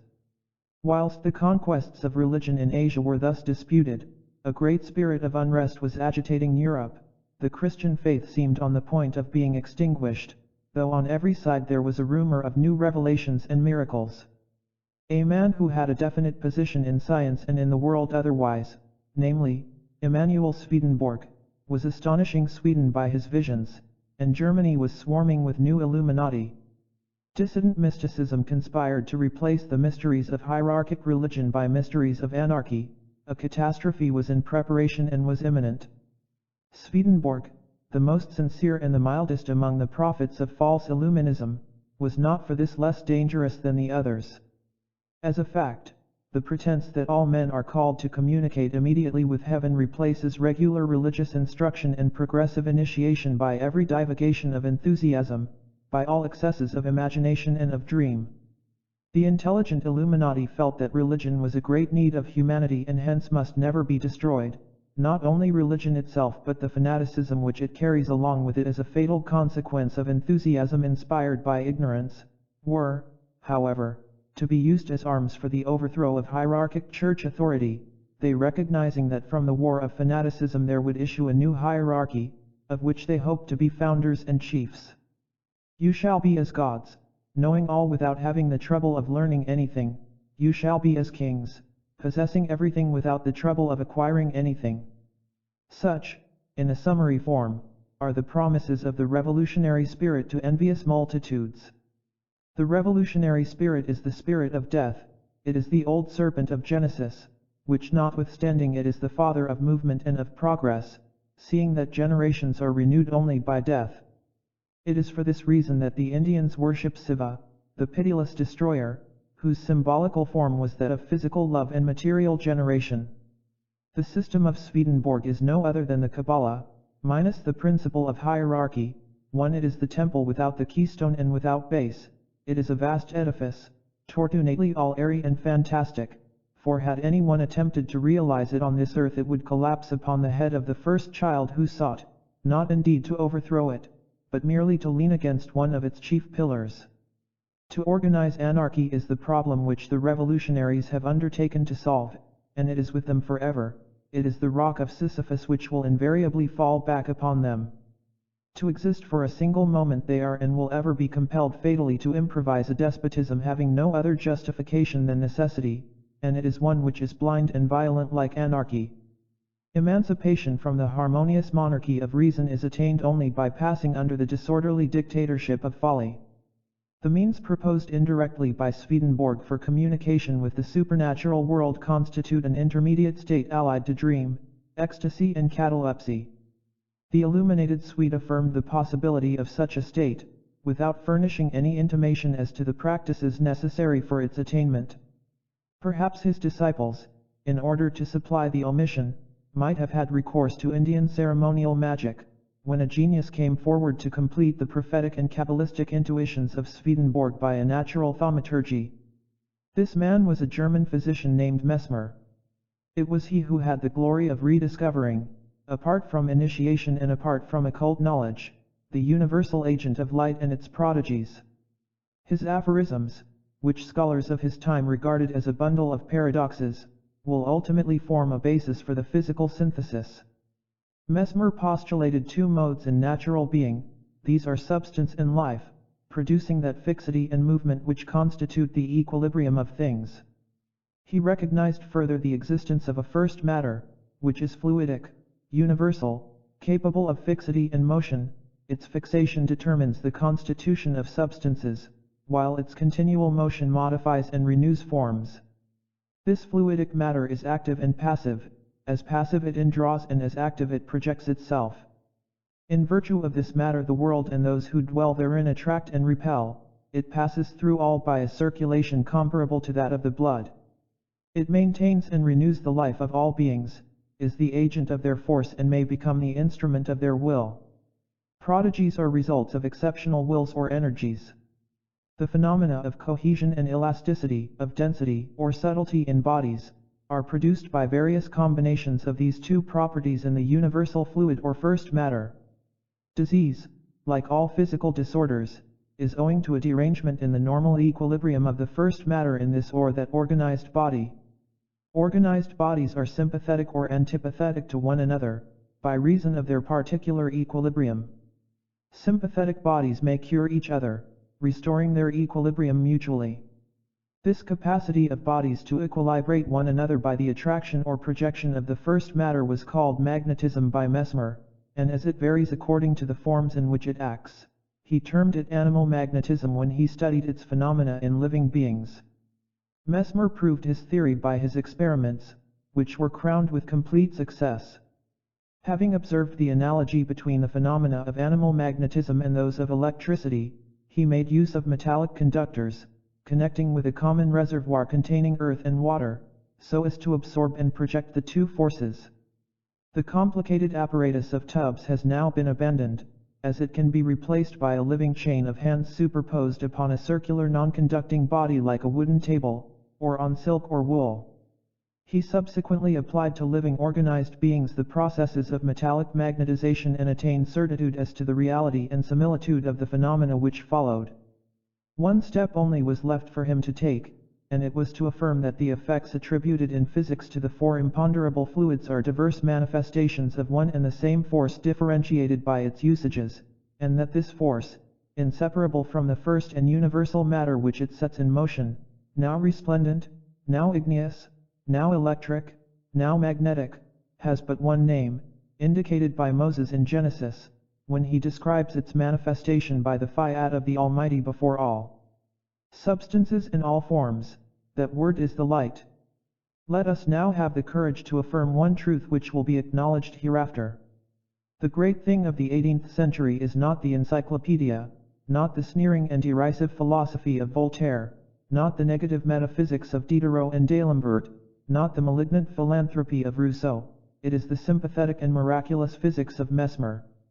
Mesmer is grand as Prometheus, he has given men that fire from heaven which Franklin could only direct.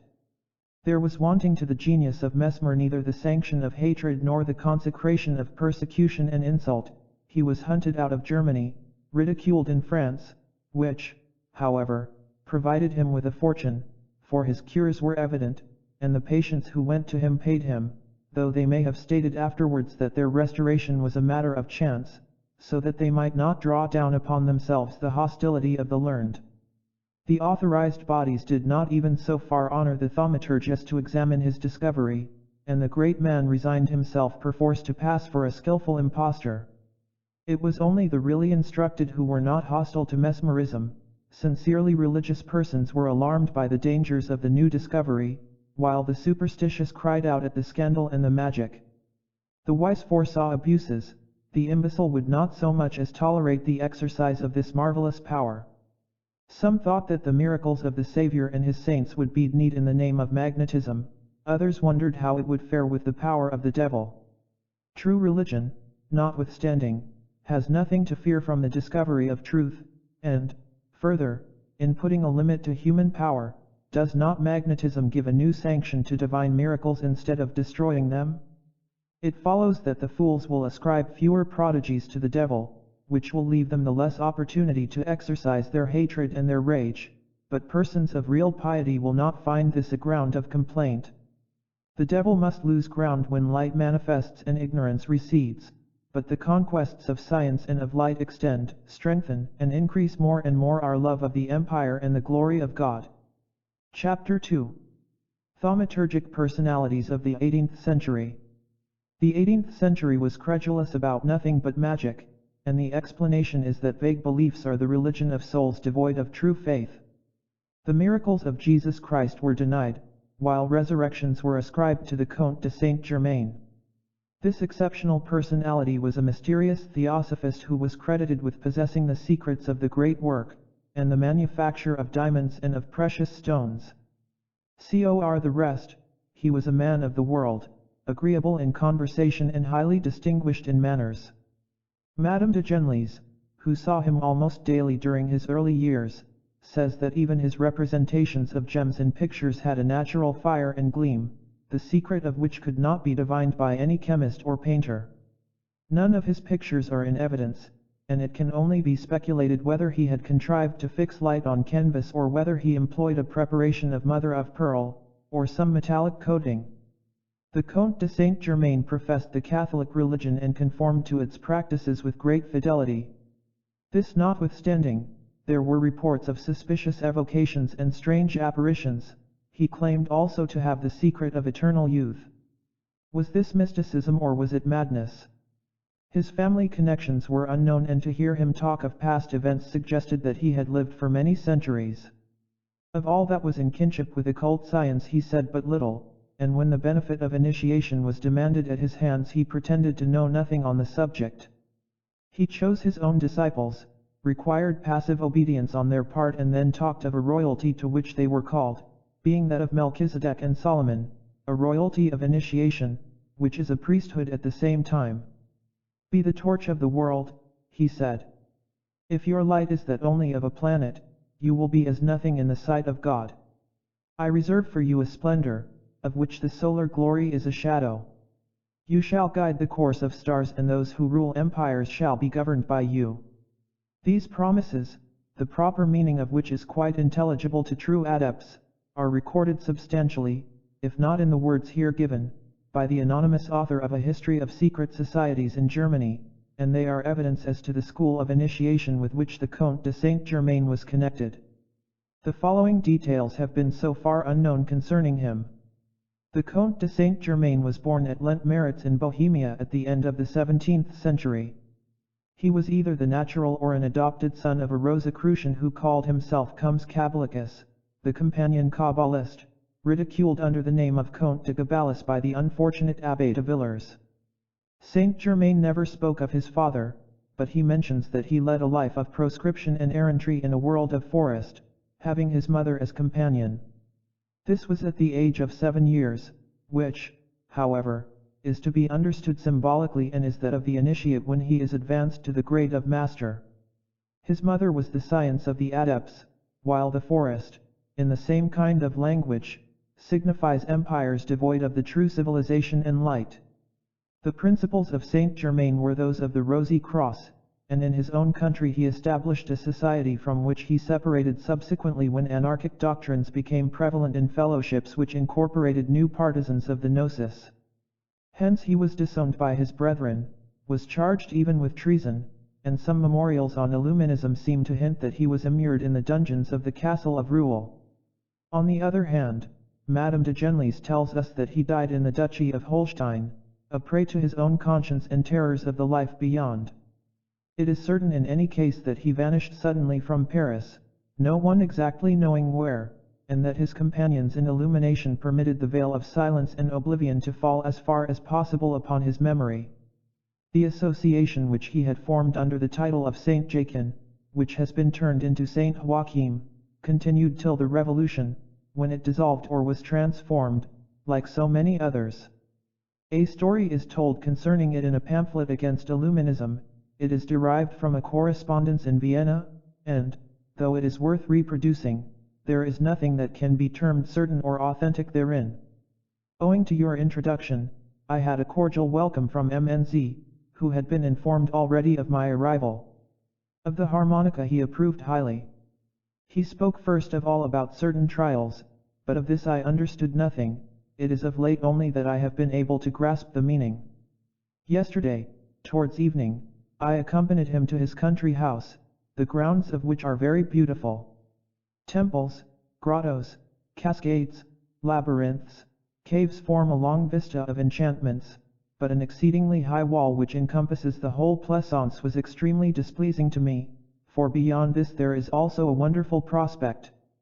I had brought the harmonica with me, at the instance of MNZ, with the idea of playing on it for a few minutes in a place indicated, and on receiving an agreed signal. The visit to the garden over, he took me to a room in the front of the house and there left me, somewhat quickly and under a trivial pretext. It was now very late, he did not return, weariness and the wish to sleep began to come over me, when I was interrupted by the arrival of several coaches. I opened the window, but, being night, I could see nothing, and I was much puzzled by the low and mysterious whispering of those who seemed entering the house. Sleep now overcame me, and an hour must have passed away, when I was awakened by a servant who was sent to conduct me and also carry the instrument. He walked very quickly and far in advance of myself, I following mechanically, when I heard the sound of horns, which seemed to issue from the depths of a cave. At this moment I lost sight of my guide and, proceeding in the direction from which the noise seemed to be coming, I half descended a staircase leading to a vault, from which, to my utter surprise, a funeral chant arose, and I saw distinctly a corpse in an open coffin. On one side stood a man, clothed in white covered with blood. It appeared to me that a vein had been opened in his right arm. With the exception of those who were helping him, all present were shrouded in long black mantles and were armed with drawn swords. So far as I could judge in my state of terror, the entrance to the vault was strewn with human bones, heaped one upon another. The only light which illuminated the mournful spectacle was that of a flame, such as is produced by spirits of wine. Uncertain whether I should be able to overtake my guide, I retreated hurriedly and found him in search of myself a few paces away. There was a haggard look in his eyes, and taking my hand in rather an uneasy manner, he led me into a singular garden, where I began to think that I must have been transported by magic. The brilliance produced by a vast number of lamps, the murmur of falling waters, the singing of mechanical nightingales and the perfume which seemed to exhale everywhere exalted my imagination at the outset. I was hidden behind a green arbor, the interior of which was richly decorated, and thither they brought immediately a person in a fainting state, apparently the one who had occupied the coffin in the vault. It was at this point that I received the agreed signal to play my instrument. Disturbed very much by the whole scene, there is no doubt that a good deal escaped me, but I could see that the swooning person came to himself as soon as I touched the harmonica. He also began to ask questions with an accent of astonishment, saying, "Where am I? What is this voice?" Shouts of joy, accompanied by trumpets and timbrels, were the only answer. Everyone ran to arms and plunging into the depths of the garden were quickly out of sight. I am still in agitation as I write these lines, and if I had not taken the precaution to make my notes on the spot, I should regard it today as a dream. The most inexplicable part of this scene is the presence of the uninitiated person who tells the story. How the association could thus risk the betrayal of its mysteries is a question that cannot be answered, but the mysteries themselves can be explained easily. The successors of the old Rosicrucians, modifying little by little the austere and hierarchic methods of their precursors in initiation, had become a mystic sect and had embraced zealously the Templar magical doctrines, as a result of which they regarded themselves as the sole depositaries of the secrets intimated by the Gospel according to St. John. They regarded the narratives of that Gospel as an allegorical sequence of rites designed to complete initiation, and they believed that the history of Christ must be realized in the person of each one of the adepts. Furthermore, they recounted a Gnostic legend, according to which the Savior, instead of being buried in the new tomb of Joseph of Arimathea, having been swathed and perfumed, was brought back to life in the house of St. John. This was the pretended mystery which they celebrated to the sound of horns and harmonica. The candidate was invited to offer up his life and was actually subjected to bleeding which caused him to swoon. This swoon was called death, and when he returned to himself his resurrection was celebrated amidst outbursts of joy and gladness. The varied emotions produced, the scenes, by turns mournful and brilliant, must have permanently impressed the candidate's imagination, and rendered him either fanatical or lucid. Many believed that a real resurrection took place in themselves and felt convinced that they were no longer subject to death. The heads of the society thus had at the service of their concealed projects the most formidable of all instruments, namely madness, and secured on the part of their adepts that blind and tireless devotion which unreason produces more often and more surely than goodwill. The sect of St. Jachin was therefore an order of Gnostics steeped in the illusions of the magic of cassination. It drew from Rosicrucians and Templars, and its particular name was one of the two names, Jachin and Boaz, engraven on the chief pillars of Solomon's temple. In Hebrew the initial letter of Jachin is Yod, a sacred letter of the Hebrew alphabet, and also the initial of Jehovah, which divine name was indeed veiled from the profane under that of Jachin, whence the designation Saint Jachin. The members of this order were theosophists, unwisely addicted to theurgic processes. That is told of the mysterious Comte de Saint-Germain supports the idea that he was a skillful physician and a distinguished chemist. He is said to have known how to fuse diamonds so that there was no trace of the operation. He could also purify precious stones, thus making the most common and imperfect of high value. That imbecile and anonymous author whom we have already cited places the latter claim to his credit but denies that he ever made gold, as if one did not make gold in the making of precious stones. Saint Germain also invented, according to the same authority, and bequeathed to the industrial sciences, the art of imparting greater brilliance and ductility to copper, another invention sufficient to prove the fortune of him who devised it. Performances of this kind make us forgive the Comte de Saint-Germain for having been acquainted with Queen Cleopatra and for chatting familiarly with the Queen of Sheba. He was otherwise good-natured and gallant. He was one who loved children and amused himself by providing them with delicious sweetmeats and marvelous toys. He was dark and of small stature, dressed richly but with great taste and cultivating all the refinements of luxury. He is said to have been received familiarly by Louis XV, and was engrossed with him over questions of diamonds and other precious stones. It is probable that this monarch, entirely governed by courtesans and given up to pleasure, was rather yielding to some caprice of feminine curiosity than to any serious concern for science when he invited Saint Germain to certain private audiences. The Comte was the fashion for a moment, and as he was an amiable and youthful Methuselah, who knew how to combine the tattle of a roue with the ecstasies of a theosophist, he was the rage in certain circles, though speedily replaced by other fantasiasts. So goes the world. It is said that Saint Germain was no other than that mysterious Alphonse who was the master in magic of another adept with whom we are about to be occupied and who took the Kabbalistic name of a carrot. The supposition has no foundation, as will be seen in due course. Whilst the Comte de Saint Germain was thus in request at Paris, another mysterious adept was on his way through the world, recruiting apostles for the philosophy of Hermes. He was an alchemist who called himself Lascaris and gave out that he was an Eastern archimandrite, charged with collecting alms for a Greek convent. The distinction was this, that instead of demanding money, Lascaris seemed occupied, so to speak, in sowing his path with gold and leaving the trail of it behind him wherever he went. His appearances were momentary only and his guises many. Here he was old and in the next place still a young man. He did not make gold in public on his own part, but caused it to be made by his disciples, with whom he left at parting a little of the powder of projection. Nothing is better established than the transmutations operated by these emissaries of Lascaris. M. Louis Seguier, in his learned work on the alchemists, does not question either their reality or their importance.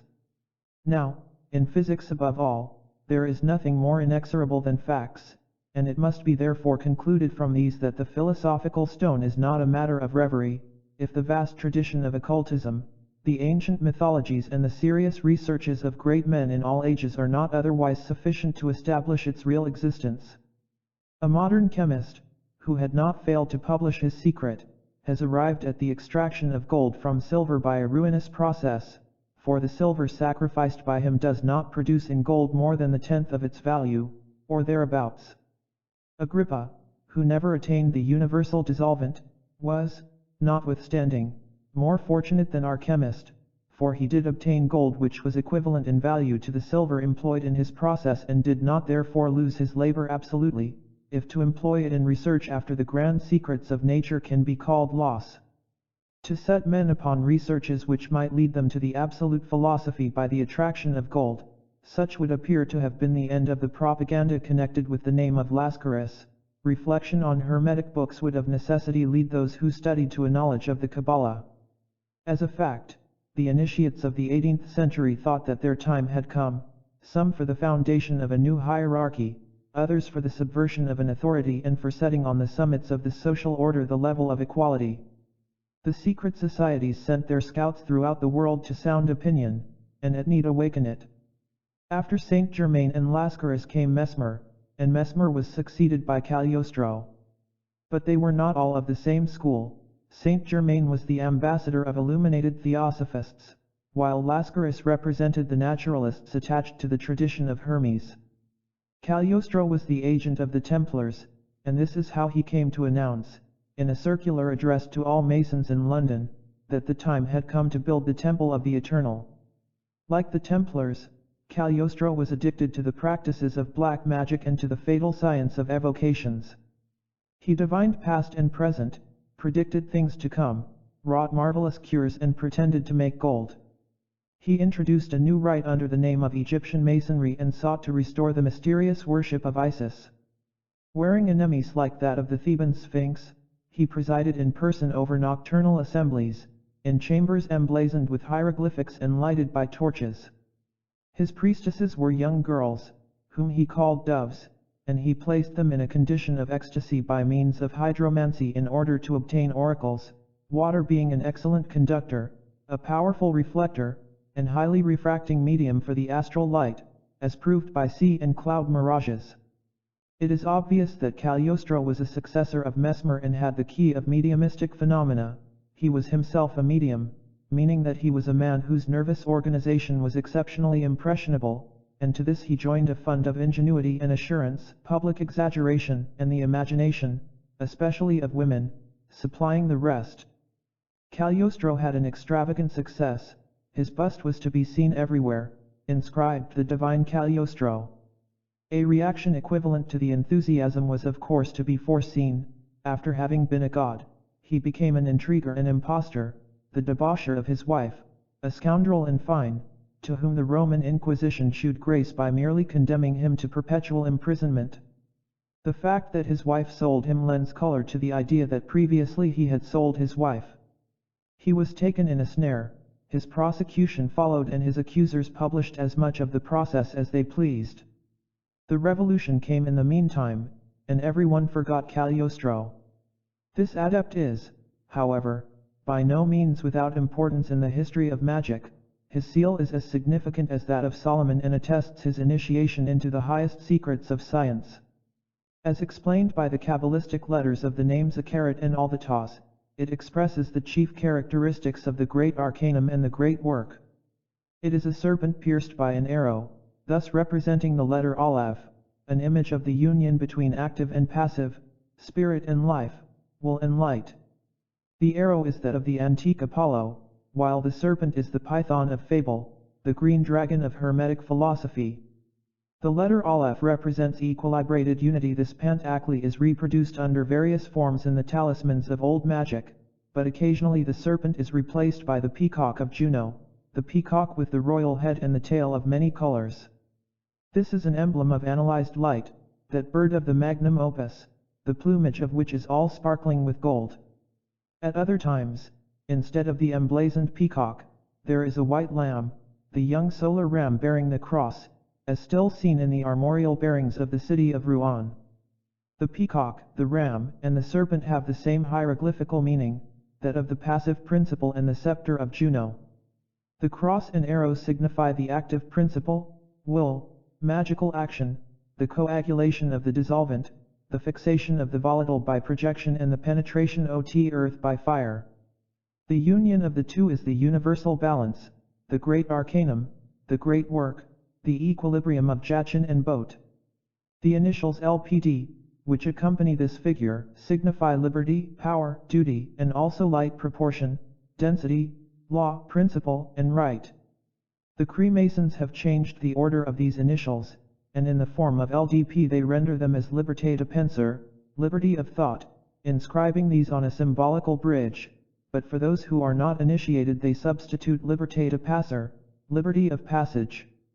In the records of the prosecution of Cagliostro it is said that his examination elicited another meaning as follows: Lilia destrupetibus, trample the lilies underfoot, and in support of this version may be cited a Masonic medal of the 16th or 17th century, depicting a branch of lilies severed by a sword, having these words on the exarch: Talem dabit ultio mesem, revenge shall give this harvest.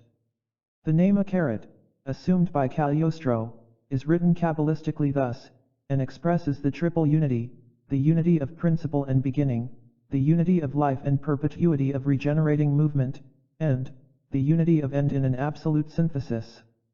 The name Alvatas, or that of Cagliostro's master, is composed of the word thought, with the syllables al and es, which, if read Kabbalistically, are Sala, meaning messenger, or envoy. The name as a whole therefore signifies, thought, the messenger of the Egyptians, and such in effect was he whom Cagliostro recognized as his master above all others. Another title adopted by Cagliostro was that of the Grand Cuft, and his doctrine had the twofold object of moral and physical regeneration. The precepts of moral regeneration according to the Grand Cuft were as follows: You shall go up Mount Sinai with Moses, you shall ascend Calvary, with Phaleg you shall climb Thabor, and shall stand on Carmel with Elias. You shall build your tabernacle on the summit of the mountain, it shall consist of 3 wings or divisions, but these shall be joined together and that in the center shall have 3 stories. The refectory shall be on the ground floor. Above it there shall be a circular chamber with 12 beds round the walls and 1 bed in the center, this shall be the place of sleep and dreams. The uppermost room shall be square, having 4 windows in each of the 4 quarters, and this shall be the room of light. There, and alone, you shall pray for 40 days and sleep for 40 nights in the dormitory of the 12 masters. Then shall you receive the signatures of the 7 genii and the pentagram traced on a sheet of virgin parchment. It is the sign which no man knoweth, save he who receiveth it. It is the secret character inscribed on the white stone mentioned in the prophecy of the youngest of the 12 masters. Your spirit shall be illuminated by divine fire and your body shall become as pure as that of a child. Your penetration shall be without limits and great shall be also your power, you shall enter into that perfect repose which is the beginning of immortality, it shall be possible for you to say truly and apart from all pride, I am he who is. This enigma signifies that in order to attain moral regeneration, the transcendent Kabbalah must be studied, understood, and realized. The three chambers are the alliance of physical life, religious aspirations, and philosophical light. The 12 masters are the great revealer, whose symbols must be understood. The signatures of the 7 spirits mean the knowledge of the great arcanum. The whole is therefore allegorical, and it is no more a question of building a house of 3 stories than a temple at Jerusalem in masonry. Let us now turn to the secret of physical regeneration, to attain which, according to the occult prescription of the Grand Kuft, a retreat of 40 days, after the manner of a jubilee, must be made once in every 50 years, beginning during the full moon of May, in the company of one faithful person only. It must be also a fast of 40 days, drinking May dew, collected from sprouting corn with a cloth of pure white linen, and eating new and tender herbs. The repast should begin with a large glass of dew and end with a biscuit or crust of bread. There should be slight bleeding on the 17th day. Balm of azoth should then be taken morning and evening, beginning with a dose of 6 drops and increasing by 2 drops daily till the end of the 32nd day. At the dawn which follows thereafter renew the slight bleeding, then take to your bed and remain in it till the end of the 40th day. On the first awakening after the bleeding, take the first grain of universal medicine. A swoon of 3 hours will be followed by convulsions, sweats and much purging, necessitating a change both of bed and linen. At this stage a broth of lean beef must be taken, seasoned with rice, sage, valerian, vervain, and balm. On the day following take the second grain of universal medicine, which is astral mercury combined with sulfur of gold. On the next day have a warm bath. On the 36th day drink a glass of Egyptian wine, and on the 37th take the third and last grain of universal medicine. A profound sleep will follow, during which the hair, teeth, nails, and skin will be renewed. The prescription for the 38th day is another warm bath, steeping aromatic herbs in the water, of the same kind as those specified for the broth. On the 39th day drink 10 drops of elixir of a carat in 2 spoonfuls of red wine. The work will be finished on the 40th day, and the aged man will be renewed in youth. By means of this jubilary regimen Cagliostro claimed to have lived for many centuries. It will be seen that it is a variation of the famous bath of immortality in use among the Menandrian Gnostics.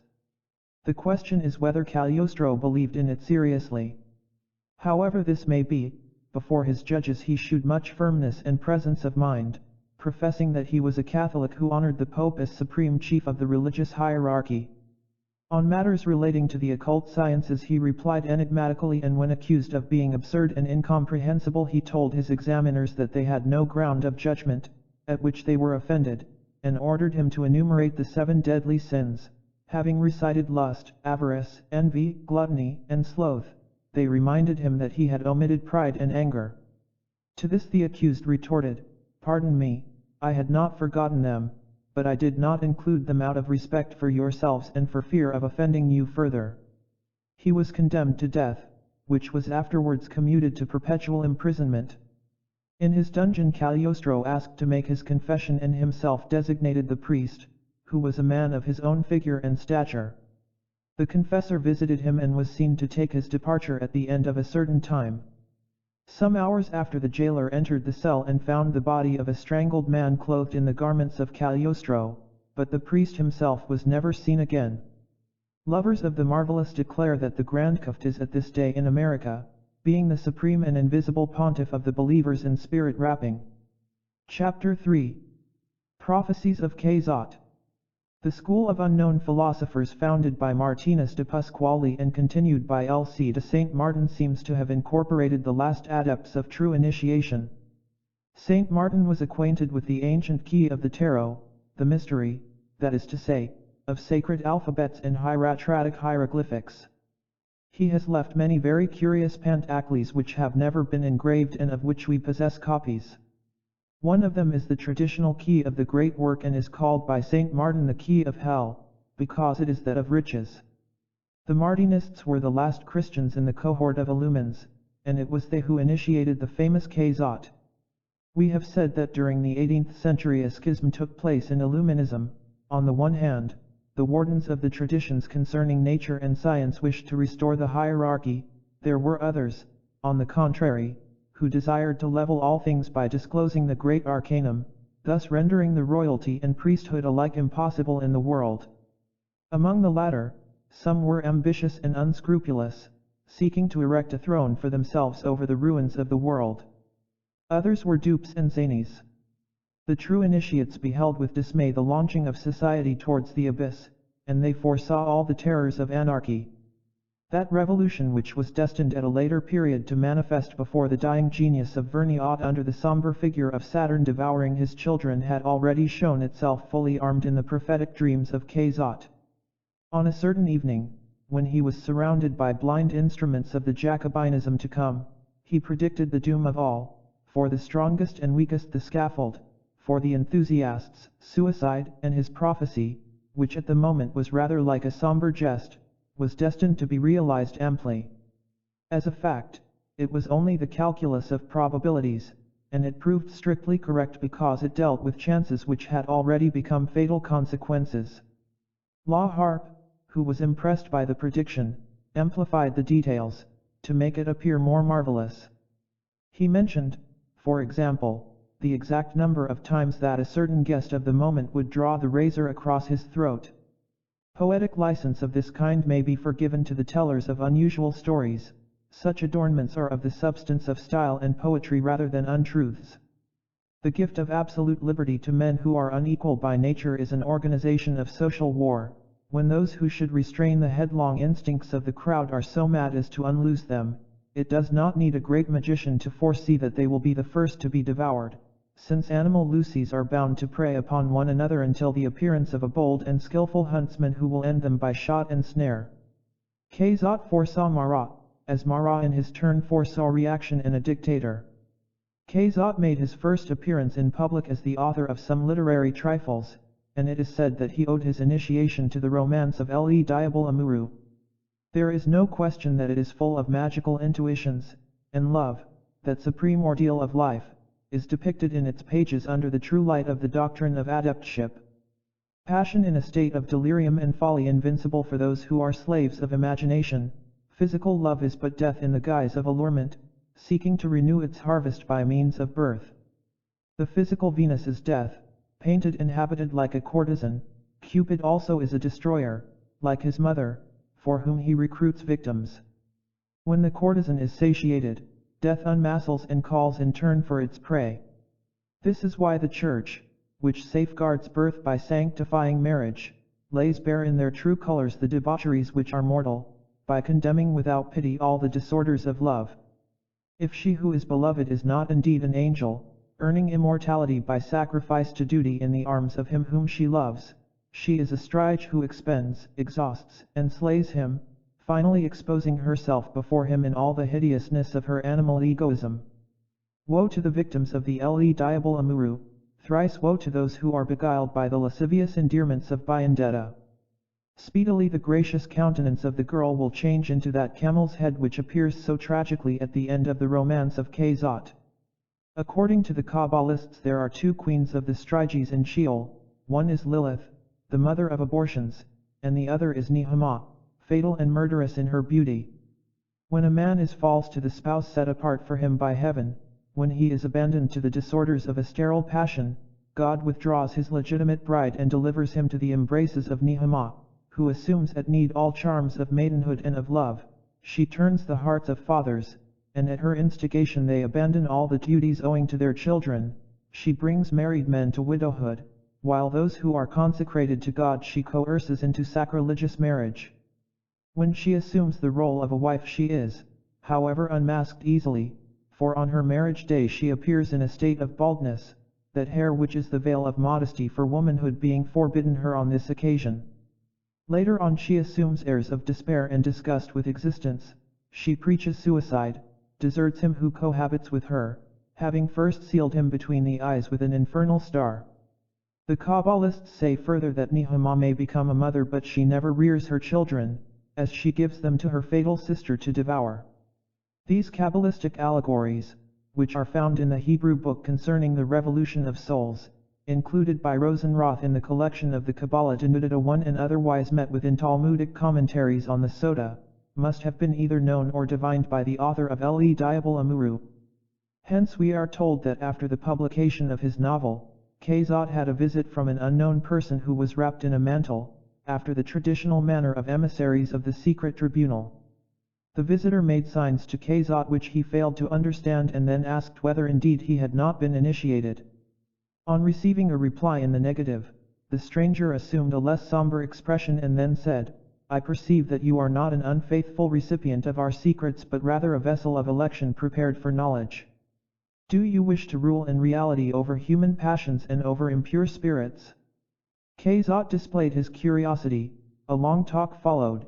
It was the preface to other meetings, and the author of Le Diable Amuru was called to initiation at the end.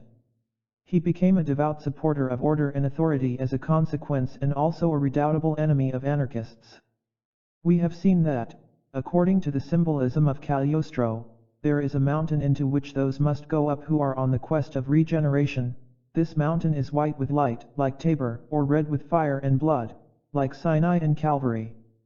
The Zohar says that there are two chromatic syntheses, one of them is white and is that of peace and moral light, the other, which is red, is that of war and material life. The Jacobins had plotted to unroll the standard of blood, and their altar was erected on the red mountain. Khazot was enrolled under the banner of light, and his mystical tabernacle was established on the white mountain. That which was stained with blood triumphed for a moment, and Khazot was proscribed. The heroic girl who was his daughter saved him from the slaughter at the abbey. It so happened that the prefix denoting nobility was not attached to her name and she was spared therefore that horrible toast of fraternity which immortalized the filial piety of Mlle de Sombreuil, who, to be vindicated from the charge of aristocracy, drank the health of her father in the blood-stained glass of cutthroats. Khazot was in a position to foretell his own death, because conscience compelled him to fight against anarchy even to the last. He obeyed it, was arrested for the second time and brought before the revolutionary tribunal as one condemned already.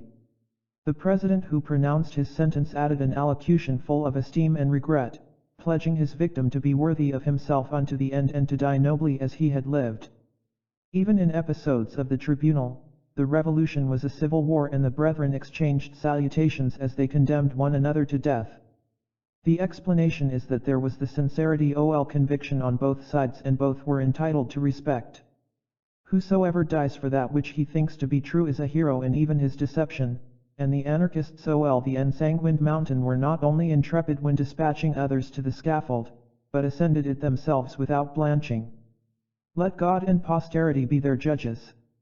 Chapter 4. The Trench Revolution.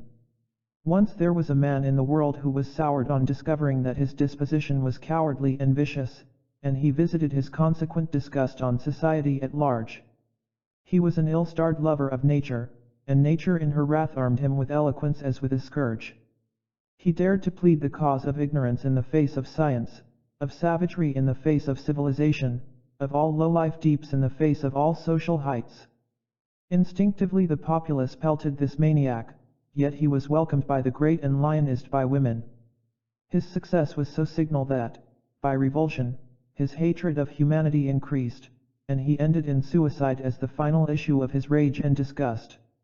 After his death the world was shaken in its attempts to realize the dreams of Jean-Jacques Rousseau, and that silent conspiracy which ever since the murder of Jacques de Molay had sworn destruction to the social edifice, inaugurated in Rue Platriera, and in the very house where Rousseau had once lived, a Masonic lodge, with the fanatic of Geneva as its patron saint.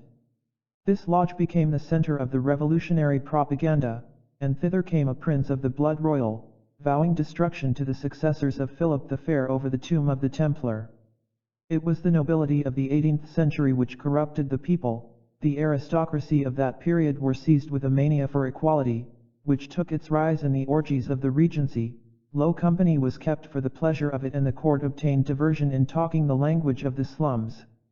The archives of the Order of the Temple testify that the regent was its grand master, that he had as his successors the Duc de Maine, the princes of Bourbon-Condé and Bourbon-Conti, and the Duc de Cossé-Brissac.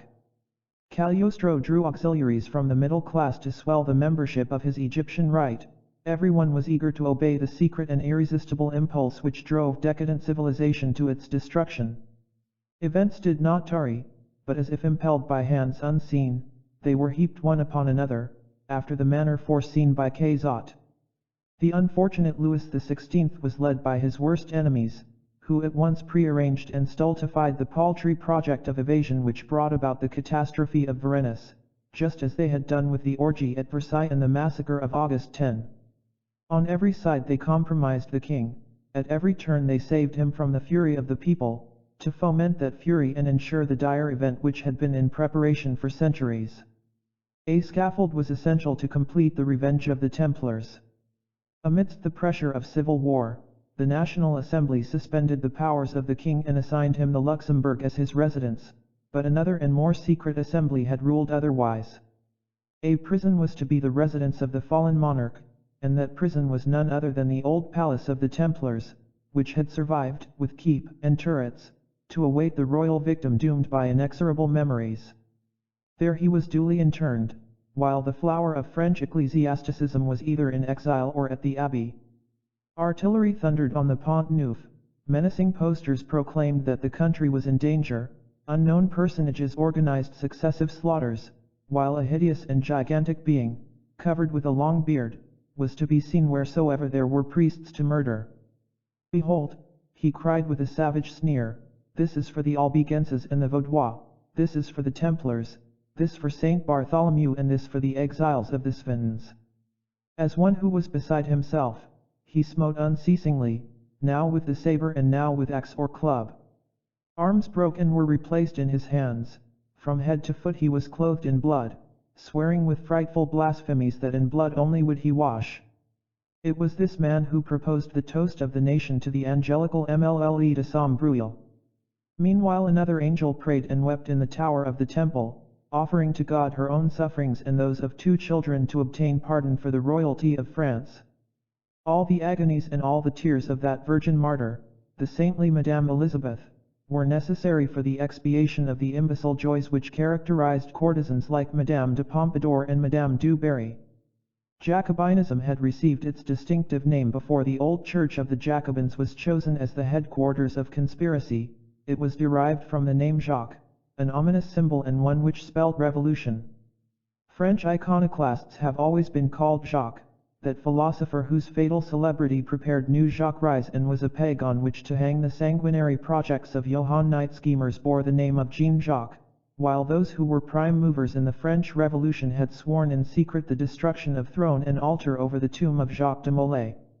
At the very moment when Louis XVI suffered under the axe of revolution, the man with a long beard, that wandering Jew, significant of vengeance and murder, ascended the scaffold and, confronting the appalled spectators, took the royal blood in both hands, casting it over the heads of the people, and crying with his terrible voice, "People of France, I baptize you in the name of Jacques and of liberty." So ended half of the work, and it was henceforth against the Pope that the army of the Temple directed all its efforts. Spoliation of churches, profanation of sacred things, mock processions, inauguration of the cultus of reason in the metropolis of Paris, these were the signals in chief of the war in its new phase. The Pope was burnt in effigy at the Palais Royal, and presently the armies of the Republic prepared to march on Rome. Jacques de Molay and his companions were martyrs possibly, but their avengers dishonored their memory. Royalty was regenerated on the scaffold of Louis XVI, the Church triumphed in the captivity of Pius VI, when he was taken a prisoner to Valence, perishing of fatigue and suffering. But the unworthy successors of that old chivalry of the Temple perished in their turn, overwhelmed by disastrous victory.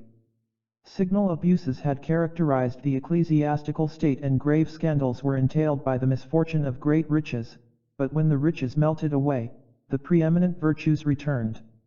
Such transitory disasters and such a spiritual triumph were predicted in the Apocalypse of Saint Methodius, to which reference has been made already.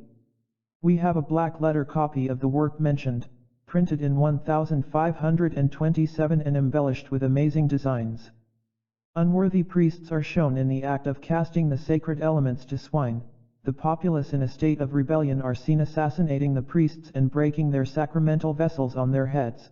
The Pope appears as a prisoner in the hands of soldiers. A crowned knight raises with one hand the standard of France, and with the other draws his sword against Italy. Finally, two eagles are depicted on either side of a cock, bearing a crown on his head and a double fleur-de-lis on his breast. One of the eagles combines with griffins and unicorns to drive the vulture from his eyrie, and there is a host of other marvels. This singular book may be compared with an illustrated edition of the prophecies attributed to Abbé Joachim, the Calabrian, wherein are exhibited portraits of all the popes to come, with the allegorical signs of their respective pontificates, down to the coming of Antichrist. These are strange chronicles of futurity, pictured as things of the past. They seem to intimate a succession of worlds wherein events are repeated, so that the prevision of things to come is the evocation of shadows already lost in the past. Chapter 5. Phenomena of Mediomania. In the year 1772 a certain parishioner of Saint Monde, named Loizot, being at church, believed that he saw an extraordinary person kneeling close by him. This was a very swarthy man, whose only garment was a pair of coarse worsted drawers. His beard was long, his hair woolly, and about his neck there was a ruddy circular scar. He carried a book, having the following inscription emblazoned in golden letters, Ecce Agnus Dei. Loizot observed with astonishment that no one but himself seemed aware of this strange presence, but he finished his devotions and returned home, where the same personage was awaiting him. He drew nearer to ask who he was and what might his business be, when the fantastic visitor vanished. Loizot retired to bed in a fever and unable to sleep. The same night he found his room illuminated suddenly by a ruddy glow. He sprang up in bed, believing that the place was on fire, and then on a table in the very center of the room he saw a gold plate, wherein the head of his visitor was swimming in blood, encompassed by a red nimbus. The eyes rolled terribly, the mouth opened, a strange and hissing voice said, "I await the heads of kings, the heads of the courtesans of kings, I await Herod and Herodias." The nimbus faded and the sick man saw no more. Some days after he had recovered sufficiently to resume his usual occupations, as he was crossing the place Louis XV, a beggar accosted him, and Loizot, without looking, threw a coin into his hat.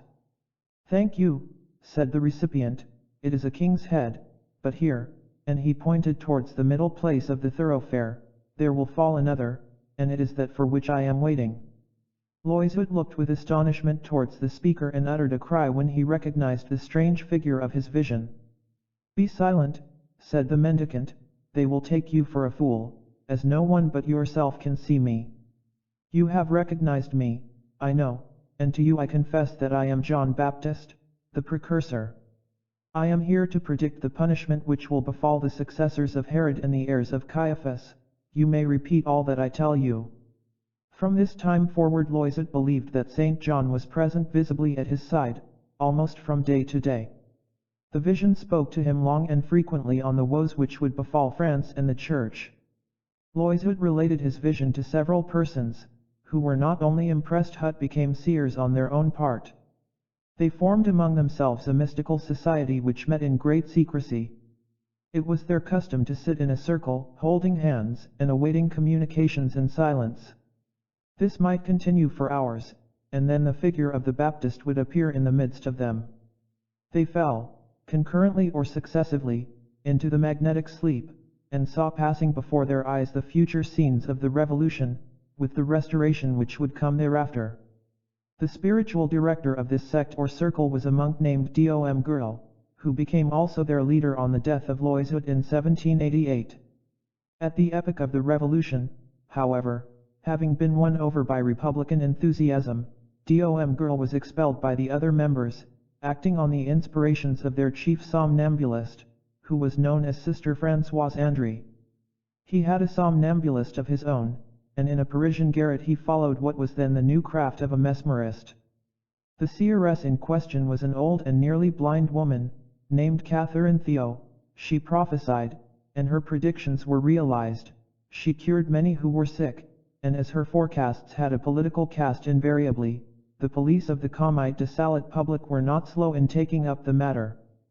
One evening Catherine Theo was in an ecstasy, surrounded by her adepts. "Hearken," she exclaimed, "I hear the sound of his footsteps. He is the mysterious chosen one of Providence, the angel of revolution, at once its savior and victim, king of ruins and regeneration. Do you see him? He draws nigh. He also has been encircled by the ruddy nimbus of the precursor. It is he who shall bear all crimes of those who are about to immolate him. Great are thy destinies, O thou who shalt close the abyss by casting thyself therein. Do you not behold him, adorned as if for a festival, carrying flowers in his hands, garlands which are crowns of his martyrdom?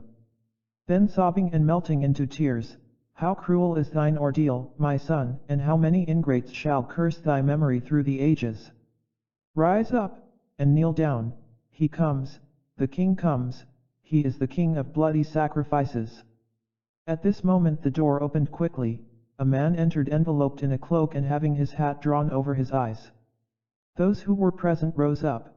Catherine Theo stretched forth her arms towards the newcomer and said as her hands trembled, "I knew that you must come, and I have awaited your coming. He who is at my right side, but unseen by you, shewed you to me yesterday, when an accusation was lodged against us. We are accused of conspiring for the king, and of a king I have indeed spoken. It is he whom the precursor reveals to me at this present moment, having a crown steeped in blood, and I know over whose head it is placed, your own, Maximilian." At this name the unknown started, as if a red-hot steel had entered his breast. He cast a swift and anxious glance about him, after which his expression became again impassible. "What would you say?" "I fail to understand," he murmured in a short and abrupt manner. "I would say," replied Catherine Theo, "that the sun will beam brightly on that day when a man clothed in blue and bearing a scepter of flowers shall be for one moment the king and savior of the world. I would say that you shall be great as Moses and as Orpheus, when, trampling on the head of that monster which is ready to devour you, you shall testify to headsmen and to victims that God is. Cease from this masking, Robespierre. Shew us rather without paling that valiant head which God is about to cast in the empty scale of his balance. The head of Louis XVI is heavy and yours can only be its counterpoise." "Do you threaten?" asked Robespierre coldly, letting his cloak fall. "Do you think by this juggling to startle my patriotism and influence my conscience? Do you hope by fanatical measures and old wives' fables to surprise my resolves as you have played the spy on my proceedings? You have looked for me, it would seem, and woe to you because you have looked. Since you compel the curiosity seeker, the anonymous visitor and observer, to be Maximilian Robespierre, representative of the people, as such I denounce you to the Committee of Public Weal, and I shall proceed to have you arrested." Having said these words, Robespierre cast his cloak round his powdered head and walked stiffly to the door. No one dared to detain and none to address him. Catherine Theo clasped her hands and said, "Respect his will, for he is king and pontiff of the new age. If he strike us, it is that God wills to strike us, lay bare the throat before the knife of Providence." The initiates of Catherine Theo waited expecting their arrest through the whole night, but no one appeared. They separated on the following day. 2 or 3 further days and nights elapsed, during which the members of the sect made no attempt at concealment. On the 5th day Catherine Theo and those who were called her accomplices were denounced to the Jacobins by a secret enemy of Robespierre who insinuated skillfully to his hearers certain doubts against the tribune. A dictatorship had been mentioned, the very name of king was pronounced. Robespierre knew, and how came he to tolerate it? Robespierre shrugged his shoulders, but on the morrow Catherine Theo, Dom girl, and some others were arrested and consigned to those prisons which, once entered, opened only to furnish his daily task to the headsman. The story of Robespierre's interview with Catherine Theo had transpired one knows not how. Already the counter-police of the Thermidorians were watching the presumed dictator, whom they accused of mysticism because he believed in God. Robespierre, notwithstanding, was neither the friend nor enemy of the sect of New Johannites. He went to Catherine Theo that he might take account of phenomena, and dissatisfied at having been recognized he departed with threats which he did not attempt to fulfill. Those who converted the conventicle of the old monk and ecstatic into a sect of conspiracy hoped to derive from the proceeding a doubt or an opportunity for ridicule attaching to the reputation of the incorruptible Maximilian. The prophecy of Catherine Theo was fulfilled by the inauguration of the worship of the Serpem being and the swift reaction of Thermidor. During this time the sect which had gathered about Sister Endry, whose revelations were recorded by a Sieur Duchesne, continued their visions and miracles. The fixed notion which they cherished was to preserve the legitimacy by the future reign of Louis XVII. Times out of number they saved in dream the poor little orphan of the temple and believed also that they had saved him literally. Old prophecies promised the throne of the lilies to a young man who had been once a captive. So Brigitte, Saint Hildegard, Bernard Tollard, Lichtenberger, all foretold a miraculous restoration after great disasters. The Neo-Johannites were the interpreters and multipliers of these forecasts. A Louis XVII never failed them. They had 7 or 8 in succession, all perfectly authentic and not less perfectly preserved. It is to the influence of this sect that we owe at a later period the revelations of the peasant Martin de Gallardon and the prodigies of Vintress. In this magnetic circle, as in the assemblies of Quakers or Shakers of Great Britain, enthusiasm proved contagious, and was propagated from one to another.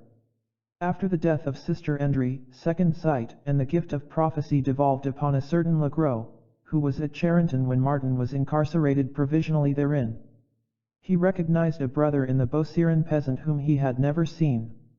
All these partisans, by force of willing Louis XVII, created him in a certain sense, that is to say, they worked such efficacious hallucinations that mediums were made in the image and likeness of the magnetic type, and believing themselves to be literally the royal child escaped from the temple, they attracted all the reflections of this gentle and frail victim, so that they even remembered circumstances known only to the family of Louis XVI. This phenomenon, however incredible it may appear, is neither impossible nor unheard of. Paracelsus states that if, by an extraordinary effort of will, one can picture oneself as another person, one would know thereby and forthwith the inmost thought of that person, and would attract his most secret memories.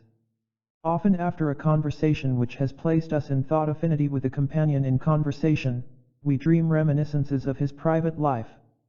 Among the simulators of Louis XVII we must therefore recognize some who were not impostors, but hallucinated beings, and among these last is the Swiss who is named Nayendorf, a visionary like Swedenborg, one indeed so contagious in his conviction that old servants of the royal family have recognized him and cast themselves weeping at his feet.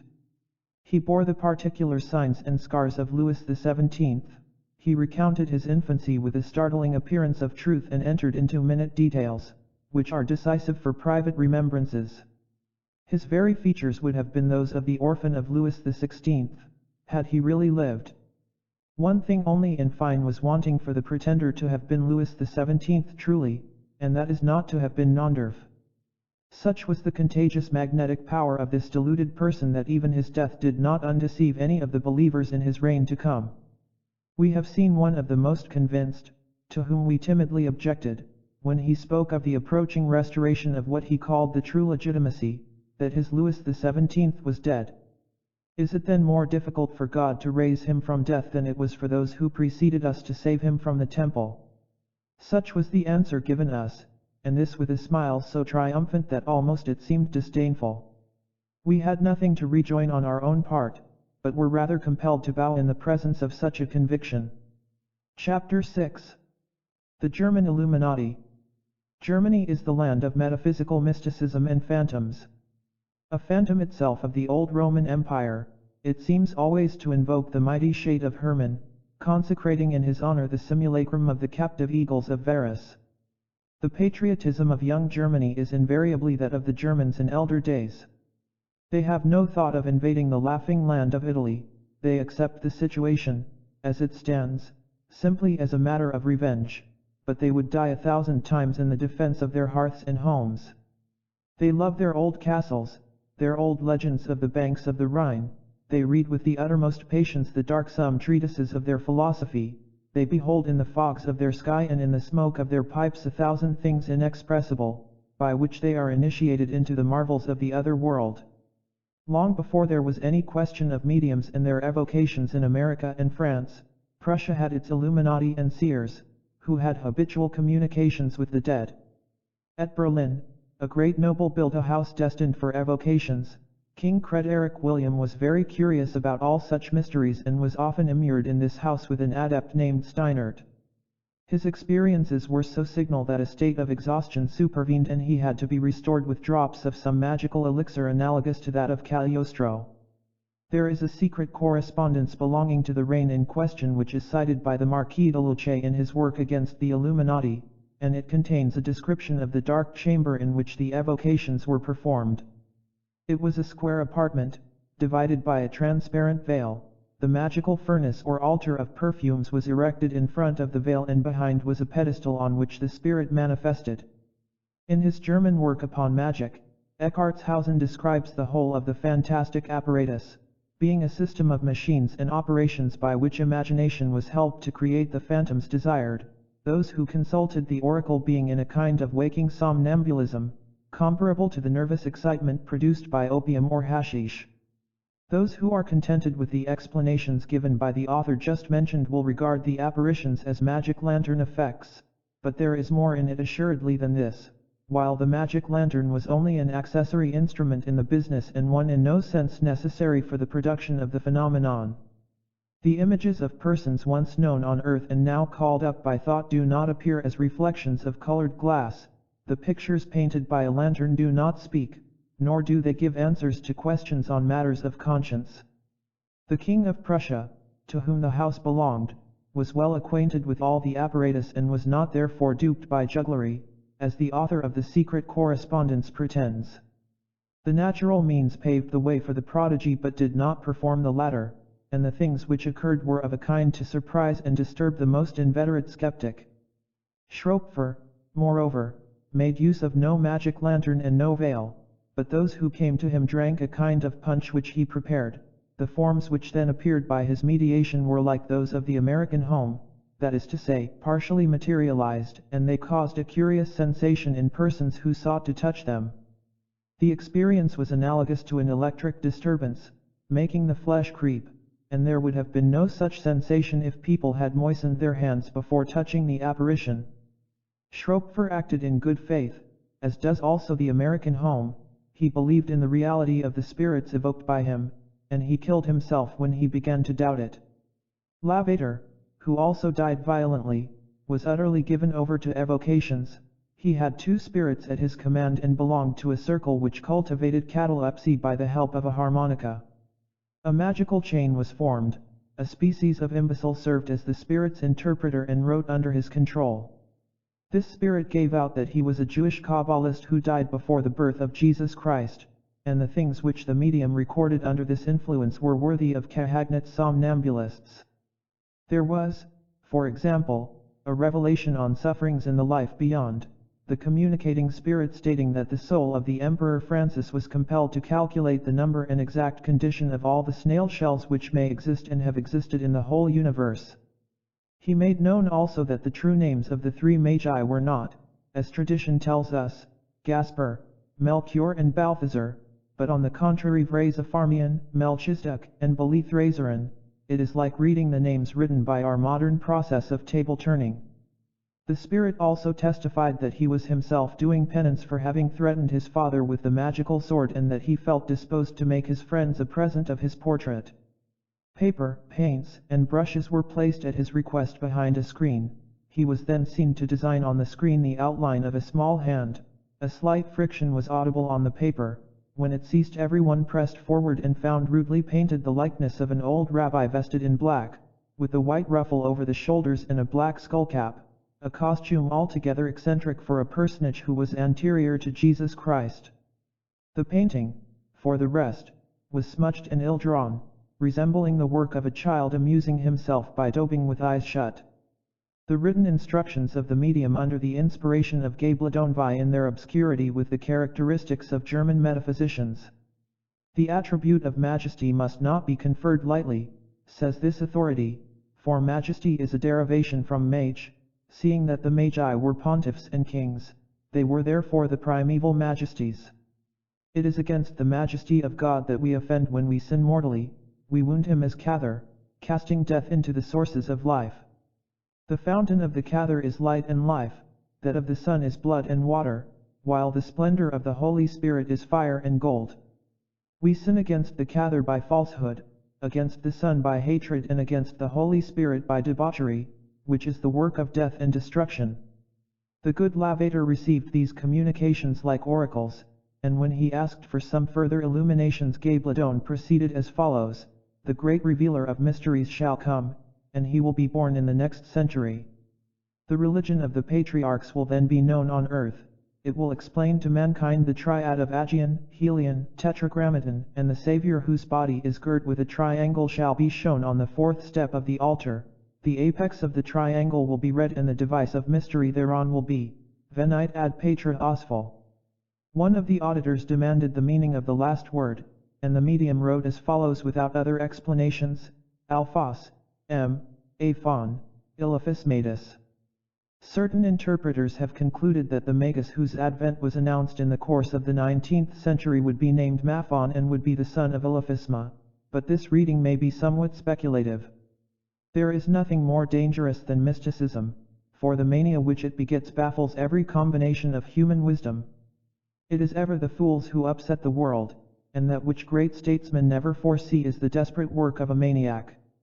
The architect of the temple of Diana at Ephesus promised himself eternal glory, but he counted without Erostratus. The Girondins did not foresee Marat. What is needed to alter the equilibrium of the world? Asked Pascal, on the subject of Cromwell. The answer is, a speck of gravel formed by chance in the entrails of a man. So do the great events come about through causes which in themselves are nothing. When any temple of civilization crashes down, it is always the work of a blind man, like Samson, who shakes the pillars thereof. Some wretched preacher, belonging to the dregs of the people, is suffering from insomnia and believes himself elected to deliver the world from Antichrist. Accordingly he stabs Henry IV and reveals to France in its consternation the name of Ravaillac. The German thaumaturgists regarded Napoleon as the Apollyon mentioned in the Apocalypse, and one of their neophytes, named Stabs, came forward to kill the military Atlas, who at the given moment was carrying on his shoulders a world snatched from the chaos of anarchy. But that magnetic influence which the Emperor called this star was more potent than the fanatical impulse of the German occult circles. Stabs could not or dared not strike. Napoleon himself questioned him. He admired his resolution and courage, but, as he understood his own greatness, he would not detract from the new Savola by forgiving him. He shewed his estimation indeed by taking him seriously and allowing him to be shot. Karl Sand, who killed Kotzebue, was also an unfortunate derelict child of mysticism, misled by the secret societies, in which vengeance was sworn upon daggers. Kotzebue may have deserved cudgeling, but the weapon of Sand reinstated and made him a martyr. It is indeed grand to perish as the enemy and victim of those who wreak vengeance by means of ambuscades and assassinations. The secret societies of Germany practiced rites which were less or more comparable to those of magic. In the Brotherhood of Mopses, for example, the mysteries of the Sabbath and the secret reception of Templars were renewed and mitigated in almost humorous forms. The Baphometic goat was replaced by a dog, as if Hermaniobi were substituted for Pan, or science for nature, the latter being an equivalent change, since nature is known solely by the intermediation of science. The two sexes were admitted by the Mopses, as was the case at the Sabbath. The reception was accompanied by barkings and grimaces, and, as among the Templars, the neophyte was invited to take his choice between kissing the back parts of the devil, the Grand Master, or the mops, which was a small image of cardboard, covered with silk, and representing a dog, called mops in German. The salutation in question was the condition of reception and recalls that which was offered to the goat of Mendes in the initiations of the Sabbath. The Mopses took no pledges other than on their word of honor, which is the most sacred of all oaths for self-respecting people. Their meetings were occasions for dancing and festivity, again like those of the Sabbath, except that the ladies were clothed, and did not hang live cats from their girdles or eat little children. It was altogether a civilized Sabbath. Magic had its epic in Germany and the Sabbath its great poet. The epic was the colossal drama of Cost, that completed Babel of human genius. Goethe was initiated into all mysteries of magical philosophy. In his youth he had even practiced the ceremonial part. The result of his daring experiments was to produce in him, for the time being, a profound disgust with life and a strong inclination towards death. As a fact, he accomplished his suicide not by a literal act but in a book. He composed the Romance of Werther, the fatal work which preaches death and has had so many proselytes. Then, victorious over discouragement and disgust, and having entered the serene realms of peace and truth, he wrote Cost.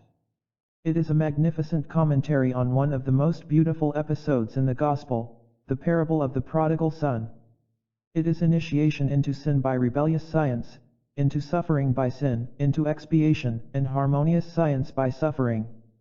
Human genius, represented by Cost, employs as its lackey the spirit of evil, who aspires to become master. It exhausts quickly all the delight that is attributed by imagination to unlawful love. It goes through orgies of folly, then, drawn by the charm of sovereign beauty, it rises from the abyss of disillusion to the heights of abstraction and imperishable beauty. There Mephistopheles is at his ease no longer, the implacable laughter turns sad, Voltaire gives place to Chateaubriand. In proportion, as the light manifests the angel of darkness writhes and tosses, he is bound by celestial angels, he admires them against his will, he loves, weeps, and is conquered. In the first part of the drama, we see Cost separated by violence from Marguerite. The heavenly voices cry that she is saved, even as she is being led to execution. But can that Faust be lost who is always loved by Marguerite? Is not his heart already espoused to heaven? The great work of redemption in virtue of solidarity moves on to its fulfillment. How should the victim ever be consoled for her sufferings? Did she not convert her executioner? Is not forgiveness the revenge of the children of heaven? The love which has first reached the empyrean draws science after it by sympathy. Christianity uprises in its admirable synthesis. The new Eve has washed the mark from the forehead of Cain with the blood of Abel, and she weeps with joy over her two children, who hold her in their joint embrace. To make room for the extension of heaven, hell, which has become useless, ceases. The problem of evil has found its definitive solution, and good, alone necessary and alone triumphant, shall reign henceforth eternally. Hereof is the glorious dream of the greatest of all poets, but the philosopher, by misfortune, forgets the laws of equilibrium. He would swallow up light in a shadowless splendor and motion in an absolute repose, which would signify cessation of life. So long as there is visible light there will be shadow in proportion therewith. Repose will never be happiness unless equilibrated by an analogous and contrary movement. So long as there shall be free benediction, blasphemy will remain possible. So long as heaven remains, a hell there will also be. It is the unchangeable law of nature and the eternal will of that justice whose other name is God. Chapter 7. Empire and Restoration. Napoleon filled the world with wonders, and in that world was himself the greatest wonder of all. The Empress Josephine, his wife, curious and credulous Aimée Creole, passed from enchantments to enchantments. A glory of this kind had, as we are told, been promised her by an old gypsy woman, and the folk of the countryside still believe that she was herself the emperor's good genius. As a fact, she was a sweet and modest counselor who would have saved him from many perils, had he always listened to her warnings, but he was impelled forward by fatality, or rather by providence, and that which was to befall him had been decreed beforehand. In a prophecy attributed to Saint Césaire but signed Jean de Vatigereau, and found in the Liber Mirabilis, a collection of predictions printed in 1524, there are the following astonishing sentences. The churches shall be defiled and profaned, and the public worship suspended. The eagle shall take flight over the world and overcome many nations. The greatest prince and most august sovereign in all the West shall be put to rout after a supernatural defeat. A most noble prince shall be sent into captivity by his enemies and shall mourn in thinking of those who were devoted to him. Before peace is restored to France, the same events shall be repeated again and again.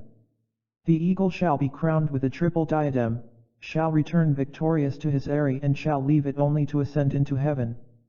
After predicting the spoliation of churches and the murder of priests, Nostradamus foretells the birth of an emperor in the vicinity of Italy and says that his reign will cost France a great outpouring of blood, while those who belong to him will betray him and charge him with the spilling of blood. An emperor shall be born near Italy, who shall cost dear to the empire. They shall say, with what people he keepeth company. He shall be found less a prince than a butcher. From a simple soldier he shall come to have the supreme command, from a short gown he shall come to the long one, valiant in arms, no worse man in the church, he shall vex the priests, as water doth a sponge. This is to say that at the moment when the church experiences the greatest calamities, he will overwhelm the priests with benefits. In a collection of prophecies published in 1820, and of which we possess a copy, the following phrase occurs after a prediction concerning Napoleon I, and the nephew will accomplish that which the uncle failed to do. The celebrated Mile Lener Mand had in her library a volume in boards with a parchment back, containing the treatise of Olivareus on prophecies, followed by 10 manuscript pages, in which the reign of Napoleon and his downfall were announced formally. The seeress imparted the contents of this work to the Empress Josephine. Having mentioned Mile Lener Mand, a few further words may be added about this singular woman. She was stout and extremely plain, emphatic in talk, ludicrous in style, but a waking somnambulist of conspicuous lucidity. She was the fashionable seeress under the First Empire and the Restoration. There is nothing more wearisome than are her writings, but as a teller of fortunes by cards she was most successful.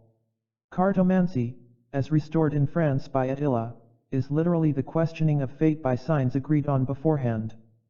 These in combination with numbers suggest oracles to the medium, who is biologized by staring at them.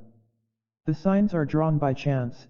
After having shuffled them slowly, they are arranged according to Kabbalistic numbers, and they respond invariably to the thoughts of those who question them, seriously and in good faith, for all of us carry a world of presentiments within us which any pretext will formulate.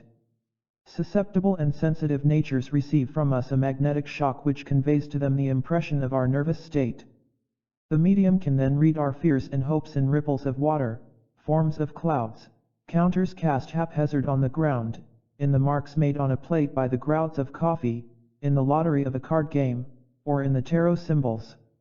As an erudite Kabbalistic book, all combinations of which reveal the harmonies pre-existing between signs, letters, and numbers, the practical value of the tarot is truly and above all marvelous.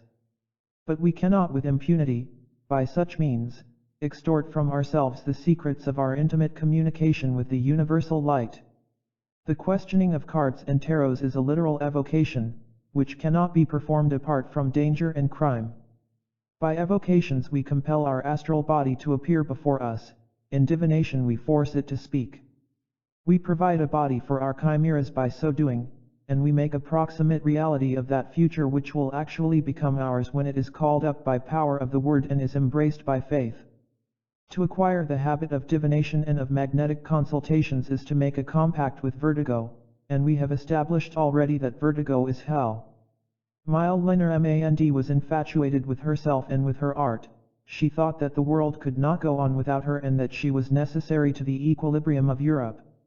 At the Congress of Aix-la-Chapelle, the seeress made her appearance with all her properties, did business at all the customs, and pestered all the authorities, so that they were compelled in a sense to concern themselves with her. She was truly the fly on the wheel, and what a fly! On her return she published her impressions with a frontispiece representing herself surrounded by all the powers who consulted her and trembled in her presence. The great events which had just come to pass in the world turned all minds towards mysticism. A religious reaction began and the royalties constituting the Holy Alliance felt the need of attaching their united scepters to the cross. The Emperor Alexander in particular believed that the hour was come for Holy Russia to convert the world to universal orthodoxy. The intriguing and turbulent sect of the saviors of Louis XVII sought to profit by this tendency for the foundation of a new priesthood, and it succeeded in introducing one of its seeresses to the notice of the Russian Emperor. Madame Bouche was the name of this new Catherine Theo, but she was called Sister Salome by the sect. She spent 18 months at the imperial court and had many secret conferences with Alexander, but he had more of pious imagination than true enthusiasm. He delighted in the marvelous and pretended that it amused him. It came about that his confidants in this class of interests presented him with another prophetess, and Sister Salome was forgotten. Her successor was Madame de Krüdener, an amiable coquette full of piety and virtue, who created but was not herself Valerie. It was, however, her ambition to pass as the heroine of her own book, and when one of her intimate friends pressed her to identify the hero, she mentioned an eminent personality of that period. "Ah, then," said her friend, "the catastrophe of your book is not in conformity with the facts, for the gentleman in question is not dead." But Madame de Krüdener replied, "Oh, my dear, he is little better than dead," and the retort was her fortune. The influence of Madame de Krüdener on the somewhat weak mind of Alexander was strong enough to concern his advisers. He was often shut up with her in prayer, but in the end she was lost by excess of zeal. One day the emperor was taking leave of her when she threw herself before him, conjuring him not to go out and explaining how God had made known to her that he was in great danger, that there was a plot against his life, and that an assassin was concealed in the palace. The emperor was alarmed and summoned the guards. A search followed, and some poor wretch was ultimately discovered with a dagger. In confusion he finished by confessing that he had been introduced by Madame de Krüdener herself. Was it true, and had the lady played the part of Latude, in the vicinity of Madame de Pompadour? Was it false, and, secreted by the emperor's enemies, was the man's mission, in the event of the murder tailing, to destroy Madame de Krüdener? Either way, the poor prophetess was lost, for the emperor, in his shame at being regarded as a dupe, sent her about her business without hearing her, and she had reason to think herself fortunate in escaping so easily. The little church of Louis XVII did not conclude that it was beaten by the disgrace of Madame Bouche, while in that of Madame de Krüdener it beheld a divine punishment. The prophecies continued and were reinforced, as required, by miracles. In the reign of Louis XVIII they put forward a peasant of La Beaucie, named Martin, who declared that he had seen an angel. From the description which he gave, the angel in question was in the guise of a lackey belonging to some good family. He had a long surtout, cut very close at the waist and of a yellow color. He was pale and thin, with a hat which was probably adorned with gold lace.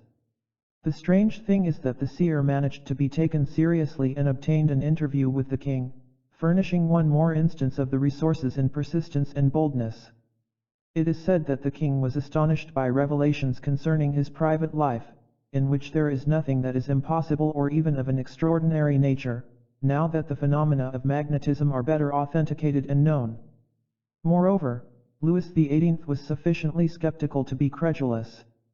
Doubt in the presence of existence and its harmonies, skepticism in the face of the eternal mathematics and immutable laws of life, by which divinity is manifested everywhere, this assuredly is the most imbecile of superstitions and the least excusable, as it is the most dangerous, of all credulities. Book 7. Magic in the 19th Century. Chapter 1. Magnetic Mystics and Materialists. The denial of the fundamental doctrine of Catholic religion, formulated so magnificently in the poem of Faust, had borne its fruits in the world. Morality, deprived of its eternal sanction, became doubtful and unsettled. A materialistic mystic turned about the system of Swedenborg to create on earth a paradise of attractions in proportion to destinies. By the word attractions Courier understood the sensuous passions, and to these he promised an integral and absolute expansion. God, who is the supreme reason, marks such condemned doctrines with a terrible seal. The disciples of Courier began by absurdity and ended in madness. They believed seriously that the ocean would be presently transformed into an immeasurable bowl of lemonade. They believed also in the future creation of anti-lions and anti-serpents, in epistolary correspondence to be established between the planets. We forbear speaking of the famous tale, 32 feet in length, with which it is reported that the human species was to be adorned, because it would appear that they had the generosity to set this notion aside as, according to their master, a purely hypothetical question. To such absurdities does the denial of equilibrium lead. And at the bottom of all these follies there is more logic than would be thought. The same reason which necessitates suffering in humanity renders indispensable the bitterness of sea water. Grant the integral expansion of instincts, and you can no longer admit the existence of wild beasts. Endow man with the capacity of satisfying his appetites as the sum of all morality, and he will still have something to envy in orang-outans and monkeys. To deny hell is also to deny heaven, seeing that, according to the most exalted interpretation of the great Hermetic dogma, hell is the equilibrating reason of heaven, for harmony results from the analogy of contraries. Quod superius, sicut quod inferius. Superiority presupposes inferiority, the depth determines the height, and to fill up the valleys is to efface mountains, so also to take away shadows would be to destroy light, as this is only visible by the graduated contrast of darkness and day, and universal obscurity would be produced by all-dazzling brilliance. The very existence of colors and light is due to the presence of shadow. It is the triple alliance of day and night, the luminous image of dogma, the light made shadow, as the Savior is the Word made man. All this rests on the same law, which is the first law of creation, the one absolute law of nature, being that of the distinction and harmonious balancing of opposing forces in universal equilibrium. That which has revolted public conscience is not the dogma of hell but its rash interpretation. Those barbarous dreams of the Middle Ages, those atrocious and obscene tortures, sculptured on the porticos of churches, that infamous cauldron for the cooking of human flesh which lives forever, so that it may forever suffer, while the elect are rejoiced by the smoke, all this is absurd and impious, but none of it belongs to the sacred doctrine of the Church. The cruelty attributed to God constitutes the most frightful of blasphemies, and it is precisely for this reason that evil is forever irremediable while the will of man rejects the divine goodness. God inflicts the tortures of reprobation on those who are damned only as he causes the death of the suicide. Work in order to possess, and you will be happy, so speaks the supreme justice to man. I would possess and enjoy without labor, you will then be a robber and will suffer. I will rebel, you will be broken and will suffer further. I will rebel forever, then shall you suffer eternally. Such is the decree of the absolute reason and the sovereign justice. What can be answered hereto by human pride and folly? Religion has no greater enemy than unbridled mysticism, which mistakes its feverish visions for divine revelations. It is not the theologians who have created the devil's empire, but the false devotees and sorcerers. To believe a vision of the brain rather than the authority of public reason or piety has been ever the beginning of heresy in religion and of folly in the order of human philosophy. A fool would not be a fool if he believed in the reason of others. Visions have never been wanting to piety in revolt, nor chimeras to reason which excommunicates and banishes itself. From this point of view, magnetism has its dangers assuredly, for the state which it induces leads to hallucination as easily as to lucid intuition.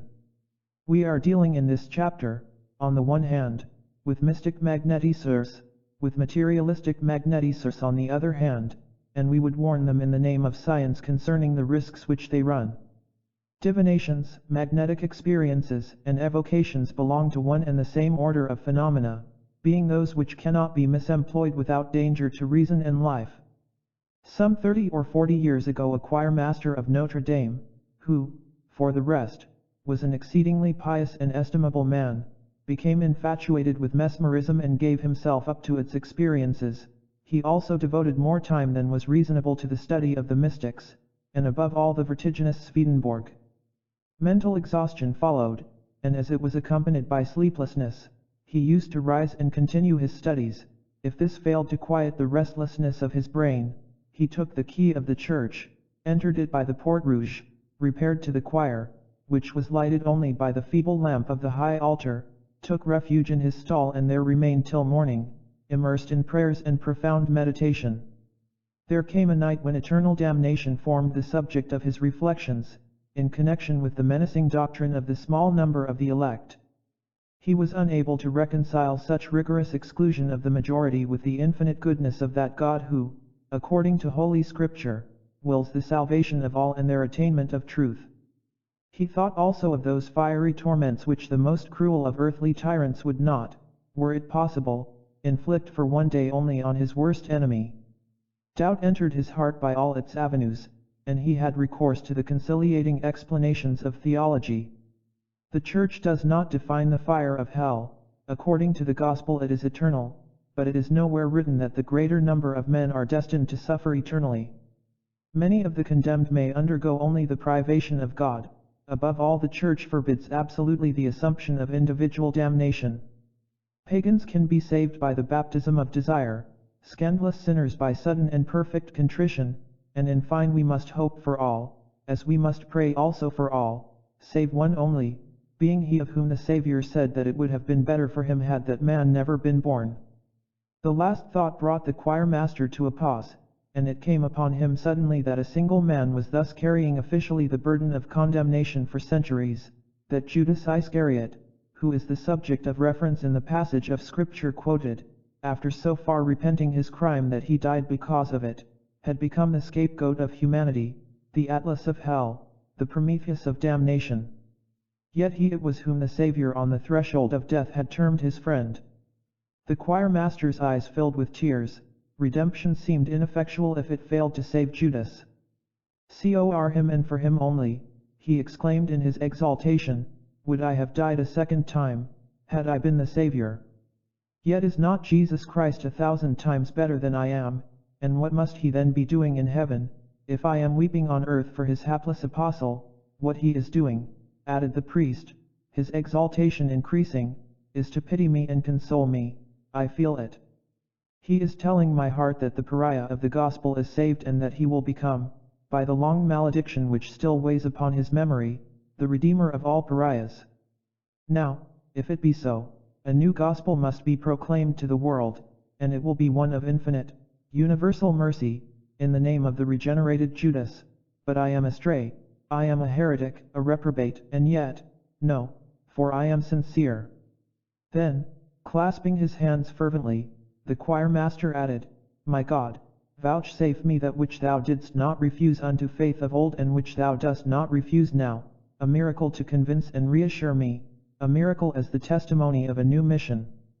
The enthusiast then rose, and in that silence of the night which is so formidable at the foot of altars, in the vastness of the mute and darksome church, he pronounced the following evocation in loud tones, but slowly and solemnly: "Thou who hast been cursed for 18 centuries, thou for whom I weep, for thou dost seem to have taken hell solely unto thyself, so that heaven may be left for us, thou, unfortunate Judas, if it be true that the blood of thy master has purified thee, so that thou art saved indeed, come and lay thy hands upon me, for the priesthood of mercy and love." While the echo of these words was still murmuring through the affrighted arches, the choir master rose up, crossed the choir and knelt under the lamp before the high altar. He tells us, for the account is related by himself, that he felt positively and really 2 warm and living hands placed upon his head, as bishops impose them on the day of ordination. He was not sleeping or swooning and he felt them, it was a real contact which lasted for several minutes. He became certain that God had heard him, that a miracle had been performed, new duties had been imposed, and that a new life was for him begun. From tomorrow he must be a new man. But on the morrow the unhappy choir master was mad. The dream of a heaven without hell, the dream of Faust, has made other victims innumerable in this hapless century of doubt and egoism, which has only succeeded on its own part in the realization of a hell without a heaven. God himself has become of no effect in a system where all is permissible, where all things count for good. Men who have reached the point where they fear no longer a supreme judge find it easy to dispense with that God of simple folk. Who is less of a God in reality than the simple folk themselves? The fools, who vaunt themselves as conquerors of the devil, and by making themselves gods. Our age is above all that of these pseudo-divine mummers, and we have known all grades of them. The god Gano, a good and too poetic nature, who would have given his shirt to the poor, who reinstated thieves, who admired Lacenaire, and who would not have hurt a fly; the god Chanot, a dealer in buttons in the Rue Croix des Petits Champs, a visionary like Swedenborg, and recording his inspirations in the style of Genet; one the god Tourrail, an excellent personage who deified woman and decided that Adam had been extracted from Eve; the god Auguste Comte, who preserved the Catholic religion intact with only two exceptions, being the existence of God and the immortality of the soul, the god Wronski, he being a true scholar, who had the glory and the happiness to rediscover the first theorems of the Kabbalah, and who, having sold their communication for 150,000 francs to a wealthy imbecile named Arsène, has borne witness in one of his most serious works that the said Arsène, having refused to pay him in full, has become actually and literally the beast of the apocalypse. With a view to enforcing payment, Wronski published a pamphlet entitled Yes or No, that is to say, have you or have you not, yes or no, purchased from me for 150,000 francs my discovery of the Absolute? Lest we should be accused of injustice towards one whose works have proved useful to ourselves, and whose eulogium has been pronounced in our former publications, we will give verbatim the passage in Wronski's Reform of Philosophy, which calls the attention of an indifferent universe to the pamphlet above mentioned. It will also offer a curious specimen of the style adopted by this merchant in the Absolute. This fact of the discovery of the Absolute, against which people have appeared to rebel so strongly, has already been established undeniably by means of a great scandal, that of the famous Yes or No, not less decisive by the brilliant victory of truth which followed therefrom than remarkable by the sudden manifestation of the symbolic being foreshadowed in the Apocalypse, the monster of creation who bears the name Mystery on his forehead, and who on this occasion, fearing to be mortally wounded, can no longer hide his hideous contortions in darkness, but comes through the medium of newspapers and by other modes of publicity to expose in the open day his infernal rage and the height of his imposture, etc. It is good to know that this unfortunate Arsène, here accused, had already expended on the Hierophant some 40 or 50,000 francs. We have attained after Wronski that Absolute which he sold so dearly, and we have given it without price to our readers, for truth is due to the world, and none has the right to appropriate or turn it into trade and merchandise.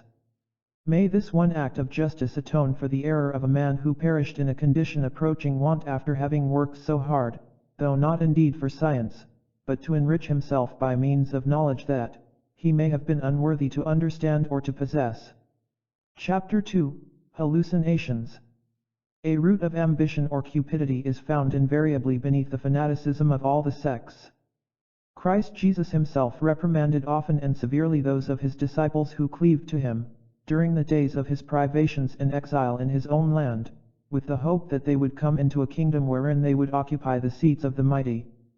The more egregious the expectations are, the more they inveigle some imaginations, and people are then prepared to pay for the felicity of hope with their whole purse and indeed their whole personality. It is thus that the god Wronski ruined those imbeciles to whom he promised the Absolute. It is thus that the god Auguste Comte drew an annuity of 6,000 francs at the expense of his worshippers, among whom he had distributed fantastic dignities in advance, to become realizable when his doctrine should have conquered the world. It is thus that certain mediums draw money from innumerable dupes by promising them treasures which the spirits always make away with. Some of these impostors really believe in their promises, and it is these precisely who are the most unwearying and the boldest in their intrigues. Money, miracles, prophecies, none of these fail them, because theirs is that absolute of will and action which really works wonders, so that they are magicians without knowing it. From this point of view, that sect which may be termed the saviors of Louis XVII belongs to the history of magic. The mania of these people is so contagious that it draws within the circle of their belief even those who have come forward to combat them. They procure the most important and rare documents, collect the most exceptional testimonies, evoke forgotten memories, command the army of dreams, ensure the apparition of angels to Martin, of blood to Rose Tamise, of an angel in tatters to Eugene Vintres. The last history is curious on account of its extraordinary consequences, and we shall therefore recite it. In 1839, the saviors of Louis XVII, who had filled the almanacs with prophecies for 1840, seemed to have assumed that if the whole world could be made to expect a revolution, that revolution would not fail to be accomplished, but having no longer their prophet Martin, they set about to secure another. Some of their most zealous agents were then in Normandy, of which the pretended Louis XVII claimed to be Duke. They cast their eyes on a devout laborer, with an excitable but weak brain, and they planned the following device. They framed a letter addressed to the prince, meaning the pretender, filled it with emphatic promises concerning the reign to come, in combination with mystical expressions calculated to influence a person of feeble mentality, and then arranged that it should come into the hands of the peasant in question, who was named Eugene Vintres, under circumstances as to which he may be left to speak for himself. August 6, 1839. Towards 9 o'clock I was occupied in writing, when there was a knock at the door of the room in which I sat, and supposing that it was a workman who came on business, I said rather brusquely, "Come in." Much to my astonishment, in place of the expected workman, I saw an old man in rags. I asked merely what he wanted. He answered with much tranquillity, "Don't disturb yourself, Pierre Michel." Now, these names are never used in addressing me, for I am known everywhere as Eugene, and even in signing documents I do not make use of my first names. I was conscious of a certain emotion at the old man's answer, and this increased when he said, "I am utterly tired, and wherever I appear they treat me with disdain, or as a thief." The words alarmed me considerably, though they were spoken in a saddened and even a woeful tone. I arose and placed a 10-sou piece in his hand, saying, "I do not take you for that, my good man," and while speaking, I made him understand that I wished to see him out. He received it in silence but turned his back with a pained air. No sooner had he set foot on the last step than I shut the door and locked it. I did not hear him go down, so I called a workman and told him to come up to my room.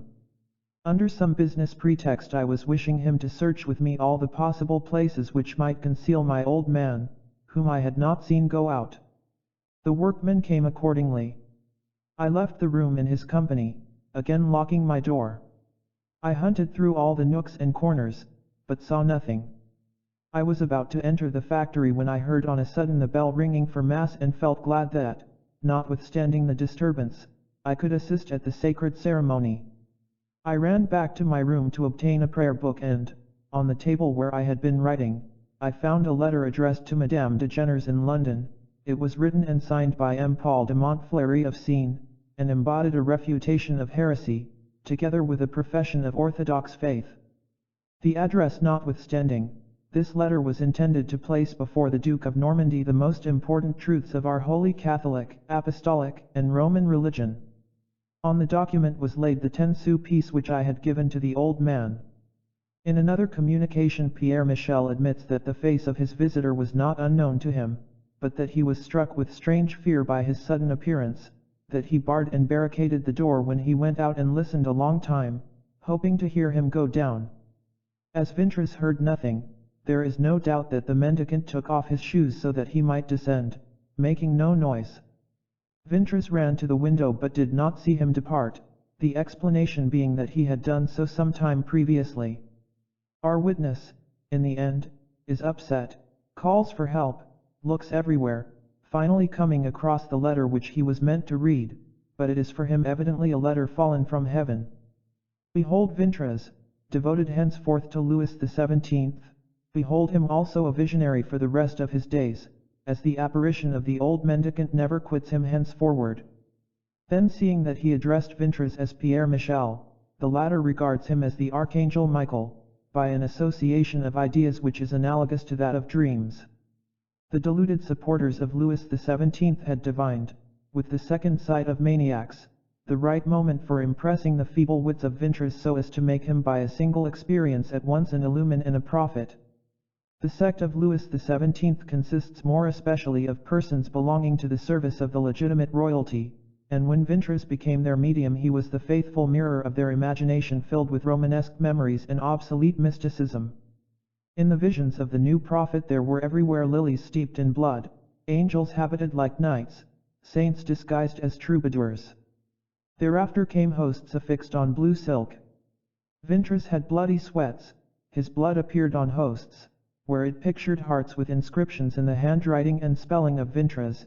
Empty chalices were filled suddenly with wine, and where the wine fell the stains were like those of blood. The initiates believed that they heard delightful music and breathed unknown perfumes. Priests, invited to witness the prodigies, were carried away in the current of enthusiasm. One of them, from the Diocese of Tours, an old and venerable ecclesiastic, left his cure to follow the prophet. We have personally seen this priest. He has narrated the marvels of Vintras with the most perfect accent of conviction. He has shown us hosts intincted with blood in a most inexplicable manner. He has communicated to us copies of official proceedings signed by more than 50 witnesses, all honorable persons, occupying positions in the world, artists, physicians, lawyers, a chevalier de Razac and a duchesse d'Armale. Doctors have analyzed the crimson fluid which flowed from the hosts and have certified that it was human blood, the very enemies of Vintras, and he has cruel enemies. Do not dispute the miracles, but refer them to the devil. Now, said the Abbé Chavez, the priest of Touraine whom we have mentioned, can you tolerate the notion of the demon falsifying the blood of Christ Jesus on hosts which have been regularly consecrated? Abbé Chavez is a real priest, and the signs in question appeared in hosts which had been hallowed by him.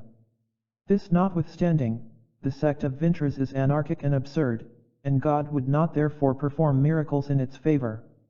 There remains the natural explanation of such phenomena, and in the course of the present work it has been indicated sufficiently to make further development needless. Vintras, whom his partisans represent as a new Christ, has also had his Iscariots, 2 members of the sect, a certain Gotsoli and another named Alexander Geoffroy, published the most scandalous revelations against him. According to them, the devotees of Tilly-sur-Seulles, which was the place of their residence, were given over to the most obscene practices. They celebrated in their private chapel, which they termed the upper chamber, sacrilegious masses, at which the elect assisted in a state of complete nudity. At a given moment all present fell into a paroxysm, and with tears and cries of love, love, they cast themselves into each other's arms. The rest we may be permitted to suppress. It was like the orgies of the old Gnostics, but without even taking the precaution to extinguish the lights. Alexander Geoffroy testifies that Vintras initiated him into a kind of prayer which consisted in the monstrous act of onan, committed at the foot of the altar, but here the accuser is too odious to be believed on his own word. Abbé Chavez, to whom we mentioned these infamous impeachments, explained that they must be attributed to the hatred of 2 men who had been expelled from the association for having been guilty on their own part of the acts which they attributed to Vintras. However it may be, moral disorders engender naturally those of a physical kind, and abnormal excitements of the nervous system produce almost invariably eccentric irregularities in morals. If therefore Vintras is innocent, he might have been and may yet be guilty. His sect was condemned formally by Gregory XVI in his brief, dated November 8, 843. We append a specimen of the style which this illumin adopted. He is a man without education and his bombastic writings swarm with grammatical errors. Sleep, sleep, ye indolent mortals, rest, and still rest on your soft couches, smile at your dreams of festivals and grandeurs. The angel of the covenant has come down on your mountains, he has written his name even in the cups of your flowers. The rings on his feet have touched the rivers which are your pride and hope. The oaks of your forests have borrowed the tincture of a new morning from the radiance of his brow. The sea has made answer to his glance with a yearning leap. She has gone before him. Prostrate yourselves upon the earth and be not alarmed at the continuous sound heard in the graves beneath. Sleep, and still sleep. He is engraving his name on the high hills. He is calling on time to speed his ship. And I have seen the oldest of the old smile at him. Sleep therefore and sleep. Elias, in the west, sets a cross at the gate of the temple, he seals it with fire and with the steel of a dagger. Still the temple, and still fire and dagger. It is strange assuredly how the fools reflect one another, all fanaticisms interweave their inspirations, and the prophet of Louis XVII is here an echo of the vengeance cry of the Templars. It is true that Vintras does not hold himself responsible for what he writes. This is how he speaks on the subject. If my mind counted for anything in these condemned works, I should bow my head and fear would possess my soul. But the work is not my work, and I have had no concurrence therein, either by research or desire. Calm is within me, my couch knows no vigils, watches have not wearied my eyes, my sleep is pure, as when God first gave it. I can say to my God with a tree heart, Custodi animant meum et arami, non arabescam, quanium speravi in te. Another reputed reformer, he who posed as the Messiah of prisons and the scaffold, namely Lacenaire, with whom we do not assuredly seek to compare Vintras, wrote thus in his prison, as a chaste and pure virgin, I wake and I sleep, ever in dreams of love. Who shall teach me the meaning of remorse? The argument of Vintras, in order to legalize his inspiration, is not therefore conclusive, for it has also served Lacenaire, to excuse and even legitimize not only reveries but crimes. Condemned by the Pope, the sect of Tilly-sur-Seulles condemned the Pope in their turn, and Vintras, on his private warrant, constituted himself sovereign pontiff. The shape of his priestly vestments was revealed to him. He wears a golden diadem, having an Indian lingam over the forehead. He is vested in a purple robe and carries a magical scepter terminated by a hand, the fingers of which are closed except the thumb and little finger, being those consecrated to Venus and Mercury, emblematic of the antique hermaphrodite, the emblem of the old ceremonial orgies and the obscene pageants of the Sabbath. So do the memories and reflections of black magic, transmitted by the astral light, connect the mysteries of India and the profane worship of Baphomet with the ecstasies of this contagious being whose infirmary is at London, and who continues there to make proselytes and victims. The exaltation of the unfortunate prophet is by no means exempt from terrors and remorse, whatever he may have alleged to the contrary, and mournful confessions escape him from time to time. An example occurs in a letter written to one of his most intimate friends. I am always expecting new torments. Tomorrow the Verger family will come, and I shall behold in their faces the purity of their soul manifested in their joy of spirit. It will recall my past happiness, names will be mentioned which I pronounced lovingly myself in days not far away. That which will be a delight for others will bring me new tortures.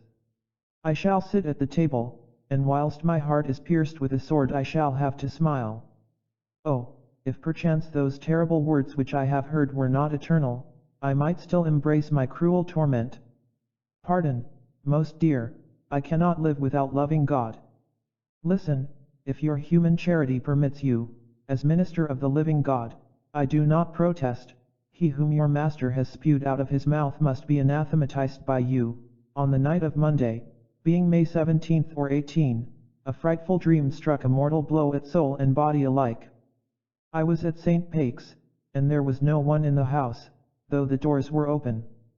I had ascended hurriedly to the holy chapel and was about to open the door when I saw emblazoned thereon in characters of fire, Dare not to enter this place, thou whom I have spewed from my mouth.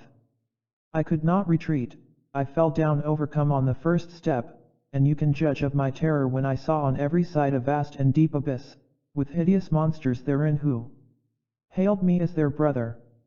The thought came to me at that moment that the holy archangel also once called me his brother. What a difference! His salutation caused my soul to leap with the most intense joy, and at theirs I writhed in convulsions similar to those which they had experienced through the power with which God endowed my cross of grace at their apparition on April 28 last. I tried to cling to something, so that I might not fall into the bottomless gulf. I turned to the Mother of God, the Divine Mary, and called on her to help me. She was deaf to my voice. During all this time I continued writhing, leaving strips of my skin on the rugged points which bordered this terrible abyss. Suddenly whirlpools of flame rose towards me from that depth wherein I was about to fall. I heard yells of ferocious joy and could pray no longer, when a voice more terrific than long echoes of thunder in a violent tempest filled my ears, uttering these words, You think to overcome me, but it is you who are conquered. I have taught you to be humble after my manner. Come, taste of my sweetness, be numbered among my elect, and learn also to know the tyrant of heaven, join with us in uttering blasphemies and imprecations against him, all else is useless, so far as you are concerned. Then after a scream of laughter the voice added, Behold Mary, her whom you called your shield against us, behold her gracious smile and listen to her gentle voice. Dear friend, I saw her above the abyss, her eyes of celestial blue were filled with fire, her red lips were violet, her mild and divine voice had become hard and terrible, and like a thunderbolt she hurled these words at me: "Writhe, proud one, in those fiery regions inhabited by demons." All my blood flowed back to my heart. It seemed that the hour had struck wherein an earthly hell was to replace the hell that is eternal. I could still utter a few words of the Ave Maria. How the time passed I knew not, but on returning the servant was asleep and said that it was late. Oh, if only I revealed to the enemies of the work of mercy that which passes within me, would they not cry victory? They would say that here indeed was evidence of monomania. Would God that it were so, for I should have less to lament. And yet fear nothing. If God will not hear my voice when it pleads my own cause, I will pray him to double my sufferings, on condition that he hides them from my enemies. Here triumphant hallucination reaches the point of the sublime. Vintras consents to be damned, provided he is not classed as a fool. It is the last instinct of reason's inestimable value, surviving reason itself. The drunken man is afraid only of being regarded as drunk. The monomaniac chooses death rather than admit his delirium. The explanation is that, according to the beautiful sentence of Cebes, already quoted, there is only one good desirable for man, it is that wisdom which is the practice of reason. There is also one only true and supreme misfortune to dread, which is madness. Chapter 3. Mesmerists and Somnambulists. The Church in its great wisdom forbids us to consult oracles and to violate by indiscreet curiosity the secrets of futurity. In our day the voice of the Church is no longer heeded. The people go back to diviners and pythonesses. The somnambulists have become prophets for those who believe no longer in the gospel precepts. It is not realized that preoccupation over a predicted event suppresses our freedom in a sense and paralyses our means of defense. By consulting magic, to foresee future events, we give earnests to fatality. The somnambulists are the Sibyls of our epoch, as the Sibyls were somnambulists of antiquity. Happy are those Cairns who do not place their credulity at the service of immoral or senseless magnetists, for by the very fact of their friendly consultations they place themselves in communion with the immorality or folly of those who inspire the oracle. The business of the mesmerist is easy and his dupes are manifold. Among those who are devoted to magnetism it is therefore important to know who are in earnest. Among these, MLE Baron du Potet must be placed in the front rank, and his conscientious work has already done much to advance the science of mesmer. He has opened at Paris a practical school of magnetism, to which the public is admitted for instruction in the processes and verification of the phenomena obtained. Baron du Potet is of an exceptional and highly intuitive nature. Like all our contemporaries, including the most instructed, he knows nothing of the Kabbalah and its mysteries, but magnetism has notwithstanding revealed to him the science of magic, and as it is still dread in his eyes, he has concealed that which he has found, even while feeling it necessary to reveal it. The book which he has written on the subject is sold only to his adepts, and then under the seal absolute of secrecy. We have entered into no bond with M. du Potet, but we shall reserve his secret out of respect for the convictions of a hierophant. It is sufficient to say that his work is the most remarkable of all products of pure intuition.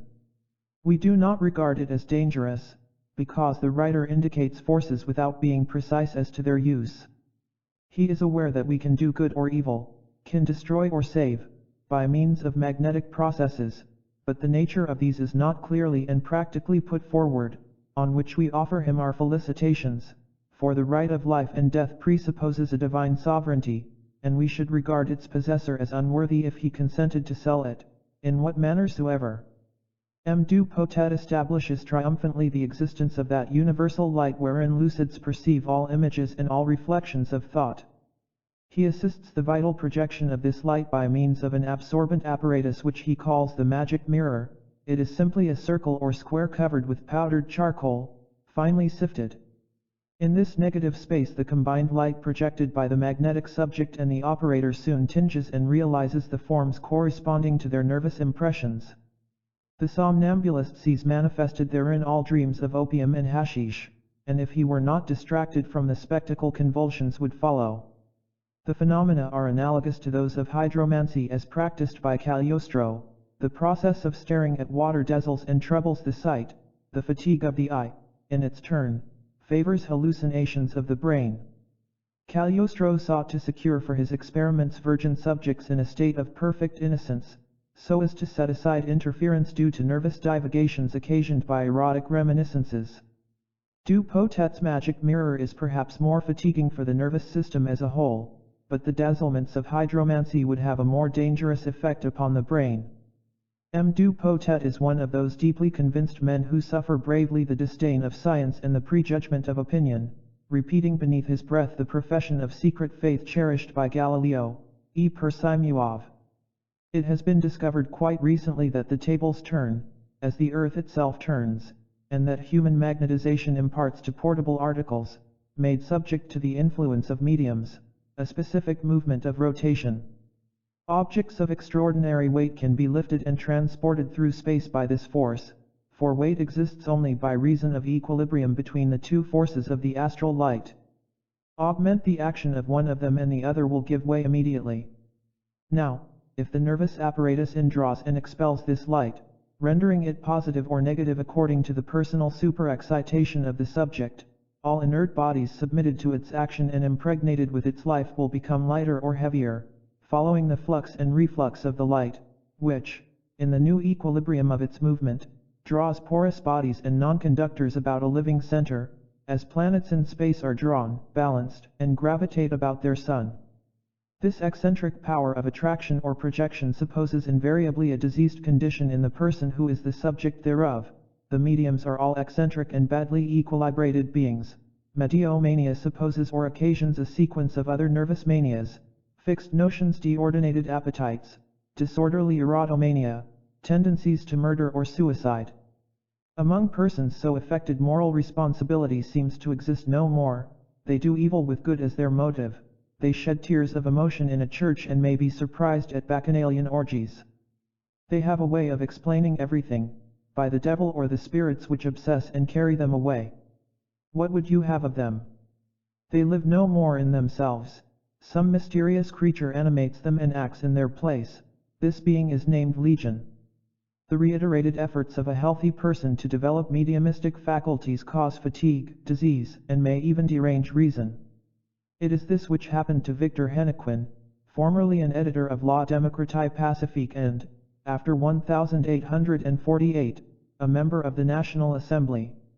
He was a young barrister, with a plentiful flow of eloquence, wanting neither education nor talent, but he was infatuated with the reveries of Courier.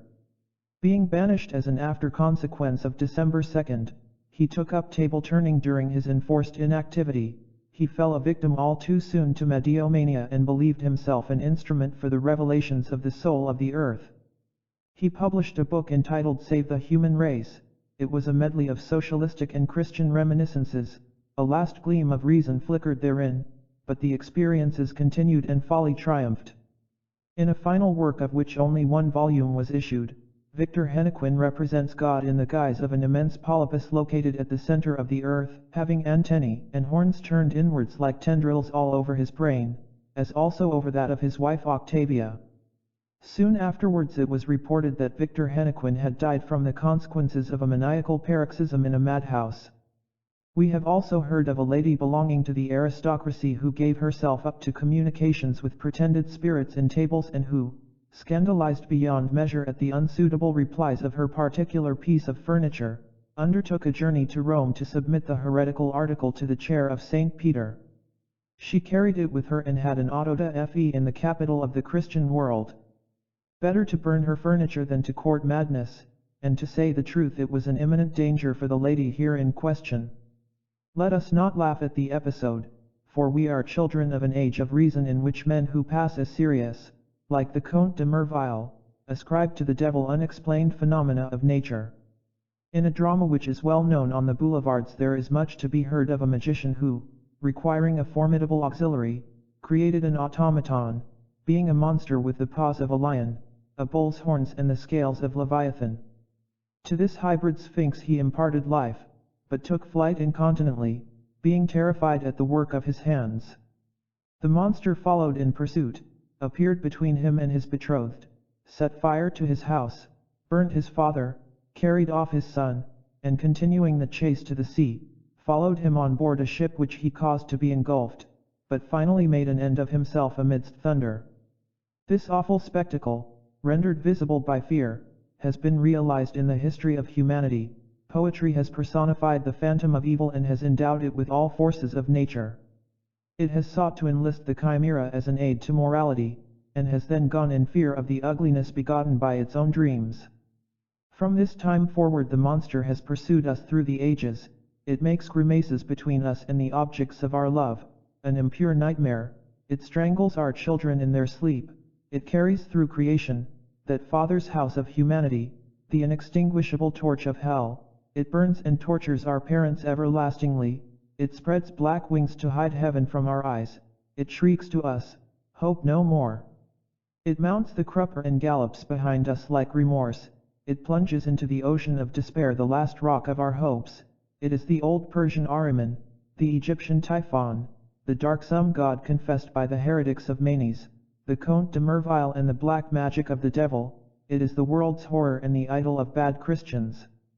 Men have tried to laugh at it and have been afraid. They have caricatured it and trembled, for the cartoons have seemed to take life and to mock at those who made them. All this notwithstanding, its reign is over, though it will not perish overwhelmed by a bolt from heaven. Science has conquered the lightning and converted it into torches. The monster will dissolve before the brightness of science and truth. The genius of ignorance and darkness can only be blasted by the light. Chapter 4. The fantastic side of magical literature. It is now 20 years since Alphonse Louis, one of the friends of our childhood, issued a work of high fantasy, entitled The Magician. All that the romanticism of that period conceived to be most bizarre was embodied in the story. The author provided his magus with a seraglio of dead ladies, embalmed according to a process which has since been discovered by Ganel. The characters included an automaton of bronze who preached chastity, a hermaphrodite who was in love with the moon and conducted a regular correspondence with that satellite. There were other wonderful things which one has forgotten at this day. Alphonse Louis may be said to have founded a school of fantasists in magic by the publication of this romance, its most distinguished present representative being the young and interesting Henri Delage, who is a productive writer, an unrecognized thaumaturgist and a gifted charmer. His style is not less astonishing than were the notions of Alphonse Louis, his initiator and master. Thus, in his book dealing with those who have risen from the dead, he remarks as follows concerning some objection against Christianity: I take this objection by the throat and, when I loose my grasp, the earth shall resound sullenly under the weight of its strangled corpse. It is true that his reply to the objection comes to very little, but what would you, when an objection has been strangled and when the earth has resounded sullenly under the weight of its body? We have said that Henri Delage is an unrecognized thaumaturgist. As a fact, he has informed a person of our acquaintance that during a winter when influenza was prevalent, it was sufficient for him to enter a room and every one who happened to be therein was cured immediately. Unhappily he became himself a victim of the miracle, for he contracted a slight hoarseness which has never left him. Many of our friends declare that he has the gift of ubiquity. He is left at the office of La Patrie and is found again with his publisher Dantou. One retires in dismay and goes home, there to find Delage awaiting one's arrival. He is a skillful charmer. A society lady who had been reading one of his books testified that she knew nothing better written or more beautiful, but it is not to his works alone that Delage imparts beauty. We had been reading an article signed Fiorentino which said that the physical attractions of the young magician equaled or even surpassed those of angels. We encountered Delage and questioned him with curiosity on this singular revelation. Delage then put his hand in his waistcoat, turned 3 parts round and looked smilingly to heaven.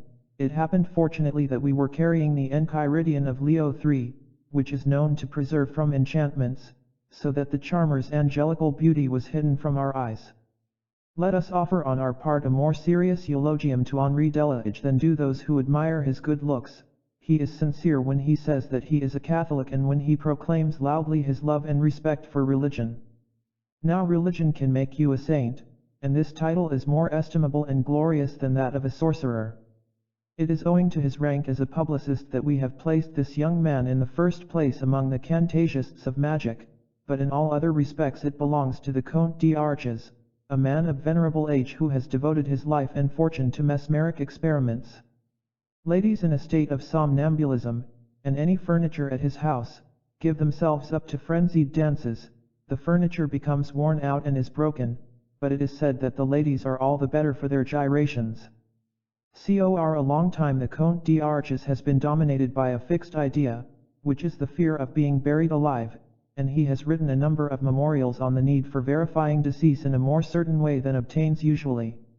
He has some justification for such a fear on his own part because his temperament is plethoric, while his extreme nervous susceptibility, continually superexcited by experiments with fair somnambulists, may expose him to attacks of apoplexy.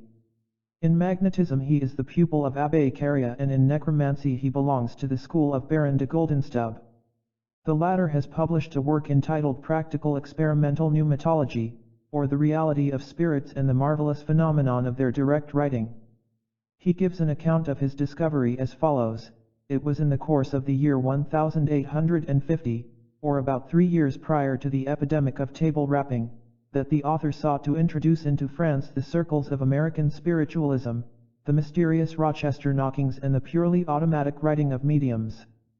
Unfortunately he met with many obstacles raised by other mesmerists.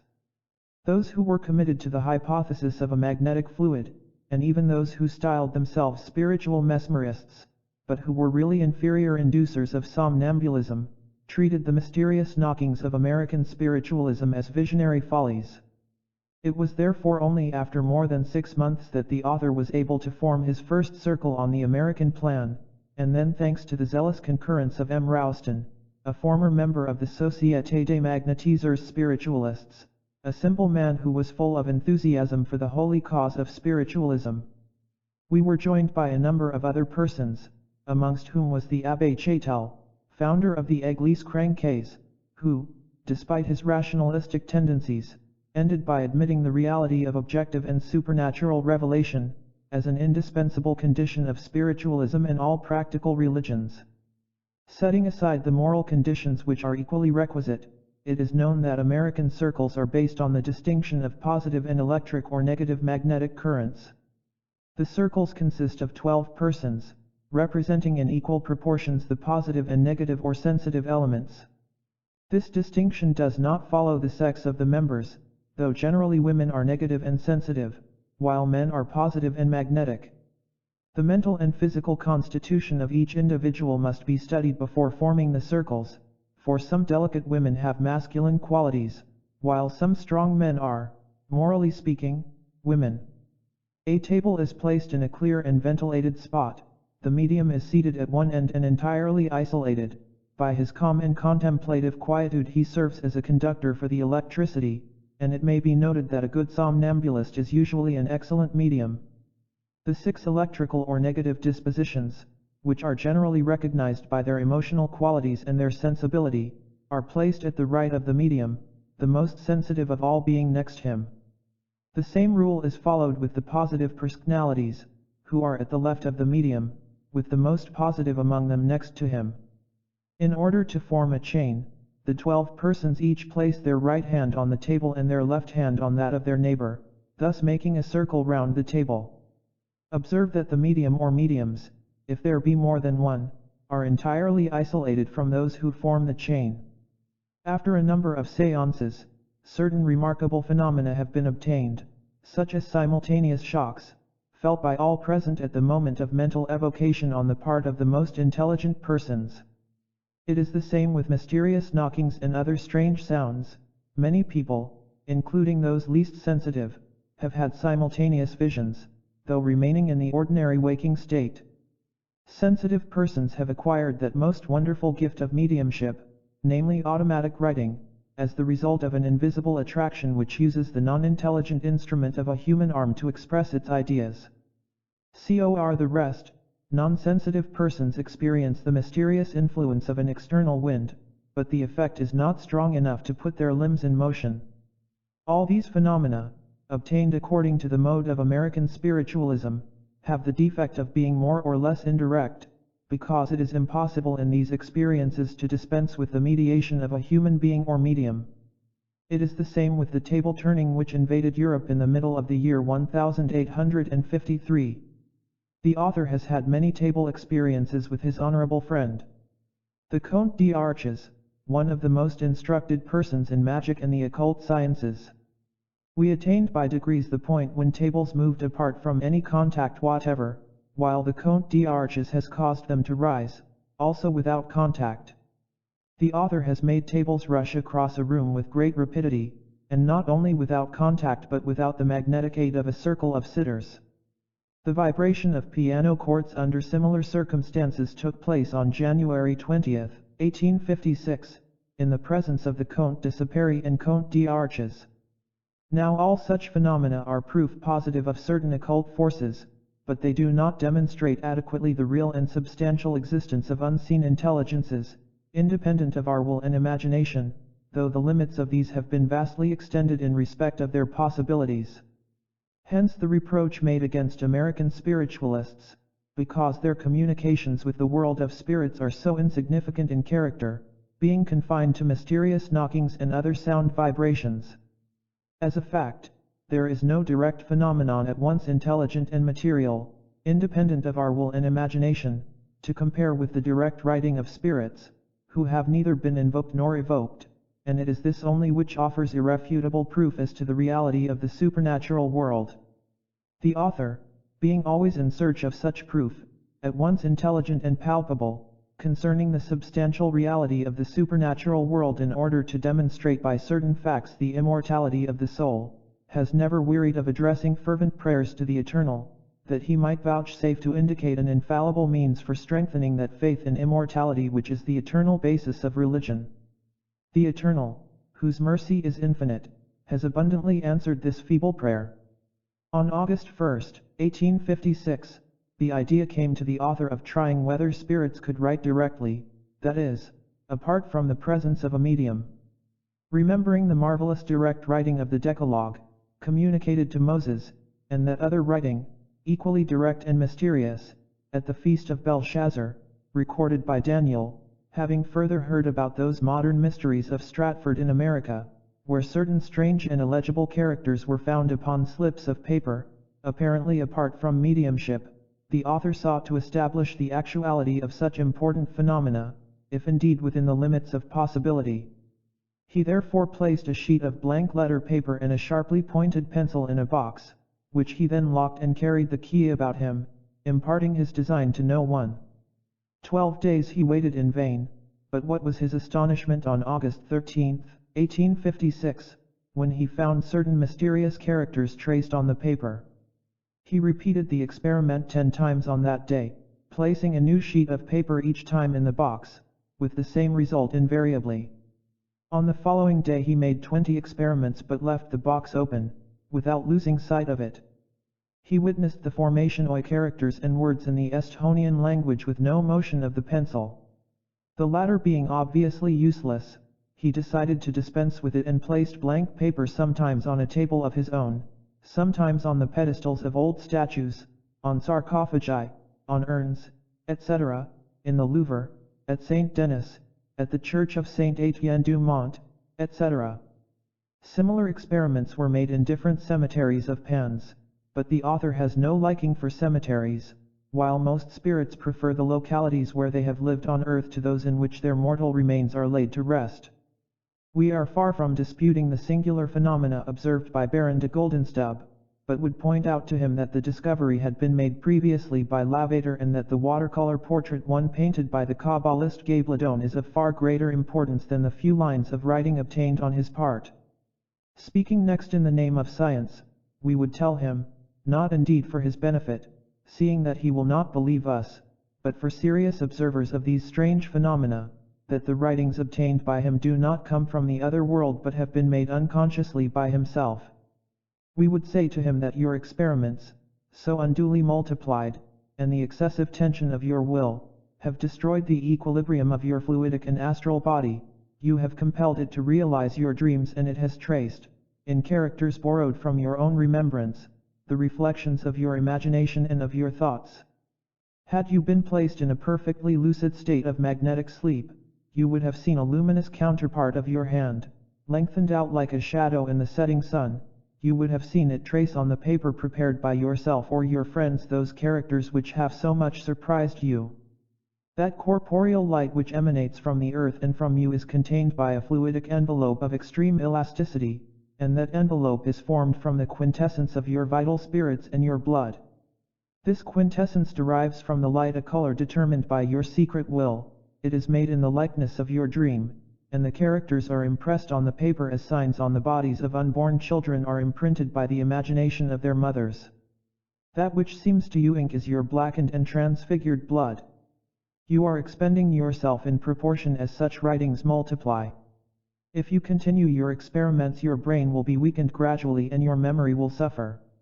You will experience unspeakable pains in the joints of the limbs and fingers, and you will finally die, either struck down suddenly or after a prolonged agony, characterized by hallucinations and madness. So much for Baron de Goldenstub. To the Comte d'Arches we would say, you will not be buried alive, but you run the risk of dying by the very precautions which you are taking against such a possibility.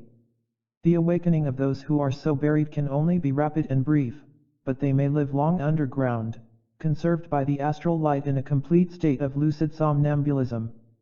Their souls are then bound to the sleeping body by an invisible chain, and if those souls are greedy and criminal, they can draw on the quintessence of the blood in persons who are naturally asleep. They can transmit this sap to their interred bodies for their longer preservation, in the vague hope that they may be restored ultimately to life. It is this frightful phenomenon which is called vampirism, and its reality has been established by many cases as well attested as the most serious things in history. If you question the possibility of this magnetic life of the human body under earth, read the following account of an English officer, named Osborne, the good faith of which was attested to Baron du Potet by General Ventura. On June 6, 1838, says Mr. Osborne, the monotony of our camp life was happily interrupted by the arrival of an individual who was famous throughout the Punjab. He was the subject of great veneration among the Sikhs because of his power to remain buried underground for so long a time as he pleased. Such extraordinary stories are told of this man, and their authenticity has been guaranteed by so many reputable persons, that we were most anxious to see him. He told us on his own part that he had followed this business of interment for a number of years in various parts of India. Among serious and creditable people who have borne witness in his favor I may mention Captain Wade, the political agent at Ladrun. This officer has told me most seriously that he himself assisted at the resurrection of the said fakir after a burial which took place several months previously, in the presence of General Ventura, the Maharaja, and the principal Sikh chiefs. The details concerning the interment as given to Captain Wade, and those which he added on his own authority respecting the exhumation, are as follows. After certain precautions which lasted for several days and the details of which are distasteful, the fakir announced that he was ready to undergo the trial. The Maharaja, Sikh chiefs, and General Ventura assembled round a grave of stonework constructed for the express purpose. In their presence the fakir sealed up with wax every opening of his body by which air could enter, with the exception of the mouth. He then cast off his garments, was enveloped in a linen bag and, by his own wish, his tongue was turned back so that it obstructed the gullet. He fell after this into a kind of lethargy. The bag which contained him was closed up, and a seal was placed thereon by the Maharaja. It was then put into a sealed and padlocked chest, which was lowered into the grave. A large quantity of earth was thrown on it, it was trodden down and barley was sown therein. Senile sentinels were stationed round the spot, with orders to watch day and night. These precautions notwithstanding, the Maharaja still had doubts. Thrice during the period of 10 months, during which the fakir was to remain interred, he visited the grave and had it opened in his presence, but the body was in the sack, just as it had been placed therein, cold and inanimate to all appearance. When the 10 months had expired the fakir was exhumed finally. General Ventura and Captain Wade undid the padlocks, broke the seals and raised the chest from the grave. The fakir was taken out, but there was no indication of life either at heart or pulse. As a first means to reanimate him, one of the spectators inserted his finger very gently in the mouth and restored the tongue to its natural position. The top of the head was the sole seat of any sensible heat. By pouring warm water slowly over the body, some signs of life were obtained by degrees. After 2 hours of attention, the fakir rose up and began to move about smiling. The extraordinary being declared that he had delicious dreams during his entombment, but that the time of awaking was always exceedingly painful and that he was in a state of vertigo before his return to consciousness. His age is about 30 years, his countenance is ill-favored and his expression somewhat crafty. We had long conversations with him, and he offered to be buried in our presence. We took him at his word and appointed a meeting at Lahore, where we promised that he would remain underground throughout our stay in that city. Such was the story of Osborne. The question was whether the fakir would really allow himself to be interred once more. The new experiment might well be decisive. But that which happened was as follows. 15 days after the fakir's visit to their camp, the English officers arrived at Lahore. They chose a spot which seemed favorable for the coming operations, had a mural tomb constructed, as well as a very solid chest, and then awaited the fakir. He came on the day following, expressing an ardent desire to prove that he was no impostor. He stated further that he had made the necessary preparations for an experiment, but his demeanor evidenced a certain disquiet and despondency. He began to stipulate concerning his compensation, which was fixed at 1,500 rupees down and 2,000 rupees annually, which the officers undertook to obtain from the king. Satisfied on this point, he wished to be informed as to the precautions that they were proposing to take. The officers shewed him the chest, the keys belonging thereto, and warned him that sentinels chosen among the English soldiers would watch round the place for a week. The fakir cried out and gave vent to much abuse of the Cyrenes and skeptics, who sought to rob him of his reputation. He expressed also a fear that some attempt would be made on his life, and refusing to trust himself entirely to the surveillance of Europeans, he demanded that duplicate keys should be committed to one of his co-religionists, further insisting, and this indeed above all, that the sentries should not be enemies of his faith. The officers declined to entertain these conditions. Several interviews followed, leading to no result, and finally the fakir intimated, through one of the Sikh chiefs, that the Maharaja having menaced him with his anger if he did not fulfill his engagement with the English, it was his wish to undertake the trial, though he rested assured that the sole object of the officers was to deprive him of life, and that he would never come forth from his tomb. The officers admitted that, as to the last point, they all shared his conviction, adding that as they did not wish to have his death as a reproach against them, they relieved him of his promise. Are such hesitations and fears proof positive against the fakir? Does it follow that all who have testified previously how they had beheld with their own eyes and occurrences to which he owes his celebrity have been guilty of deception themselves or were the victims of skillful trickery?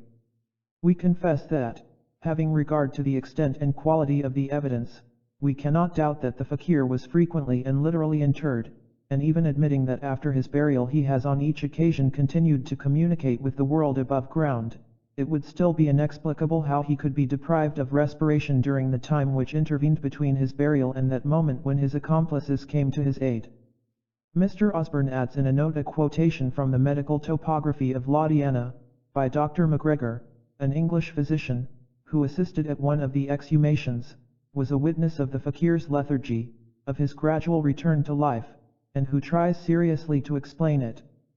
Mr. Boileau, another English officer, in a work published some years ago, recounts how he witnessed another experience which reproduced all the facts in precisely the same manner.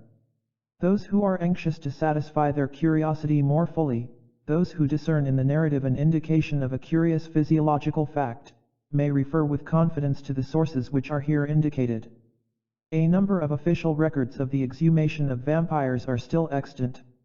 In each case the flesh was in a remarkable state of preservation, but blood oozed from the body, the hair had grown in an abnormal manner and protruded in tufts through the chinks of the coffin. There was no sign of life in the respiratory apparatus, save in the heart only, and this seemed to have become a vegetable rather than an animal organ. To kill the vampire a stake had to be driven through the breast, and then a frightful cry shewed that the somnambulist of the grave had awakened with a start into a veritable death. To render such death definitive, swords were driven point upwards into the vampire's grave, for the phantoms of astral light are disintegrated by the action of metallic points, which attract that light towards the common reservoir and dissipate its coagulated clusters. To reassure nervous people, it may be added that cases of vampirism are fortunately exceedingly rare, and that no one who is healthy in mind and body can be personally victimized, unless he or she has been abandoned, body and soul, to the creature in its lifetime by some criminal complicity or irregular passion. The following history of a vampire is related by Tournefort in his voyage to the Levant. In the island of Mycona we witnessed a very singular scene, being the alleged return of a deceased person after interment. In northern Europe those who come back in this manner are called vampires, while the Greeks designated them under the name of braucolaques. The case in question was that of a peasant of Mycona who was naturally gloomy and quarrelsome. It is a circumstance worthy of note, on account of parallel instances. He was killed in the countryside, no one knew why or by whom. 2 days after his burial in a church of the city, a report went abroad that he was seen nightly wandering about at a great pace. He also visited houses, turned over the furniture, put out the lights, embraced people from behind and performed innumerable other tricks. At first it was a laughing matter, but it took a serious turn when reliable people began to complain. The priests themselves certified to the fact, and no doubt they had their reasons. Recourse was had to masses, said for the purpose, but the peasant continued the same course with no sign of amendment. After several meetings of the chief persons, priests, and monks of the town it was concluded to wait for the expiration of 9 days after the interment, following I know not what ancient procedure. On the 10th day a mass was said in the church wherein the body had been buried, for the purpose of expelling the demon who was thought to have entered into it. The mass over, the corpse was disinterred and the heart removed. It was necessary to burn incense owing to the evil smell, but the combination made bad worse and almost stifled those present. It was testified that a thick smoke exhaled from the corpse, and we who were present at the operations did not venture to suggest that it was really the smoke of the incense. There were also those who affirmed that the blood of the unfortunate person was abnormally scarlet, while yet others declared that the flesh was still warm, whence it was concluded that the deceased person was seriously wrong in not being properly dead, or rather in allowing himself to be brought to life by the devil. This is precisely the idea which obtains concerning the vampire, and that word began to be repeated persistently. A crowd assembled, loudly protesting that the body was obviously not rigid when it was carried to the church for burial and that it was therefore a veritable vampire. Appeal being made to us, we expressed the opinion that the person was undoubtedly dead, and as for the supposed scarlet blood, it was easy to see that it was only bad-smelling slime cor the rest. We attempted to cure or at least not provoke further their excited imaginations by explaining the fumes and warmth attributed to the corpse. Such arguments notwithstanding, it was determined to burn the heart of the deceased person, but after this had been done he was not more amenable than formerly and indeed created greater stir. He was accused of beating people at night, of breaking down doors and windows, tearing garments, and emptying pitchers and bottles. Altogether, the deceased made himself highly objectionable. There is reason to believe that he spared no house save that of the consul, in which we happened to be lodging. Every imagination was overwrought, people of good sense being affected as much as others. A disease of the brain seemed abroad, as dangerous as that of madness. Entire families abandoned their houses and carried their pallets to the outskirts, there to pass the night. Even then they complained of fresh insults, and the most sober retired into the country. Citizens who were imbued with a sense of public zeal decided that one essential detail had been missed. So far, in the observance, from their point of view, the Mass should have been celebrated after, and not before, removing the heart from the body.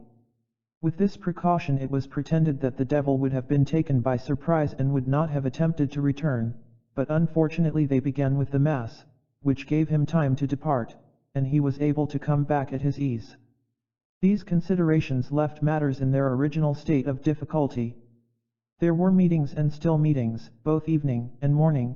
There were processions for 3 days and 3 nights, fasts were imposed on the priests, houses were visited by them, aspergillus in hand, there was sprinkling with holy water and doors were purified. Even the mouth of the miserable vampire was filled with holy water. In the midst of such prepossessions our course was to say nothing, we should have been regarded as jesters and infidels. What, however, was to be done to help the inhabitants? Every morning brought a fresh scene in the comedy by the recital of new pranks of this nightbird, who was even accused of committing the most abominable crimes.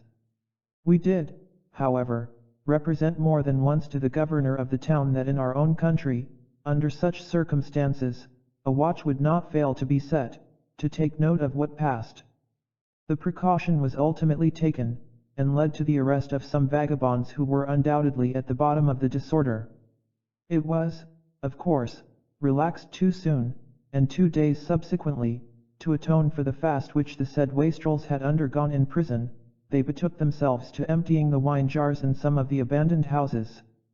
After driving in numberless drawn swords over the grave of the body, people now returned to their prayers, combined with disinterring the corpse as caprice led them, when an Albanian, who happened to be there, pointed out in an authoritative tone that it was highly ridiculous, in a case of the kind, to make use of the swords of Christians, these being cross-handled effectually prevented the devil from leaving the body, and his recommendation was therefore to substitute Turkish sabers. The advice of this expert came to nothing, the vampire was not more tractable, and they knew not what saint to invoke, when all with one voice, as if a word of command had been given, cried out through the whole town that the vampire must be burned completely, after which they might defy the devil, and that certainly it was better to have recourse to this extremity rather than that the island should be deserted. As a fact, certain families were preparing already for their departure. The vampire was therefore carried, by order of the governors, to the extremity of the Isle of St. George, where a great pyre had been prepared with tar, lest even dry wood should not kindle quickly enough. What remained of the miserable body was cast therein and speedily consumed. This was on the 1st day of January, 1701. Henceforth there were no complaints against the vampire, it was agreed that the devil had that time been overreached and songs were made to deride him. It is to be observed in this account of Tournefort that he admits the reality of the visions which paralyzed the whole people. He does not deny the flexibility or warmth of the corpse but seeks to explain these with the praiseworthy object of reassuring those who were concerned. He does not mention the decomposition of the body but only its evil smell, which is not less characteristic of vampire corpses than of venomous toadstools. Senally he allows that once the body was burned, the wonders and visions ceased. But we have wandered far from the subject of fantasists in magic, let us return to them and, forgetting the problem of vampires, a word shall be said on the cartomancist, Edmond. He is the pet sorcerer of ladies in the Quartier de Notre Dame de Lorette and he occupies, in the Rue Fontaine St. George's, number 30, a dainty little room, where the vestibule is always full of clients, including those occasionally of the male sex. Edmond is a man of tall stature, somewhat stout, of pale complexion, open countenance, and sympathetic voice. He appears to believe in his own art and carries on conscientiously the methods of people like Attila and Mile Leonard. We have questioned him as to his processes, and he has answered frankly and civilly that he has been passionately devoted to the occult sciences from childhood, that he began divination early, that he is unacquainted with the philosophical secrets of transcendental knowledge, and that the keys of the Kabbalah of Solomon are not in his possession. He states, however, that he is highly sensitive and that the mere proximity of his clients impresses him so keenly that in a way he feels their destiny. I seem to hear singular noises and clankings of chains about those who are doomed to the scaffold, cries and moans round those who will die violently. Supernatural odors assail and almost stifle me. One day in the presence of a veiled lady, clothed in black, I began to tremble at an odor of straw and blood. "Madam," I cried, "pray leave here, for you are surrounded by an atmosphere of murder and prison." "You say truly," she answered, unveiling her pale face, "I have been accused of infanticide and have just come out of prison. Since you have seen the past, tell me also the future." One of our friends and disciples in Kabbalism, utterly unknown to Edmond, went on a day to consult him, and having paid in advance he awaited the oracles, when Edmond, rising respectfully, begged him to take back his money. "I have nothing to tell you," he explained. "Your destiny is closed against me by the key of occultism. Whatsoever I might say you would know already as well as myself." He showed him out with many bows. Edmund is also occupied with judicial astrology. He erects horoscopes and judges nativities at very moderate prices. In a word, he deals with everything belonging to his business, which is otherwise a wearisome and disenchanting thing. With how many disordered brains and diseased hearts must he be continually in relation, and the imbecile requirements of some, the unjust reproaches of others, the tiring confidences, the demand for philters and spells, the obsessions of fools, all combine in making him gain his income hardly. To sum up, Edmund is a somnambulist like Alexis. He is self-magnetized by his cards and by the diabolical figures which adorn them. He wears black and gives his consultations in a black cabinet. In a word, he is the prophet of mystery. Chapter 5. Some private recollections of the writer.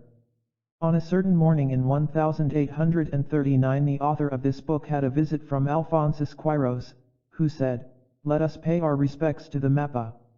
The natural question arose, but in any case, who or what is the Mappa? "He is a god," was the answer. "Many thanks," said the author, "but I pay my devotions only to gods unseen. Come notwithstanding, he is the most eloquent, most radiant, and magnificent fool in the visible order of things. My friend, I am in terror of fools, their complaint is contagious. Granted, delectissime, and yet I am calling on you. Admitted, and things being so, we will pay our respects to the Mappa." In an appalling garret there was a bearded man of majestic demeanor, who invariably wore over his clothes the tattered cloak of a woman, and had in consequence rather the air of a destitute dervish. He was surrounded by several men, bearded and ecstatic like himself, and in addition to these there was a woman with motionless features, who seemed like an entranced somnambulist. The prophet's manner was abrupt and yet sympathetic. He had hallucinated eyes and an infectious quality of eloquence.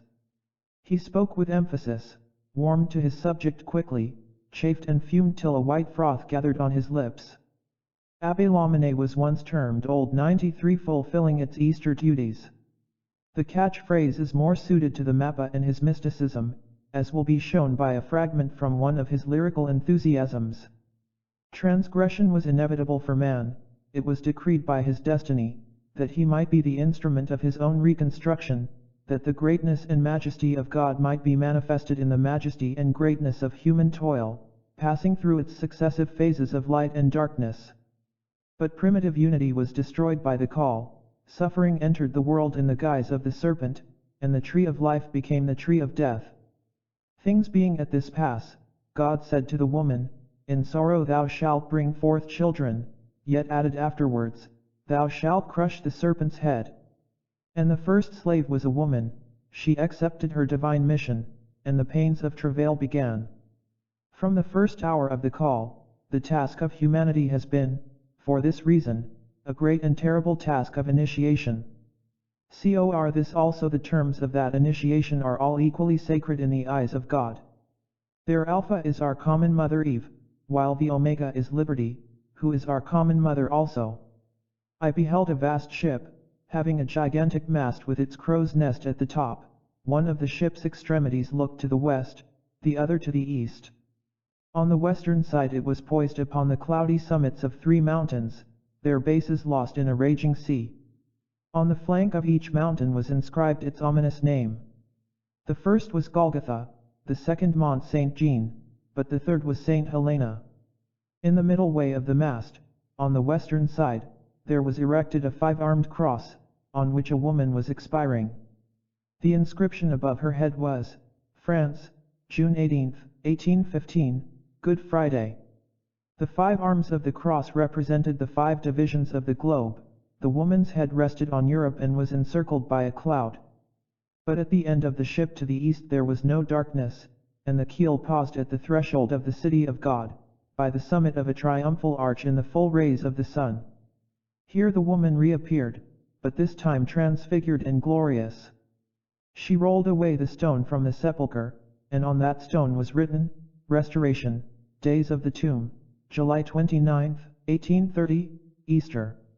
It will be seen that the Mappa was a successor of Catherine Theo and Dom Girl, and yet, such is the strange sympathy between follies, he told us one day confidentially that he was Louis XVII returned to earth for a work of regeneration, while the woman who shared his life was Marie Antoinette of France. He explained further that his revolutionary theories were the last word of the violent pretensions of Cain, destined as such to ensure, by a fatal reaction, the victory of the just Abel. Now as Quiros and I visited the Mappa to enjoy his extravagances, but our imaginations were overcome by his eloquence. We were two college friends, like Louis Lambert and Balzac, and we had nourished dreams in common concerning impossible renunciations and unheard of heroisms. After visiting Gano, for this was the name of the Mappa, we took it into our heads that it would be a great thing to communicate the last word of revolution to the world and to seal the abyss of anarchy, like Curtius, by casting ourselves therein. Our students' extravagance gave birth to the gospel of the people and the Bible of liberty, follies for which Quiros and his ill-starred friend paid but too dearly. Hereof is the danger of enthusiastic manias, they are catching, one does not approach with impunity the edge of the precipice of madness. The incident which now follows is a different and more terrible fatality. A nervous and delicate young man named Sabrier was numbered among the Mappa's disciples. He lost his head completely and believed himself predestined to save the world by provoking the supreme crisis of a universal revolution.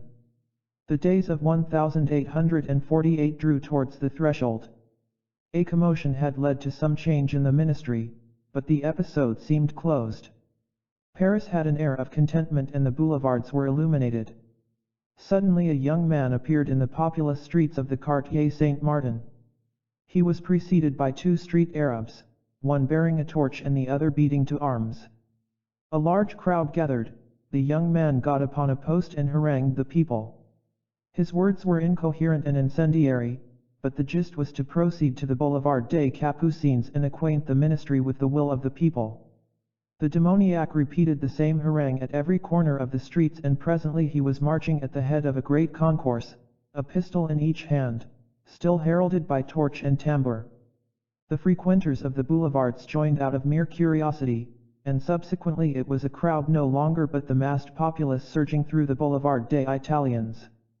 In the midst of this the young man and his street Arabs disappeared, but before the Hotel des Capucines a pistol shot was fired upon the people. This shot started the revolution, and it was fired by a fool. Throughout that night 2 carts loaded with corpses perambulated the streets by torchlight.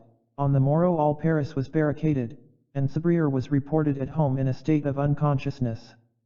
It was he who, without knowing what he did, had for a moment shaken the world.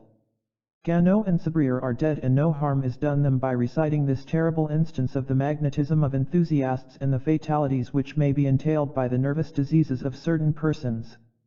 The story is drawn from a reliable source and its revelations may soothe the conscience of that Belisarius of poetry who is the author of the history of the Girondins. The magnetic phenomena produced by Gano continued even after his death. His widow, a woman of no education and little intelligence, the daughter of an honest peasant of Auvergne, remained in the static somnambulism in which she had been placed by her husband. Like the child which assumes the form of its mother's imagination, she has become a living image of Marie Antoinette, when a prisoner at the conciergerie. Her manners are those of a queen who is widowed and desolate forever. A complaint sometimes escapes her, as though she were weary of her dream, but she is sovereignly indignant with any who seek to awake her. Cor the rest, she has no symptom of mental alienation, her outward conduct is reasonable, her life perfectly honorable and regular. Nothing is more pathetic, to our thinking, than this persistent obsession of a being fondly loved who lives again in a conjugal hallucination. Had Artemis existed literally it would be permissible to believe that Mausol was also a powerful mesmerist, and that he had gained and fixed forever the affections of an extremely sensitive woman, outside all limits of free will and reason. Chapter 6. The Occult Sciences.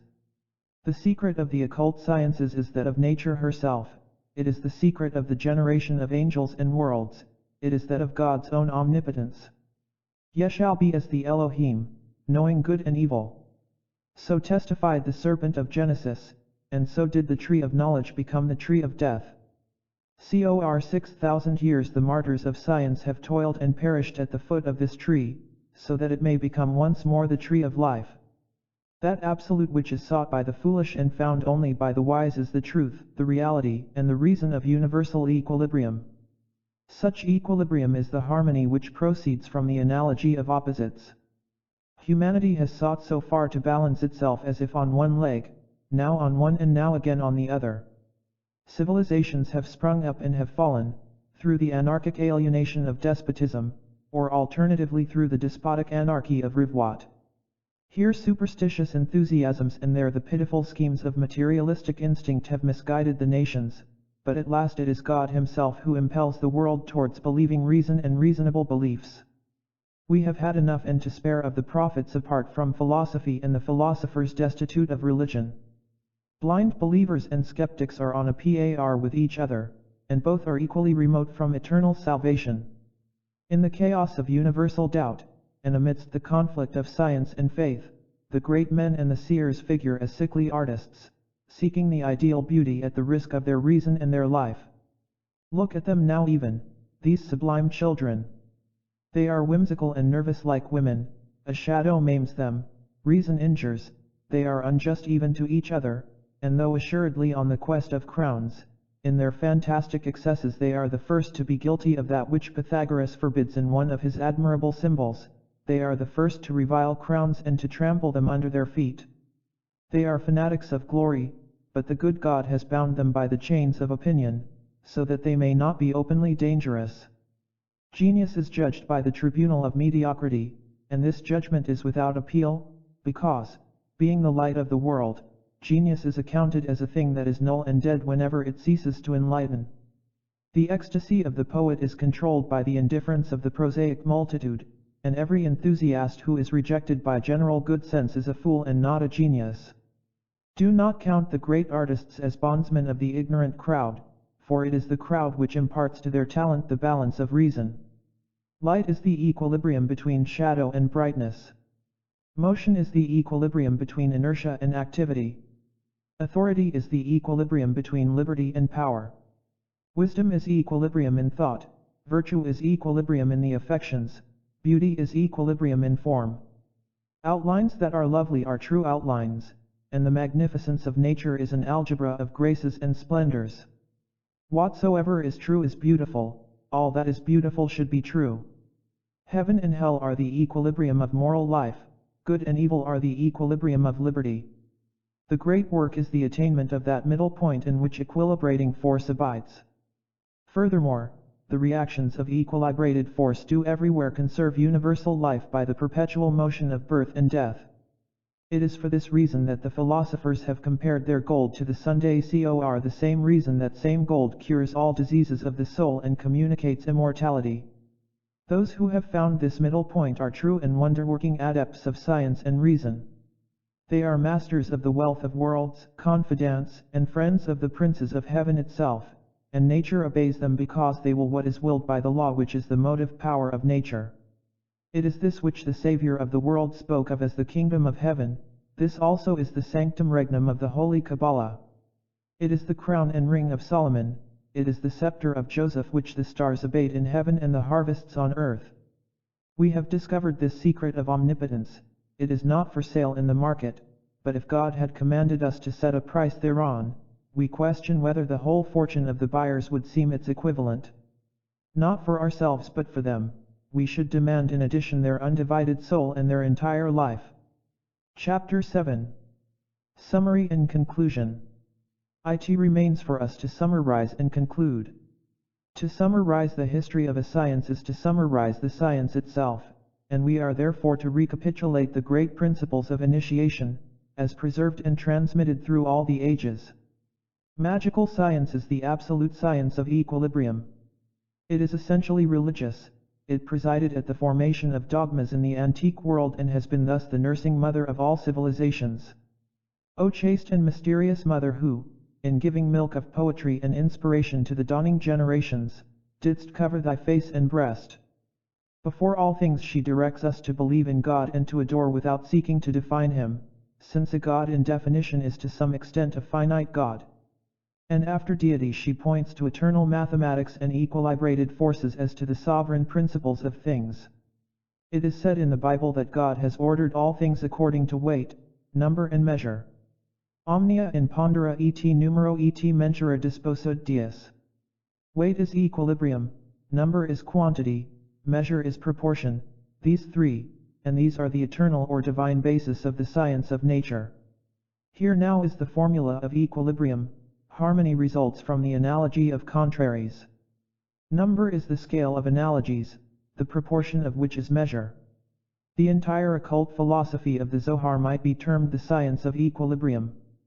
The key of numbers is found in the Sefer Yetzirah. Their generation is analogous to the affiliation of ideas and the production of forms. On this account the illuminated hierophants of the Kabbalah combined the hieroglyphic signs of numbers, ideas, and forms in their sacred alphabet. The combinations of this alphabet give equations of ideas, and comprise by way of indication all possible combinations in natural forms.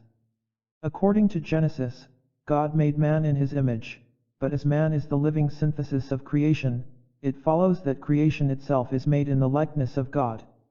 There are three things in the universe: the spirit, the plastic mediator and matter. The ancients assigned to spirit, as its immediate instrument, that igneous fluid to which they gave the generic name of sulfur. To the plastic mediator they assigned the name of mercury, because of the symbolism represented by the caduceus. To matter they gave the name of salt, because of the fixed salt which remains after combustion, resisting the further action of fire. Sulfur was compared with the cather on account of the generative action of fire, mercury with the mother, because of its power of attraction and reproduction, and salt, in fine, was the child, or that substance which is subjected to education by nature. Cor them also the creative substance was one, and the name which they gave it was light.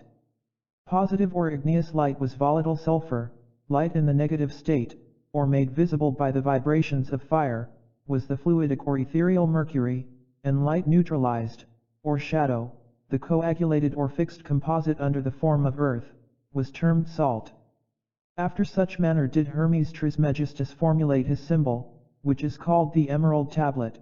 That which is above is like that which is below, and that which is below is like that which is above for the operations of the wonders of the one thing one. This means that the universal movement is produced by the analogies of fixed and volatile, the volatile tending to be fixed and the fixed to become volatile, thus producing a continual exchange between the modes of the one substance, and from the fact of the exchange the combinations of universal form in everlasting renewal. The fire is Osiris, or the sun, the light is Isis, or the moon. They are the father and mother of that grand telisma which is the universal substance, not that they are its creators, but rather its generating powers, the combined effort of which produces the fixed or earth, whence Hermes says that this force has reached its plenary manifestation when earth has been formed therefrom. Osiris is not therefore God, even for the great hierophants of the Egyptian sanctuary. He is the igneous or luminous shadow of the intellectual principle of life, and hence in the supreme moment of initiation a flying voice whispered in the ear of the adept that dubious revelation: Osiris is a black god. Woe to the recipient whose understanding had not been raised by faith above the purely physical symbols of Egyptian revelation. Such words would become for him a formula of atheism, and his mind would be struck with blindness. But for the believer, more exalted in intelligence, those same words sounded like an earnest of the most sublime hopes. It was as if the initiator said to him, "My child, you mistake a lamp for the sun, but that lamp is only a star of night. Still, the true sun exists, leave therefore the night and seek the day." That which the ancients understood by the four elements in no wise signified simple bodies, but rather the four elementary manifestations of the one substance. These modes were represented by the Sphinx, its wings corresponding to air, the woman's breasts to water, the body of the bull to earth, and the lion's claws to fire. The one substance, thrice threefold in essential mode and tetradic in the form of manifestation, such is the secret of the three pyramids, triangular in respect of their elevation, square at the base and guarded by the Sphinx. In raising these monuments, Egypt attempted to erect the Herculean pillars of universal science. Sands have accumulated, centuries have passed, but the pyramids in their eternal greatness still propound to the nations that enigma of which the solution is lost. As to the Sphinx, it seems to have sunk in the dust of ages. The great empires of Daniel have reigned by turn upon the earth and have gone down into the tomb, overwhelmed by their own weight. Conquests on the field of battle, monuments of labors, results of human passions, all are engulfed with the symbolic body of the Sphinx. Now only the human head rises over the desert sands as if looking for the universal empire of thought. Divine or die, such was the terrible dilemma proposed by the Sphinx to the candidates for Theban royalty. The reason is that the secrets of science are actually those of life, the alternatives are to reign or to serve, to be or not to be. The natural forces will break us if we do not put them to use for the conquest of the world. There is no mean between the height of kinghood and the abyss of the victim state, unless we are content to be counted among those who are nothing because they ask not why or what they are. The composite form of the Sphinx also represents by hieroglyphical analogy the four properties of the universal agent, that is to say, the astral light, dissolving, coagulating, heating and cooling. These four properties, directed by the will of man, can modify all phases of nature, producing life or death, health or disease, love or hatred, wealth even or poverty, in accordance with the given impulsion. They can place all the reflections of the light at the service of imagination. They are the paradoxical solution of the wildest questions which can be set for transcendental magic. Specimens of these paradoxical questions shall here follow, together with the answers thereto. 1. Is it possible to escape death? 2. Is there such a thing as the philosophical stone, and what must be done to find it? 3. Is it possible to be served by spirits? 4. What is meant by the key, ring and seal of Solomon? 5. Is it possible to predict the future by reliable calculations? 6. Can good or evil be worked at will by means of magical power? 7. What must be done to become a true magician? 8. What are the precise forces put in operation by black magic? We term these questions paradoxical because they are outside all that is understood as science, while at the same time they seem negatived by faith. If propounded by an uninitiated person they are merely foolhardy, while their complete solution, if given by an adept, would seem like a sacrilege. God and nature alike have closed the sanctuary of transcendent science, and this in such a manner that, beyond a certain limit, he who knows would speak to no purpose, because he would not be understood. The revelation of the great magical secret is therefore happily impossible. The replies which we are about to give will be the last possible expression of the word in magic, and they will be put in all clearness, but we do not guarantee to make them comprehensible to our readers. In respect of the first and second, it is possible to escape death after two manners, in time and in eternity. We escape it in time by the cure of diseases and by avoiding the infirmities of old age. We escape it in respect of eternity by perpetuating in memory personal identity amidst the transformations of existence. Let it be certified, 1. That the life resulting from motion can only be maintained by the succession and the perfecting of forms. 2. That the science of perpetual motion is the science of life. 3. That the purpose of this science is the correct apprehension of equilibrated influences. 4. That all renewal operates by destruction, each generation therefore involving a death and each death a generation. Let us now further certify, with the ancient sages, that the universal principle of life is a substantial movement or a substance which is eternally and essentially moved and mover, invisible and impalpable, in a volatile state and manifesting materially when it becomes fixed by the phenomena of polarization. This substance is indefectible, incorruptible, and consequently immortal, but its manifestations in the world of form are subject to eternal mutation by the perpetuity of movement.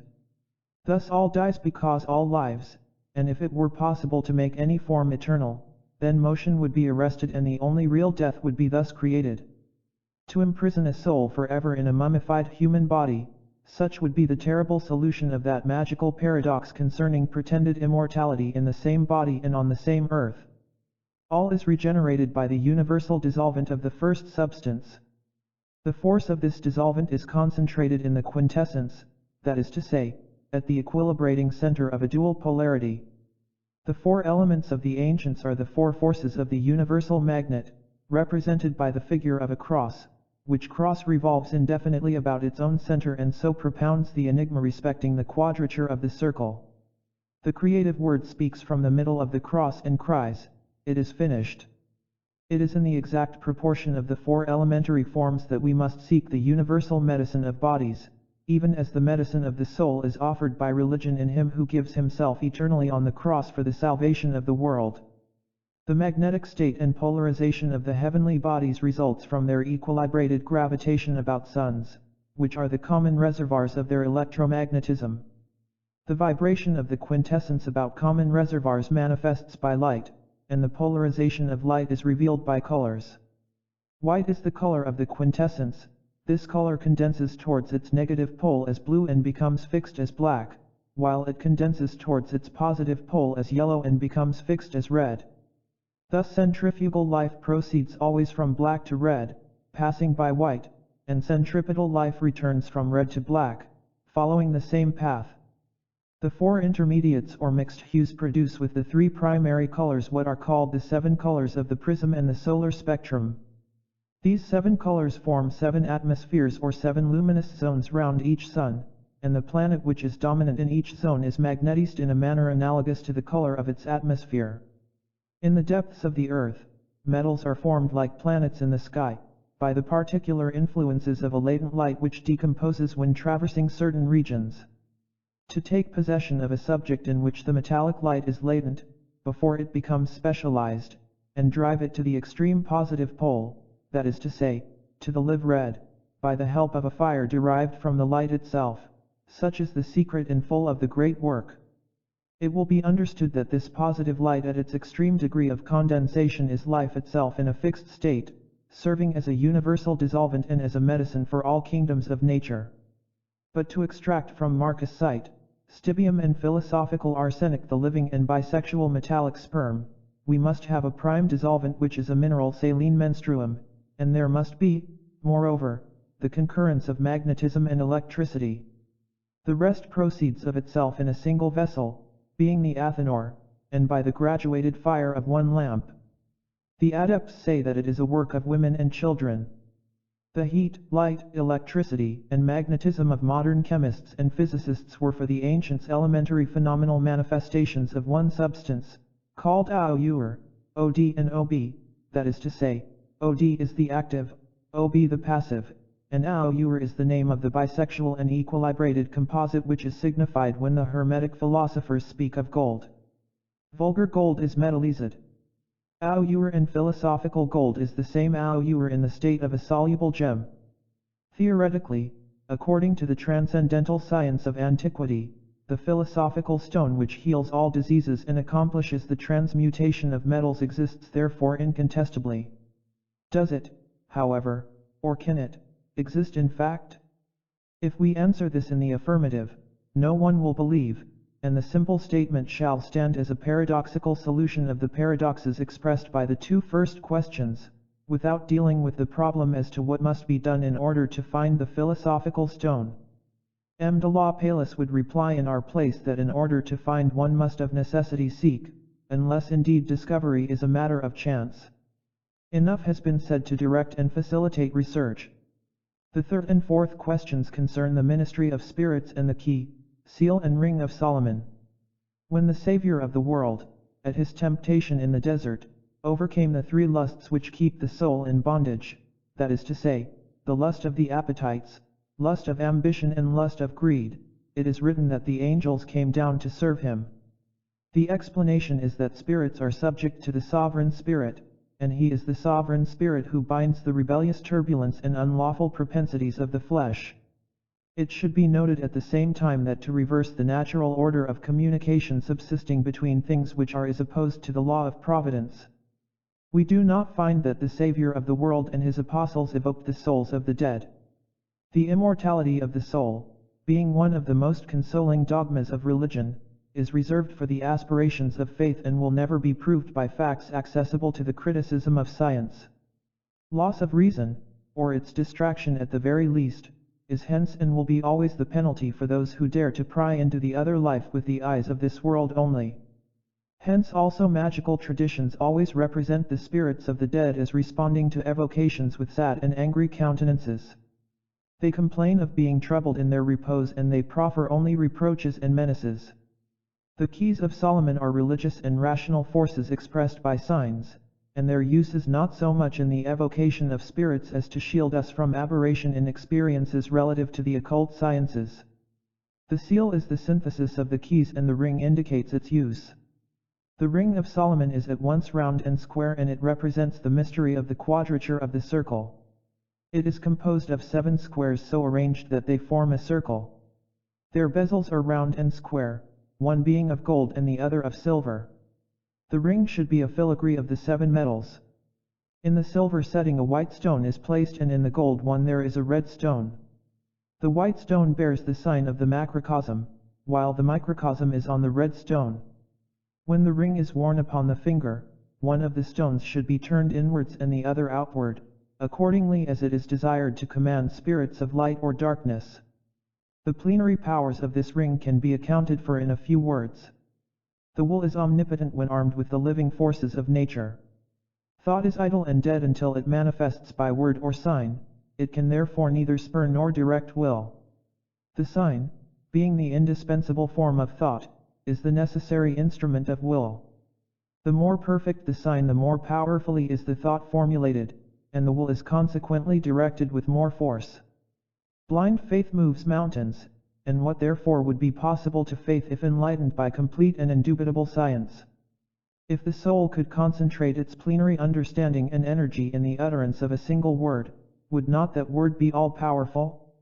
The ring of Solomon, with its double seal, typifies all science and faith of the Magi expressed by one sign.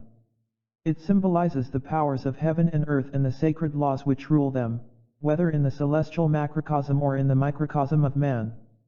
It is the talisman of talismans and the Pantacles which is above Pantacles. As a sign of life it is omnipotent, but it is without efficacy as a dead sign. Intelligence and faith, the intelligence of nature and faith in its eternally active cause, of such is the life of signs. The profound study of natural mysteries may alienate the casual observer from God because mental fatigue paralyzes the aspirations of the heart. It is in this sense that the occult sciences may be dangerous and even fatal for certain personalities. Mathematical exactitude, the absolute rigor of natural laws, their harmony and simplicity, suggest to many an inevitable, eternal, inexorable mechanism, and for such as these providence recedes behind the iron wheels of a clock in perpetual motion. They fail to reflect on the indubitable fact of freedom and autocracy in thinking beings. A man disposes at his will of creatures organized like himself. He can snare birds in the air, fish in the water and wild beasts in the forest. He can cut down or burn entire forests. He can mine and blast rocks, or even mountains. He can modify all forms about him, and yet, notwithstanding the supreme analogies of nature, he refuses to believe that other intelligent beings might at their will disintegrate and consume worlds, extinguish suns by a breath or reduce them to starry dust, beings so great that they are too much for our faculty of sight, even as we, in our turn, are probably inappreciable to the eye of the mite or worm. And if such beings exist without the universe being destroyed 1,000 times over, must we not admit that they are under obedience to a supreme will, a wise and omnipotent force, which forbids them to annihilate worlds, even as it forbids us to destroy the swallow's nest and the chrysalis of the butterfly? Cor the Magus, who is conscious of this power in the deep places of his nature, and who discerns in universal law the instruments of eternal justice, the seal of Solomon, his keys, and his ring are tokens of supreme royalty. The next questions concern the prediction of things to come by means of reliable calculations and the working of good or evil by magical influence. The answers are in this wise. 2 chess players of equal skill being seated at a table and having opened the game, which of them will win? Assuredly the more watchful of the 2. If I knew the preoccupations of both, I could foresee certainly the result of their match. To foresee is to win at chess, and it is the same in the game of life. In life nothing comes by chance, chance is the unforeseen, but that which the ignorant fail to perceive in advance has been accounted for already by the sage. All events, like all forms, result either from a conflict or from a balancing of forces, which forces can be represented by numbers. The future may thus be determined in advance by calculation. Every extreme action is counterpoised by an equivalent reaction. So laughter presages tears, and for this reason our Saviour said, "Blessed are those who mourn." He said also, and again for the same reason, "He that exalteth himself shall be abased, and he that humbleth himself shall be exalted." Today Nebuchadnezzar is a god, tomorrow he will be changed into a beast. Today Alexander makes his triumphal entry into Babylon and has incense offered to him on all the altars, but tomorrow he will die in a state of degraded drunkenness. The future is in the past, and the past is also in the future. When genius foresees, it remembers. Effects are linked together so inevitably and so exactly to their causes, and become on their own part the causes for further effects in such conformity with the first as regards their manner of production, that a single fact may reveal to a seer an entire succession of mysteries. The coming of Christ makes that of Antichrist a certainty, but the advent of Antichrist will precede the triumph of the Holy Spirit. The money-seeking epoch in which we now live is the precursor of more lavish charities and of greater good works than the world has yet known. But it must be understood that the will of man modifies blind causes and that a single impetus started by him may change the equilibrium of an entire world. If such is man's power in the world under his dominion, what must be that of the intelligences which rule the suns? The least of the egregores, with the breath, and by dilating suddenly the latent caloric of our earth, might shatter and reduce it into a cloud of dust. Man also can dissipate by a breath all the happiness of one of his kind. Human beings are magnetized like worlds, like suns, they irradiate their particular light, some are more absorbent, some give forth more freely. No one is isolated in this world, each is a fatality or a providence. Augustus and Cinna encounter, both are proud and implacable, and hereof is fatality. That fatality makes Cinna seek to slay Augustus, who is impelled as fatally to punish him, but he elects to forgive. Here fatality is changed into providence, and the epoch of Augustus, inaugurated by this sublime beneficence, was worthy to witness the birth of him who said, "Forgive your enemies." By extending his mercy to Cinna, Augustus atoned for all the revenge of Octavius.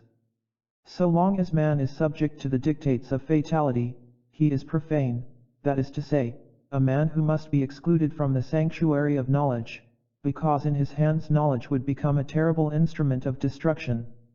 On the contrary, the man who is free, who governs by understanding the blind instincts of life, is essentially a preserver and repairer, for nature is the domain of his power and the temple of his immortality. When the uninitiated seeks to do good, the result is evil. On the other hand, the true initiate can never will to do evil, if he strikes it is to chastise and to cure. The breath of the uninitiated is deadly, that of the initiate is life-giving. He who is profane suffers that others may suffer also, but the initiate endures in order that others may be spared. He who is profane steeps his arrows in his own blood and poisons them, he who is initiated cures the most cruel wounds by a single drop of his blood. The last questions are what must be done to become a true magician and in what precisely do the powers of black magic consist? Now, he who disposes of the secret forces of nature and yet does not risk being crushed by them, he is a true magician. He is known by his works and by his end, which is always a great sacrifice. Zoroaster created the primitive doctrine and civilizations of the East, after which he vanished in a tempest like Oedipus. Orpheus gave poetry to Greece, and with that poetry the beauty of all high things. He then perished in an orgy in which he refused to join. All his virtues notwithstanding, Julian was only an initiate of black magic. His death was that of a victim and not of a martyr. It was an annihilation and a defeat. He failed to understand his epoch. Though acquainted with the doctrine of transcendental magic, he misapplied the ritual. Apollonius of Tyana and Cynesus were simply wonderful philosophers. They cultivated the true science but did nothing for posterity. At their period the Magi of the Gospel reigned in the three parts of the known world, and the oracles were silenced by the cries of the babe of Bethlehem. The King of Kings, the Magus of all Magi, had come into the world, and the ritual worships, the laws, the empires, all were changed. There is a void in the world of marvels between Jesus Christ and Napoleon. That incarnate word of battle, that armed Messiah who was the bearer of the last name, came blindly and unconsciously to complete the Christian message. This revelation had so far taught us how to die, but the Napoleonic civilization has shown us how to conquer. The two messages, sacrifice and victory, how to suffer, to die, to strive, and to overcome, contrary as they are in appearance, comprise in their union the great secret of honor. Cross of the Savior and cross of valor, you are incomplete when apart from one another, for only he knows how to conquer who has learned self-devotion, even to death, and how can this be attained except by belief in eternal life? Though he died in appearance, Napoleon is destined to return in the person of one who will realize his spirit. Solomon and Charlemagne will return also in the person of a single monarch, and then Saint John the Evangelist, who according to tradition shall be reborn at the end of time, will appear as sovereign pontiff, the apostle of understanding and of love. The combination of these two rulers, announced by all the prophets, will bring about the wonder of the world's regeneration.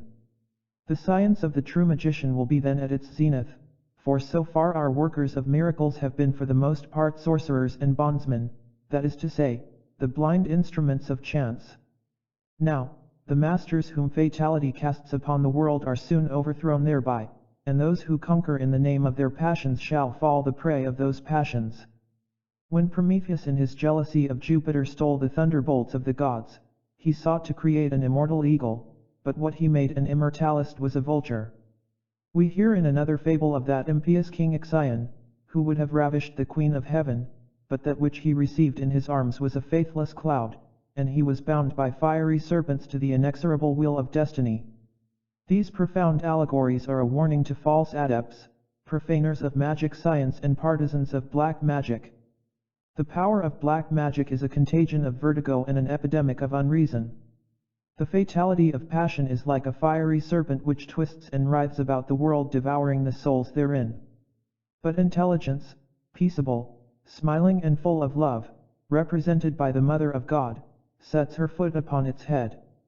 Fatality consumes itself and is that old serpent of Cronus eternally devouring its tail.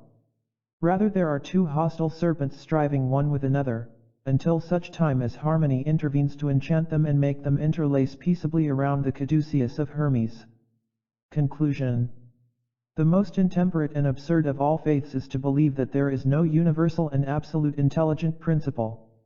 It is a faith, since it involves the negation of the indefinite and indefinable. It is intemperate, for it is isolating and desolating. It is absurd, because it supposes complete nothing in place of most complete perfection. In nature all is preserved by equilibrium and renewed by activity. Equilibrium in order and activity signifies progress. The science of equilibrium and movement is the absolute science of nature. Man by its aid can produce and direct natural phenomena as he rises ever towards intelligence that is higher and more perfect than his own. Moral equilibrium is the concurrence of science and faith, distinct in their forces but joined in their action to endow the spirit and heart of man with that rule which is reason. The science which denies faith is not less unreasonable than the faith which denies science. The object of faith cannot be defined and still less denied by science. Science, on the contrary, is itself called to substantiate the rational basis of the hypotheses of faith. An isolated belief does not constitute faith, because it lacks authority and hence moral guarantee. It tends to fanaticism and superstition. Faith is the confidence which is imparted by religion, that is to say, by the communion of belief. True religion is constituted by universal suffrage. It is therefore ever and essentially Catholic, that is to say, universal. It is an ideal dictatorship proclaimed generally in the revolutionary domain of the unknown. When the law of equilibrium is understood more adequately, it will put an end to all the wars and revolutions of the old world. There has been conflict between powers as between moral forces. The papacy is blamed because it clings to temporal power, but what is forgotten is the Protestant tendency towards usurpation of spiritual power. So long as the royalties put forward a pretension to be popes, so long will the popes be driven, by the same law of equilibrium, to the pretension of being kings. The whole world continues to dream of unity in political power, but it does not understand the power resident in equilibrated dualism. Confronted by the royal usurpers of spiritual power, if the Pope were king no longer, he would be no longer anything. In the temporal order he is subject, like others, to the prejudgments of his time. He dare not therefore abdicate his temporal power, if such abdication would be a scandal for a considerable part of the world. When the sovereign opinion of the universe shall have proclaimed publicly that a temporal prince cannot be pope, when the Tsar of all the Russias and the King of Great Britain shall have renounced their derisive priesthood, the Pope will know that which remains to be done on his own part. Till then he must struggle, and if needs be must die, to maintain the integrity of St. Peter's patrimony. The science of moral equilibrium will put an end to religious disputes and philosophical blasphemies. Men of understanding will be also men of religion when it comes to be recognized that religion does not impeach the freedom of conscience, and when those who are truly religious shall respect that science which recognizes on its own part the existence and necessity of a universal religion. Such science will flood the philosophy of history with new light, and will furnish a synthetic plan of all the natural sciences. The law of equilibrated forces and of organic compensations will reveal a new chemistry and a new physics. So from discovery to discovery we shall work back to Hermetic philosophy, and shall be astonished at those prodigies of simplicity and brilliance which have been for so long and long forgotten. Philosophy in that day will be exact like mathematics, for true ideas, being those which are identical with the living orders and so constituting the science of reality, shall combine with reason and justice to furnish exact proportions and equations as rigorous as numbers. Error thenceforth will be possible to ignorance alone, and true knowledge will be free from self-deception. Aestheticism will be subordinated no longer to caprices of taste which change as fashions change. If the beautiful is the splendor of the true, we shall be able to calculate without error the radiation of a light of which the source shall be certainly known and determined with exact precision. Poetry will abound no longer with foolish and subversive tendencies, nor will poets be those dangerous enchanters whom Plato crowned with flowers and banished from his republic. They will be rather magicians of reason and gracious mathematicians of harmony. Does this mean that the earth will become an El Dorado? No, for so long as humanity exists, there will be children, meaning those who are weak, small, ignorant, and poor. But society will be governed by its true masters, and there will be no irremediable evil in human life. It will be understood that the divine miracles are those of eternal order, and the phantoms of imagination will be worshipped no longer on the faith of unexplained wonders. The abnormal character of certain phenomena is only a proof of our ignorance in the presence of the laws of nature. When God designs to communicate the knowledge of himself, he enlightens our reason and does not seek to confound or surprise it. In that day we shall know the utmost limit of the power of man who is created in the image of God. We shall realize that he also is a creator in his own sphere and that his goodness, directed by eternal reason, is a lower providence for beings which are placed by nature under his influence and domination. Religion will then and forevermore have nothing to fear from progress, and will follow in the course thereof. The Blessed Vincent de Lerins, a doctor justly venerated in the golden chain of Catholicism, expresses admirably this accord between progress and conservative authority. According to him, true faith is worthy of our confidence only on account of that invariable authority which safeguards its dogmas from the caprices of human ignorance. This notwithstanding, adds Vincent de Lerins, such immobility is not death, on the contrary, it preserves a germ of life for the future. That which we believe today without understanding will be understood by the future, which will rejoice in the knowledge thereof. Post ridus intellectum gratulatur, quod ante vestistas non intellectum venerabutur. If therefore we are asked whether all progress is excluded from the religion of Christ Jesus, the answer is no, assuredly, for great is the progress expected. Who indeed would be so jealous of humanity and at such enmity with God as to wish to hinder progress? But the condition is that it should be progress in reality, and not change of belief. Progress is the growth and development of each thing according to its class and its nature. Disorder is confusion and the medley of things and their nature. There must be undoubtedly a difference in the degrees of intelligence, science, and wisdom, as much for men in general as for each man in particular, according to the natural succession of epochs in the Church, but only so that all be conserved and that dogma shall ever cherish the same spirit and maintain the same definition. Religion should develop souls successively, as life develops bodies which remain the same through all the stages of their growth. How great is the difference between the infantile flower of early years and the maturity of age! The old, notwithstanding, are the same in respect of personality as they were in boyhood. It is the exterior and the appearances which have changed. The limbs of an infant in the cradle are exceedingly frail, yet are they the same organs, having the same root principles, as those of the man, and this must be so, for otherwise there is deformity or death. The analogy obtains in the religion of Jesus Christ, for progress therein is fulfilled according to the same conditions and following similar laws. It grows with the years it increases in strength, but nothing is added to the sum total of its being. It was born complete and perfect in respect of proportions, and it grows and extends without changing. Our fathers sowed the wheat, and our nephews ought not to reap tares. The intermediate crops change nothing in the nature of the grain, we leave it perforce as we take it. Catholicism planted roses, and is it for us to substitute brambles? No, unquestionably, otherwise, woe to us. The balm and cinnamon of this spiritual paradise must not change in our hands to aconite and poison. All whatsoever which in the Church, that lovely land of God, has been sown by the fathers must be cultivated and nourished by the sons. This only must grow, and this alone blossom, but it may increase, and it should develop. As a fact, God permits that the dogmas of this heavenly philosophy shall be studied, developed, polished in a certain sense, but that which is forbidden is to change them, and that which is a crime is to prune them or to mutilate. May new light come down on them and the wise distinctions multiply, but let them ever preserve their fullness, their integrity, and their native quality. Let us therefore take it for granted that all conquests of science in the past have been achieved for the profit of the universal Church, and, with Vincent de Lerins, let us allocate thereto the undivided heritage of all progress to come.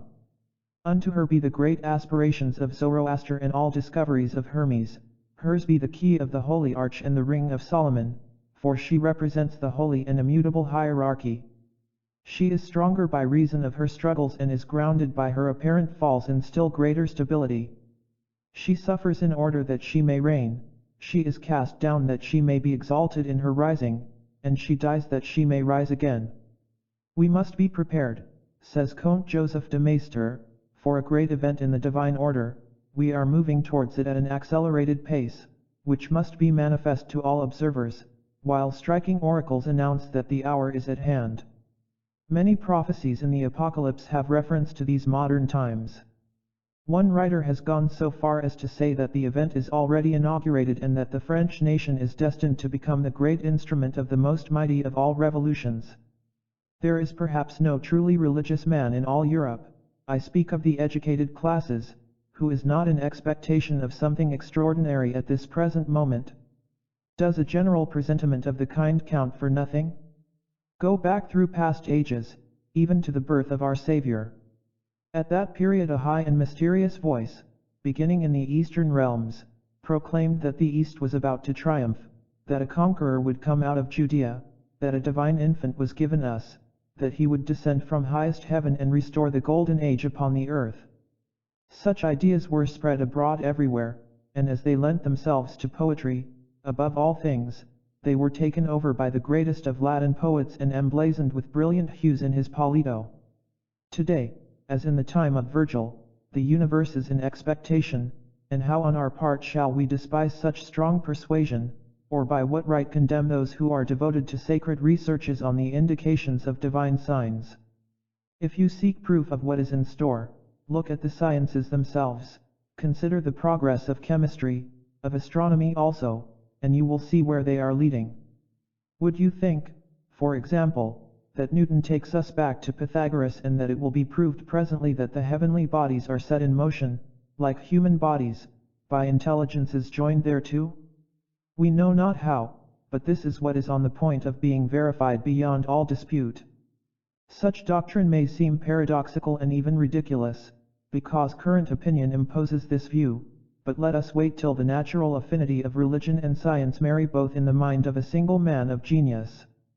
His advent cannot be far off, and then the opinions which now seem bizarre or irrational will become axioms which no one will question, while people will talk of our present stupidity as they now speak of medieval superstition. According to St. Thomas, and it is a beautiful utterance, all that God wills is just, but that which is just should not be so designated only because God wills it, non ex hoc dicitur justum quod Deus illud vult. The moral doctrine of the future is contained herein, and from its fruitful principle one deduction follows immediately: not only is it good from the standpoint of faith to do what is ordained by God, but even from the standpoint of reason it is excellent and rational to obey Him. Man can therefore say, I do good not only because God wills it but because I also will. The will of humanity may be thus at once free and in conformity, for reason, demonstrating in an irrecusable fashion the wisdom of the prescriptions of faith, will act on its proper impulse by following the divine law, of which reason thus becomes, as it were, the human sanction.